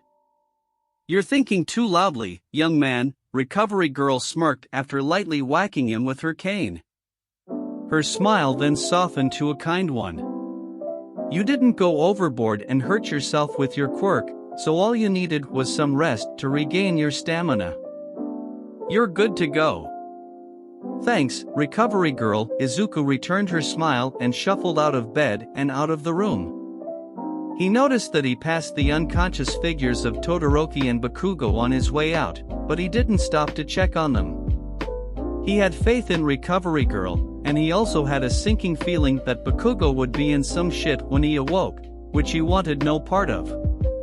He made it back to ground beta in time for the rest of the class to be headed back to the locker rooms, and he was immediately tackled by an invisible missile. Midori! You're okay! Toru gleefully shouted. Izuku momentarily blue-screened at being hugged with no warning by the one person other than his mother who can consistently sneak up on him, largely because she was still practically naked. She seemed to realize this, and she sheepishly stepped back and gave him some space. That space was not to be, however, as a second blur in the form of Ochako slammed into him and accidentally negated his gravity, causing him to float into the air above the class while struggling in vain to right himself. Ochako quickly cancelled her quirk, and he plummeted right into the arms of Shoji. Sup, Shoji said after a moment of silence. Yo, Izuku replied just as casually as if he wasn't in a bridal carry. You are strong. So are you, Shoji replied with mirth edging into his voice. Fair enough, Izuku replied with a light smile, and the taller boy led him back down to his feet.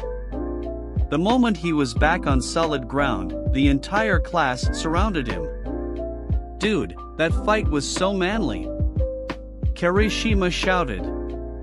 Where did you learn to move like that?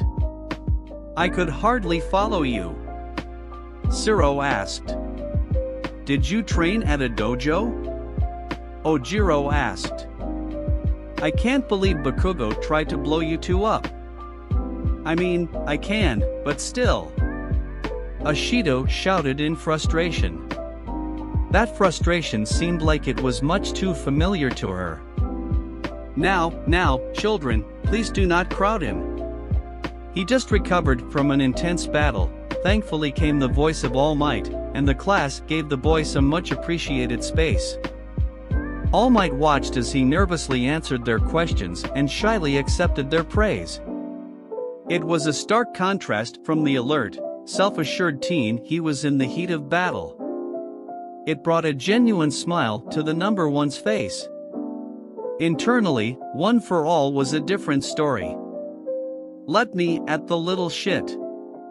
I'll tear him apart for trying to hurt my boy. Nana practically snarled while being restrained by Banjo and N. Why are we even holding her back?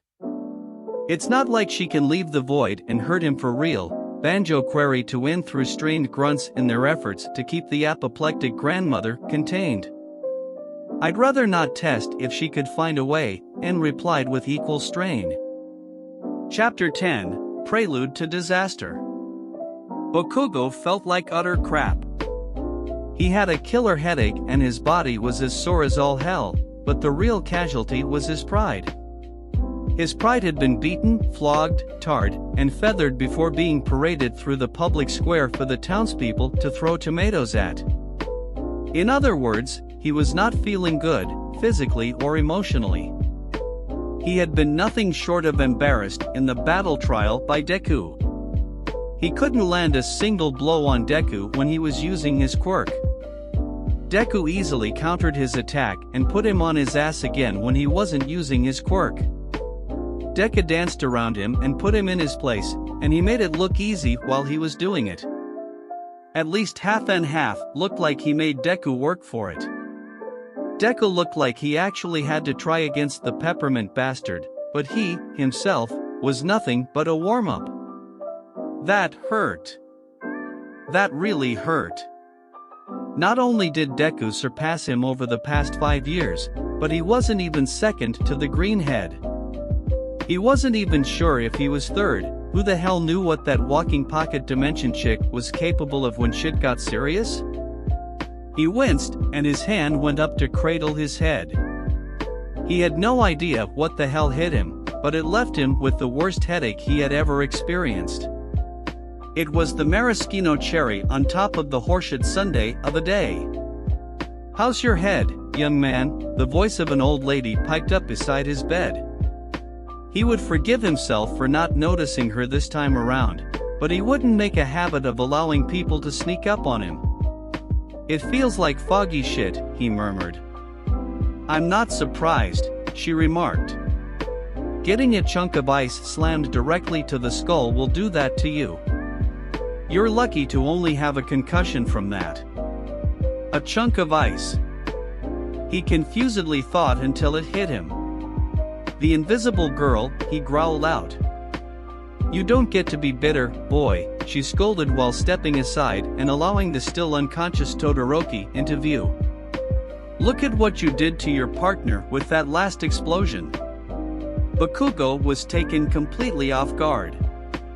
He hadn't really thought about the last attack he pulled in his rage-fueled haze until that very moment, and he internally winced. Then, he physically winced when he saw the rough state Todoroki was in. There weren't any scars beyond the one he already had, but his costume was practically burned away and he looked rather beaten up. He couldn't determine how much of that was from him and how much was from Deku, but that wasn't the point. "I'd rip into you for your absolutely comical level of recklessness that could have gotten yourself and others killed or seriously hurt, but someone else is waiting outside to speak to you first, and anything I say would either be redundant or much nicer than what you're about to get," Recovery Girl huffed before closing the curtain separating his and Todoroki's beds, and then she walked away to open the door. "Who the hell wants to talk to me?" he muttered lowly to no one in particular. "I do," was the curt reply of a very familiar voice. He craned his head to inspect the new arrival, and he saw a woman wearing a black spandex suit with a green mask to match her green gloves and her green hair. "Oh fuck. I'd scold you for the language, but I think that's pretty apropos for your situation, so I'll allow it just this once," she replied in a clipped tone. Bakugo's brain was busy catching up with the situation. Standing in front of him was Auntie Inko in a hero costume that he had no idea she even owned. He foggily remembered Deku talking with Round Face about it, but it was a ridiculous thought at the time, and seeing it was very different than hearing about it. Regardless, she looked pissed. In fact, she looked beyond pissed, she looked absolutely livid in a very calm, frigid way that he knew only she could. He had only gotten in trouble with her once before when he and Deku were very young, and once was more than enough. He realized that she was glaring at him just like Deku was in the battle trial, but it was a little different.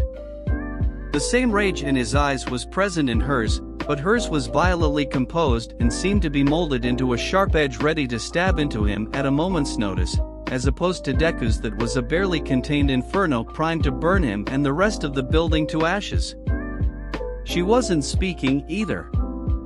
The silence hung heavy in the air as he actually started to wilt under her glare, something that never happened to Katsuki fucking Bakugo. He never backed down from anything or anyone, and he valiantly tried to meet her stare head-on, but the oppressive aura of murder and maternal fury that dwarfed even his own mother's was almost suffocating. "What the hell were you thinking, Katsuki?" Inko finally asked in a measured tone. And that was a fucking great question. What exactly was he thinking when he aimed his gauntlet at Deku and Mr. Freeze and pulled the pin? Was he thinking about how furious he was for being inferior to Deku of all people? Was he thinking about how much it ate at him that he was a pawn in some fuckhead scheme that drove Deku away to become that powerful in the first place?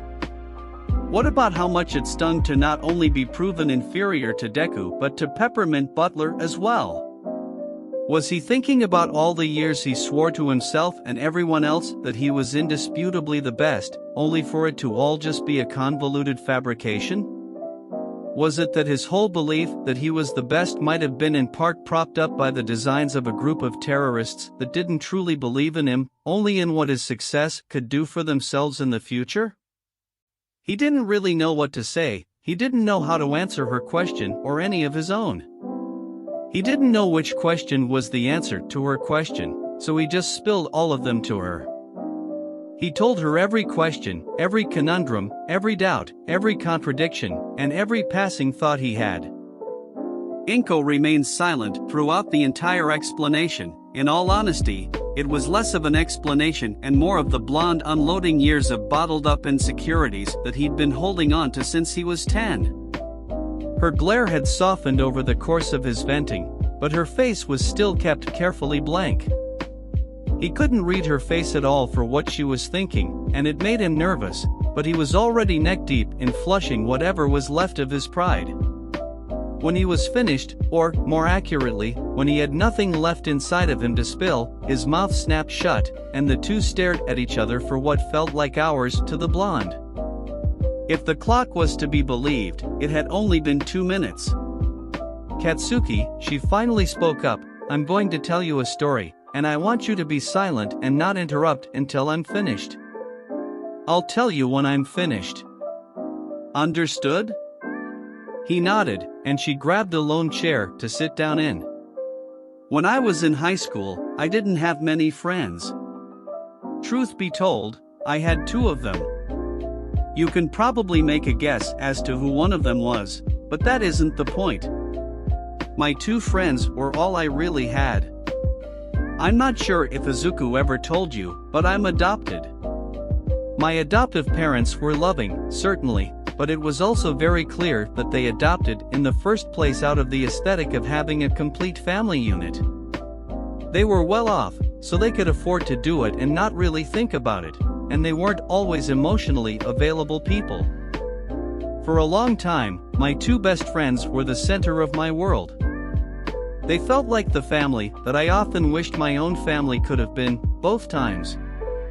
She sighed, keeping herself on track and away from any tangents. Bakugo was still silent, paying rapt attention to her every word despite not yet seeing any relevance. I brought that up to give a bit of background for the actual point of this story. I went into the heroics track while they didn't, but they still supported me every step of the way, through graduation and beyond. I was underground, so I didn't interact with limelight heroes much and involved myself with the public and the press as little as possible. Meanwhile, there was a particular limelight hero a little older than myself that did all he could to present himself to the public. He was powerful, too. Still is. Back then, he was everywhere apprehending criminals, rescuing civilians, taking down villains like candy, and he made a flashy show of his strength all the while.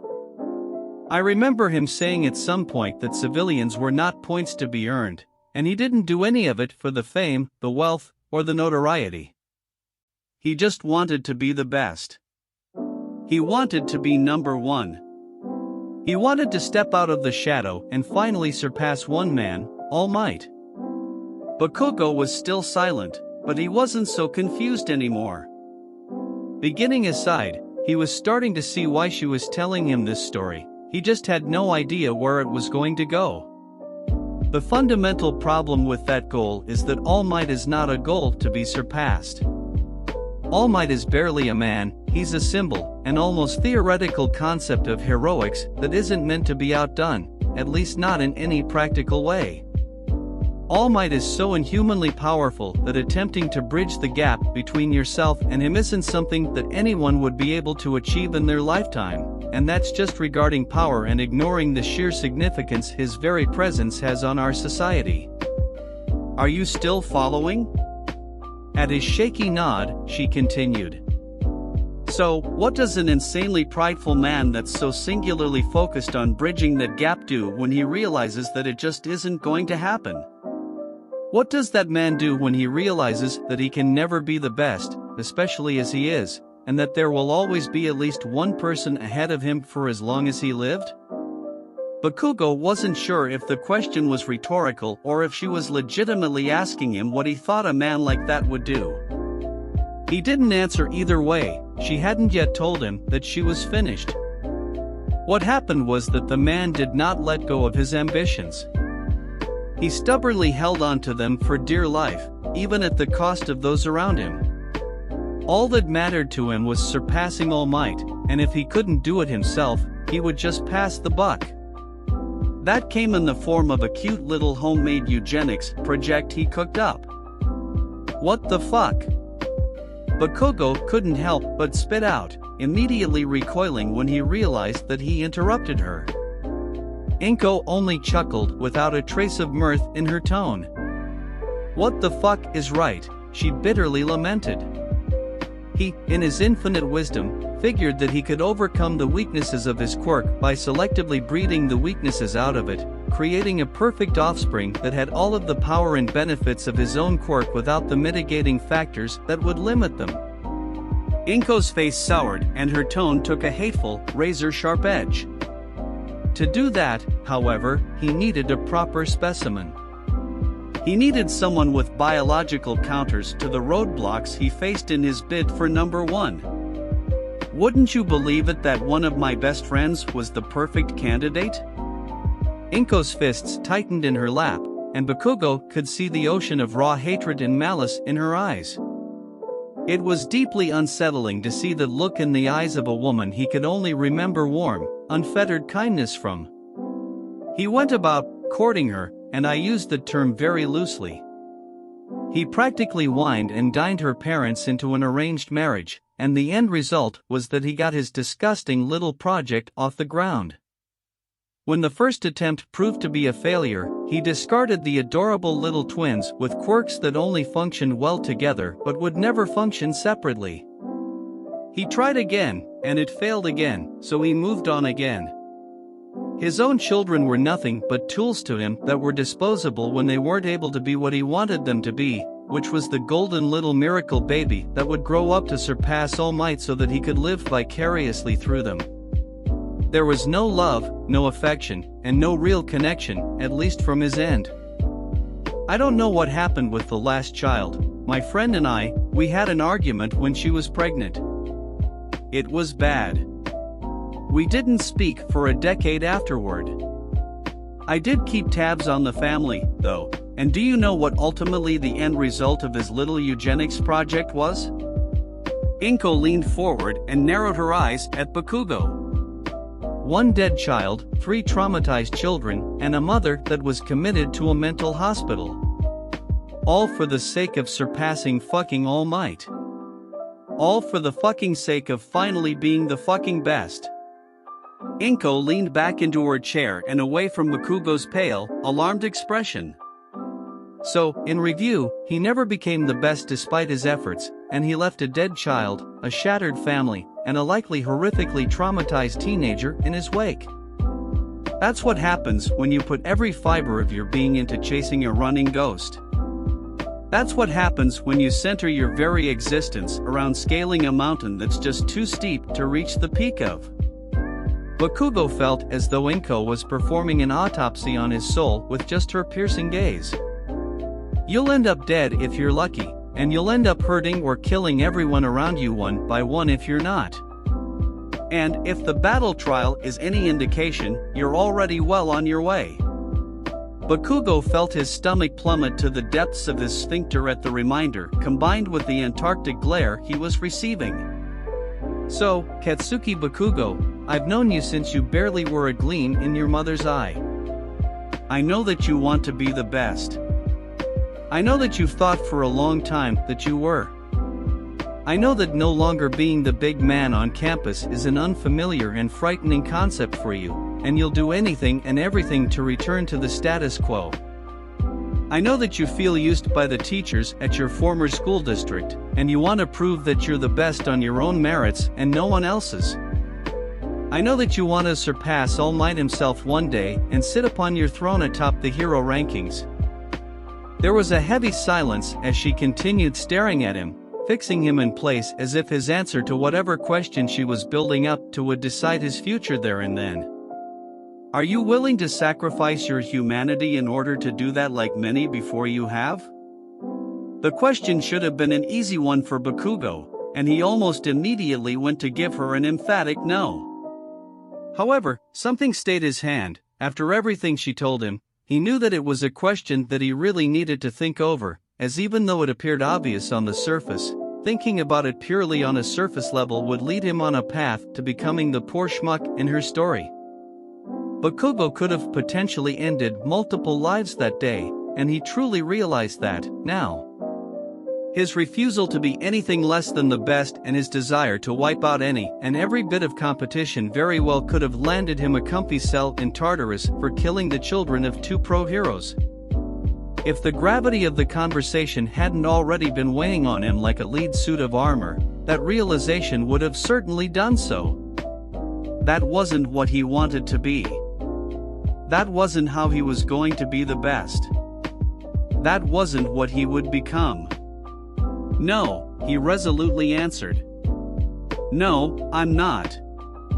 Inko finally broke a small smile. Good. The smile vanished. Now, your punishment for such unquantifiable stupidity won't be expulsion, tentatively. Any color that might have returned to Bakugo's face drained once again at the mention of expulsion. What do you mean? Because the building wasn't brought down by the explosion and no one was ultimately hurt, the rest of the class was able to continue, just in a different building. That was your only saving grace. You still knowingly tried to commit grievous bodily harm on fellow students during a training exercise, successful or not. This conversation is only happening right now because of pure luck on the part of physics, and your answer just now saved you from a one-way ticket to the villain rehabilitation program at Ketsubatsu Academy. Oh. Was all he could say in response. Yeah. Oh. In addition to that, you'll be sitting out every heroics class until the sports festival at bare minimum, and you'll be on a probationary period for the rest of the semester in which you will be seeing Hound Dog for compulsory therapy, likely for the foreseeable future. Fuck up again, even the slightest misstep, and you'll be lucky to land in general studies. She leaned forward again, and her eyes narrowed into slits. Fuck up nearly as badly as you did today, and there won't be a body to send to Ketsubatsu. Are we clear? Bakugo frantically nodded. He was very willing to admit to himself that Inko fucking terrified him, though he wouldn't say so out loud. Good, she curtly replied before standing up and walking to the door. I'll inform Principal Nizu of your acceptance of the terms. Let's not have this conversation again. Have you been a pro-hero this entire time? Bakugo called out to the retreating woman. She stopped and stood in front of the door without turning back. I retired shortly before Izuku was born. Was it because of that other pro? She did not immediately answer. It was one of several reasons. Ultimately, I lost faith in heroics. She turned her head to look at him, and she offered him a small smile. Izuku helped me find some of it. With that, she was gone, and Bakugo was left to ruminate on everything that was said. Little did he know, he wasn't the only one. In the bed next to him, separated by a curtain, laid a wide-eyed Shoto Todoroki. I just don't get how you always know when I'm behind you. Are you sure that super hearing isn't part of your seemingly 6-in-1 quirk? Ochako huffed as she and Izuku were nearing the gates of UA the next morning. I think we're at 7-in-1 at this point, Izuku offhandedly remarked. And no, you just have to know what to listen for, like the heavy steps of Ida Power walking to school behind us. Ochako turned around in confusion, and, sure enough, Ida was rapidly making his way toward them in typical Ida fashion. She turned a quizzical eye back to Izuku, who only playfully smirked back at her.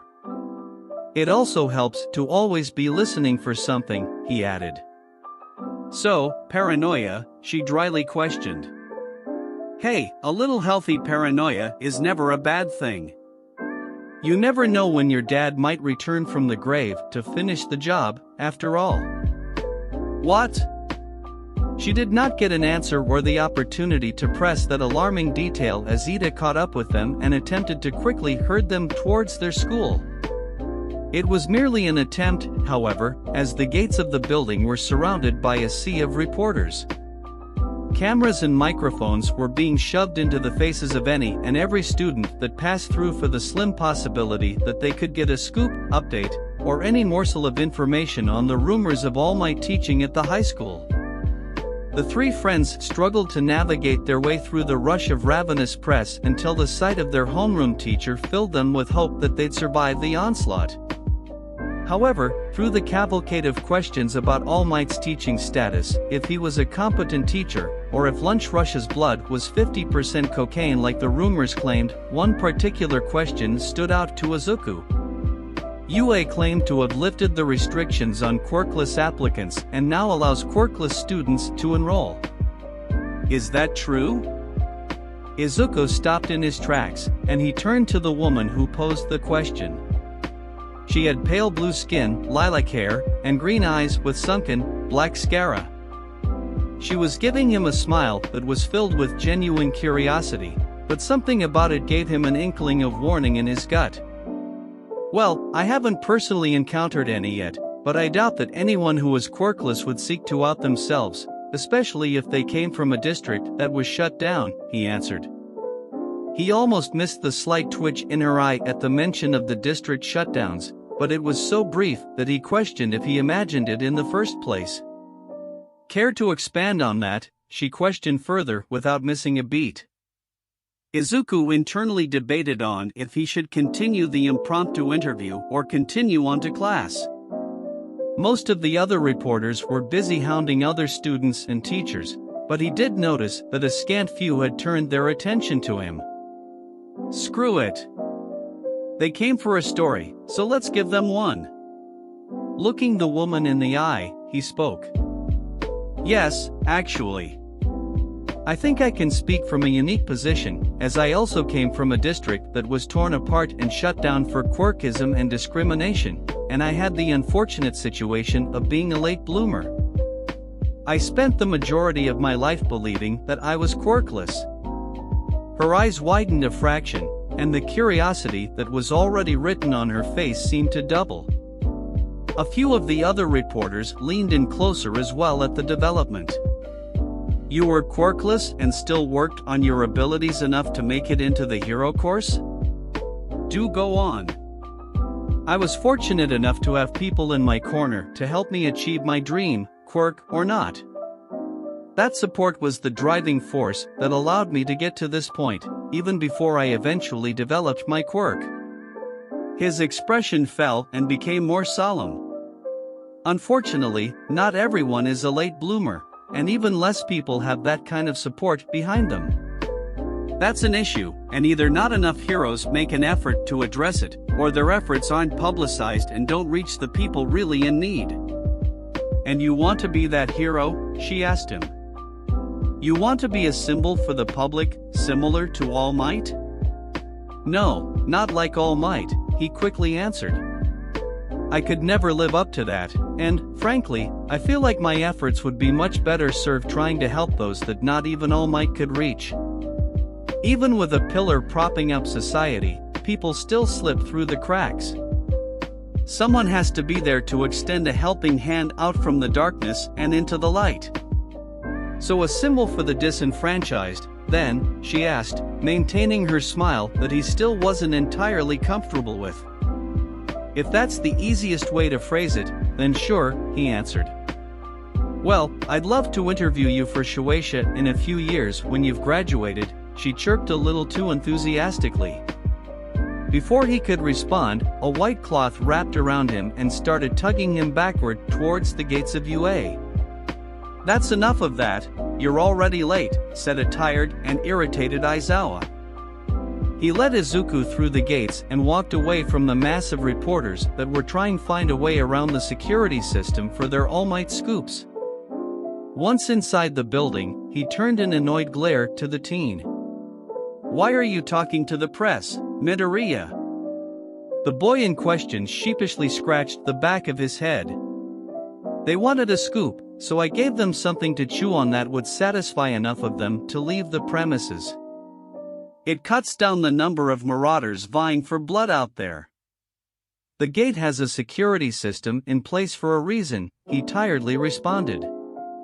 "All you really accomplished was shining a spotlight on yourself through the chaos, regardless of the noble intent." "You heard what I said?" Izuku asked with a quirked eyebrow. "Yes, and even if I hadn't, it'll most likely be on the internet later today. Now, again, you're late, so get to class."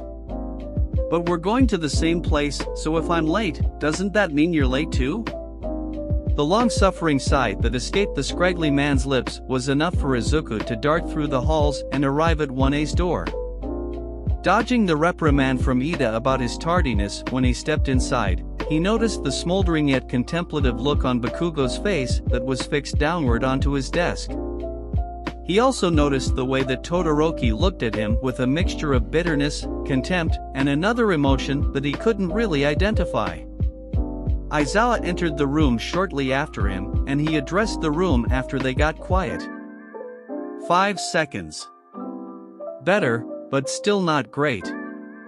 Anyway, I reviewed the footage from the battle trials yesterday. Most of you did well enough, although there's room for improvement for all of you. We'll be going over them individually later today during your heroics class, and I'll give you each proper feedback then. His eyes fixed themselves onto Bakugo with a glare. "I trust you've already been given your official punishment, so I'll only say that if you try anything as monumentally stupid as that again, I'll expel you before Verdun even has the chance to break your limbs. Am I understood?" "Yes, sir," the teen quietly responded. Bakugo's tepid response shocked Izuku. He wasn't the only one, either, as several others in the room looked just as shocked. He saw that Ishido and even Kirishima were utterly floored. They were probably expecting Bakugo to defiantly bite back or at least have some kind of weight to his answer. Izuku would be lying if he said that he wasn't expecting that, too. He did notice the way that Jiro subtly perked up at the mention of Verdant, though. Good. Now, we're moving on to something that will decide the course of your careers here at UA, Aizawa began, and the entire class was on the edge of their seats in anticipation for what sort of earth-shattering task was ahead of them. You have to select a class rep. The room completely deflated like a balloon, and the tension was replaced with mild indignation at the dramatic phrasing and genuine excitement for doing something relatively normal. Izuku listened to his class collectively attempt to decide how to go about selecting a representative for about half a second before his brain moved on to other things. Whatever shit he predicted that Bakugo would be in must have been rather severe for him to be so docile. It was pretty disconcerting, if he was being honest. There was also the thing with Todoroki. Prior to the battle trial, while the two-tone teen gave him somewhat contemptuous glares, they were often paired with searching glances, as if he was trying to decipher Izuku like a cryptogram. Today, however, the contempt was diluted in a storm of bitterness, a hint of resentment, and a heap of teenage angst. He wasn't quite sure what to make of that.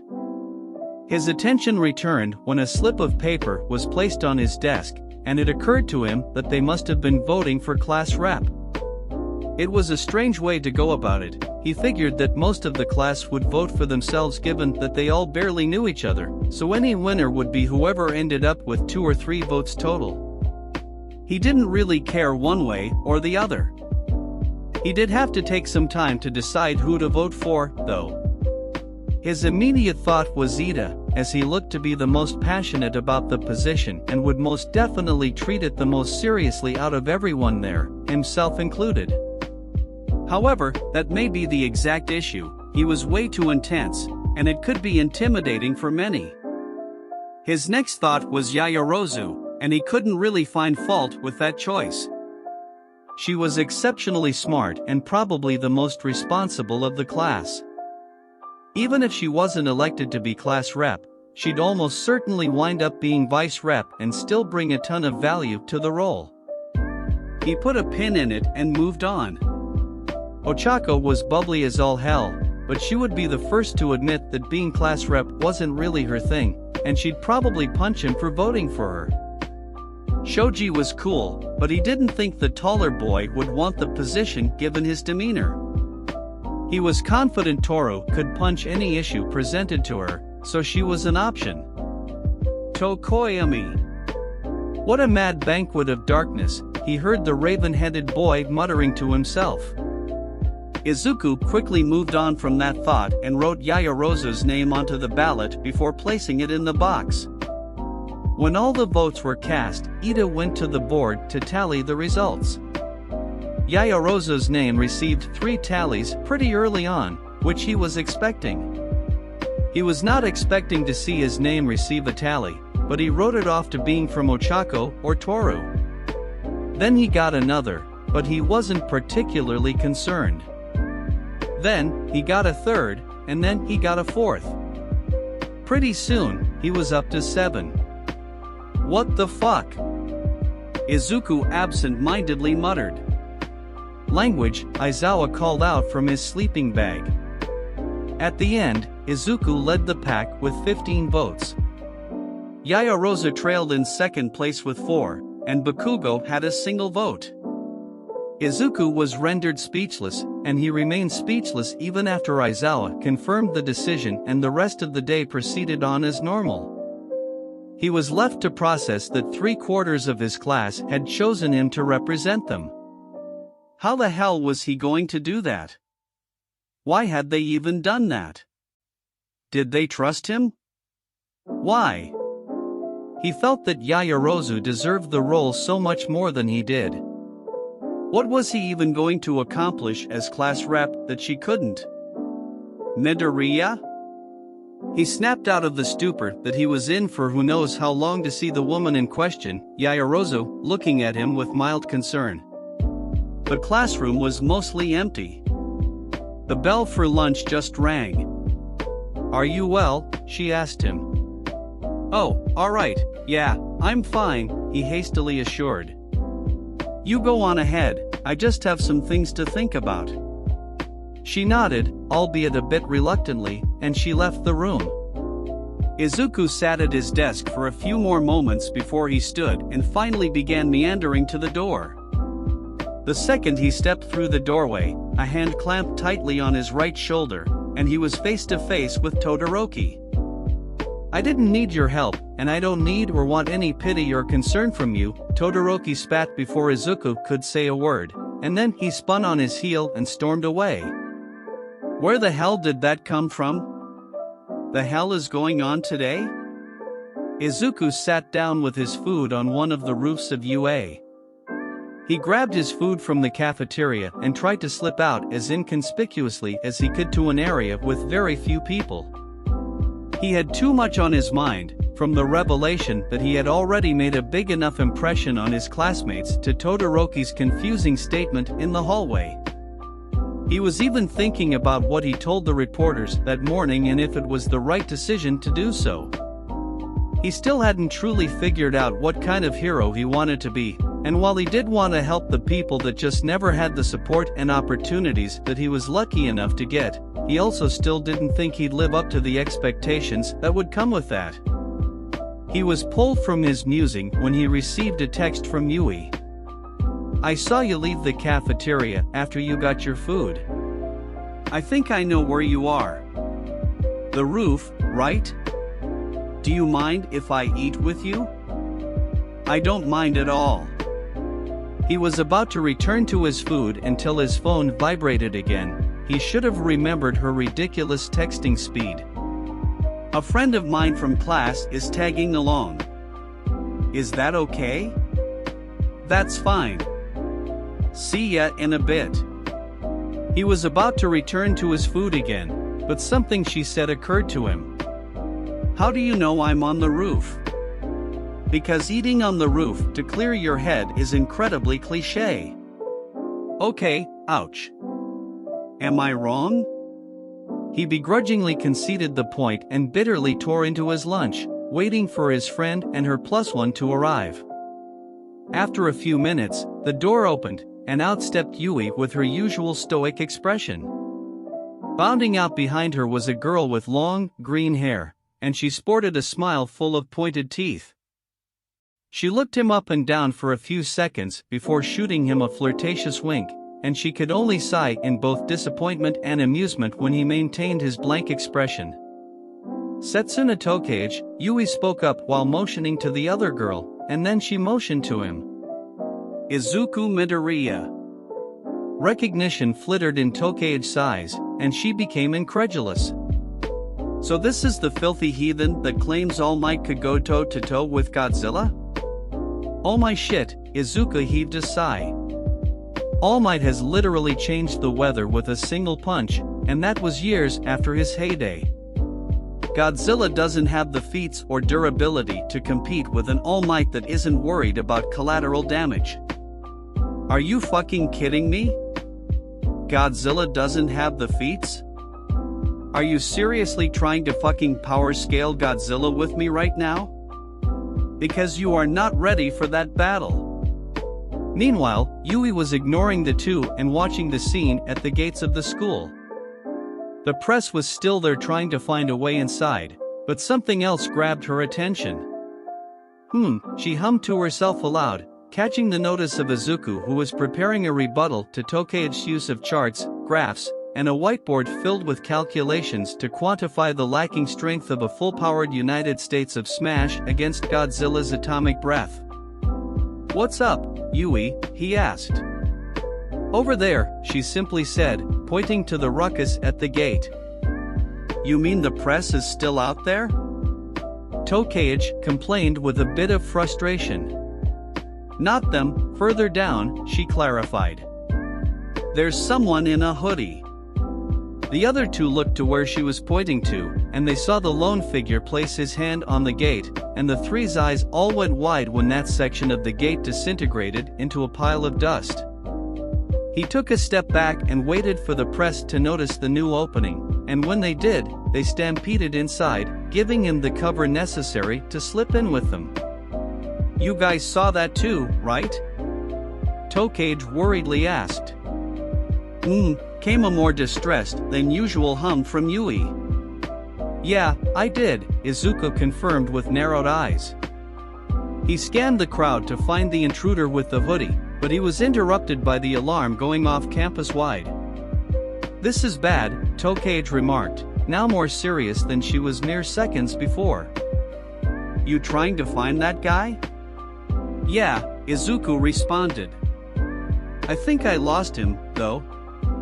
"Allow me," was her simple reply before one of her eyes split from her head and flew down to the stampede of reporters.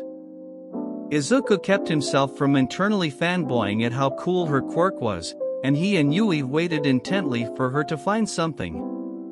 Tokage-sai was scouring the mob for anyone who looked like they didn't belong, and she eventually found her target split off from the pack and step away from view. When a purple portal opened in front of him, she immediately launched her eye after him to not lose him, but he had apparently sensed he was being watched, followed, and he turned around and grabbed the eye, decaying it to nothing but dust just as he did to the gate. "Shit," Tokage swore, "he spotted me." "Where is he?" Izuku questioned. "He stepped through a portal or warp gate or something. I didn't get to follow him in, but I caught a glimpse of familiar hallways, so he's definitely in the building." "Do we go after him?" Yui asked. "I don't see why not," Tokage replied. "We need to at least warn a teacher." Already covered, Izuku spoke up after texting his mom and Nizu about the intruder. "Let's find that motherfucker." And, with a toothy grin from Tokage, the three bounded through the entrance to the roof and set off back into the building with Nizu's office as their first stop, as that was where Izuku knew the most sensitive information to be. Reaching the office and not finding anyone inside, the three looked around for any signs of the intruder potentially having already been there. Izuku, specifically, was running over every inch of the office with a fine-toothed comb to find anything out of place whatsoever. Seeing nothing, the three left and continued down the hall to the nearest teacher's lounge. Along the way, Izuku caught a glimpse of pale blue through the small window of a door on his left. Stopping on a dime, he turned to the door and looked through the window to see the hooded man picking up and reading through a small stack of papers. Activating his quirk and lighting up in a flash of yellow, Izuku pushed the door open and launched himself at the man. Time seemed to slow down for even himself as the man was about to step through another portal but instinctively launched his hand out towards Izuku. Izuku had already seen what the intruder could do with a touch, and he had no interest in becoming dust in the wind. Just before the man's fingers could brush against his chest, Izuku pivoted and dashed to the side to remain clear of his touch. It was all the man needed to leave through the portal, however, and the two locked eyes for a brief moment before the portal closed. "God damn it," he lamented. "Yo, Midoriya, you in here?" he heard Tokage call out before the other two entered the room with him. Yui saw the consternation on Izuku's face, and she frowned. "What happened?" "I had him," he sighed. "He slipped right through my fingertips." "You caught him?" Tokage questioned. "No, I'm pretty sure he was expecting me or anyone else to find him because he shot his hand out at me the second I entered the room," he explained. "I dodged to avoid ending up like Uri, and he escaped through another portal." "Did Uri grow back, by the way?" "Yeah, I can detach my limbs and control them telepathically, and they grow back if they're destroyed or if I lose connection with them," she explained with a toothy grin. "That is so cool," Izuku muttered, and he stopped himself before he could launch into a mutter spree. "I know, I'm quite the catch, aren't I?" she teased with a pose. "Despite your Godzilla takes." Izuku muttered just loud enough for the two women to hear. "Oh, don't you fucking start," Tokage growled while Yui silently laughed at the interplay. "Let's ditch this place before anyone finds out that we practically went vigilante." Izuku's eyes went wide, and he quickly acquiesced. He hadn't actually considered that the teachers very likely would not want him or any students actively pursuing the intruder. "What, you didn't consider that when you suggested we, and I quote, find that motherfucker?" Tokage pressed with a laugh. "Hell, I'm surprised that even Yui went along with it. You didn't strike me as a rule bender. Doing stupid things for the right reasons is the essence of being a hero, isn't it?" Yui shrugged. "You're goddamn right it is," Tokage cheered. "I was fortunate enough to have people in my corner to help me achieve my dream, quirk or not. That support was the driving force that allowed me to get to this point, even before I eventually developed my quirk. Unfortunately, not everyone is a late bloomer, and even less people have that kind of support behind them. That's an issue, and either not enough heroes make an effort to address it, or their efforts aren't publicized and just end up falling on deaf ears. And you want to be that hero? You want to be a symbol for the public, similar to All Might? No, not like All Might. I could never live up to that, and, frankly, I feel like my efforts would be much better served trying to help those that not even All Might could reach. Even with a pillar propping up society, people still slip through the cracks. Someone has to be there to extend a helping hand out from the darkness and into the light. So a symbol for the disenfranchised, then? If that's the easiest way to phrase it, then sure. In a dark room nestled within an abandoned apartment sat a noseless man watching the impromptu interview of a UA student very intently. His narrow, red-eyed gaze studied every detail of the video, committing the face of the green-haired teen to memory. Interesting. He mused aloud. Not All Might, but being there for those that even All Might missed. Very interesting. He sat up, grabbing the bandages that he typically wrapped around his arms and over his eyes. Should we meet one day, I'll test that conviction of yours. After applying the bandages, he grabbed a long, tattered, red scarf beside a freshly blooded katana. And if your conviction doesn't measure up, you'll be purged like the rest of the fakes. So a symbol for the disenfranchised, then? If that's the easiest way to phrase it, then sure. A scoff could be heard from a man with black, unruly hair with a horribly burned body covered in a myriad of patchwork skin grafts and staples. Yeah, whatever, he spat before putting his phone away. You'll burn with the rest. If that's the easiest way to phrase it, then sure. What a disgrace. A young, pure human only turned out to just be more diseased filth, growled the man wearing a stylized plague doctor mask. While he was seething, a little girl huddled in the corner of the room ran some of the things the teen said back in her mind. She didn't understand a lot of it, the words were really big and they talked so fast, but she did understand one key point. A hero for the people even All Might couldn't reach, the people that slipped through the cracks. She didn't know who All Might was, but she was pretty small. Maybe she slipped through a crack and didn't remember? Maybe she slipped through a crack, and that was why she made her dad disappear. Maybe that was why she was cursed. Did she deserve to be saved? She was cursed and a monster, so did she really deserve for a hero to come rescue her from the crack she slipped through? She really hoped so. Eri, get in the chair. Tamura was as still as a statue in his seat at the bar.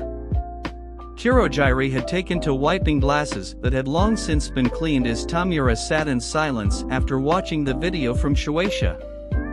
Tamura, is something the matter? Called a voice from a monitor. Both Tamura and Kurogiri were at attention at the sound.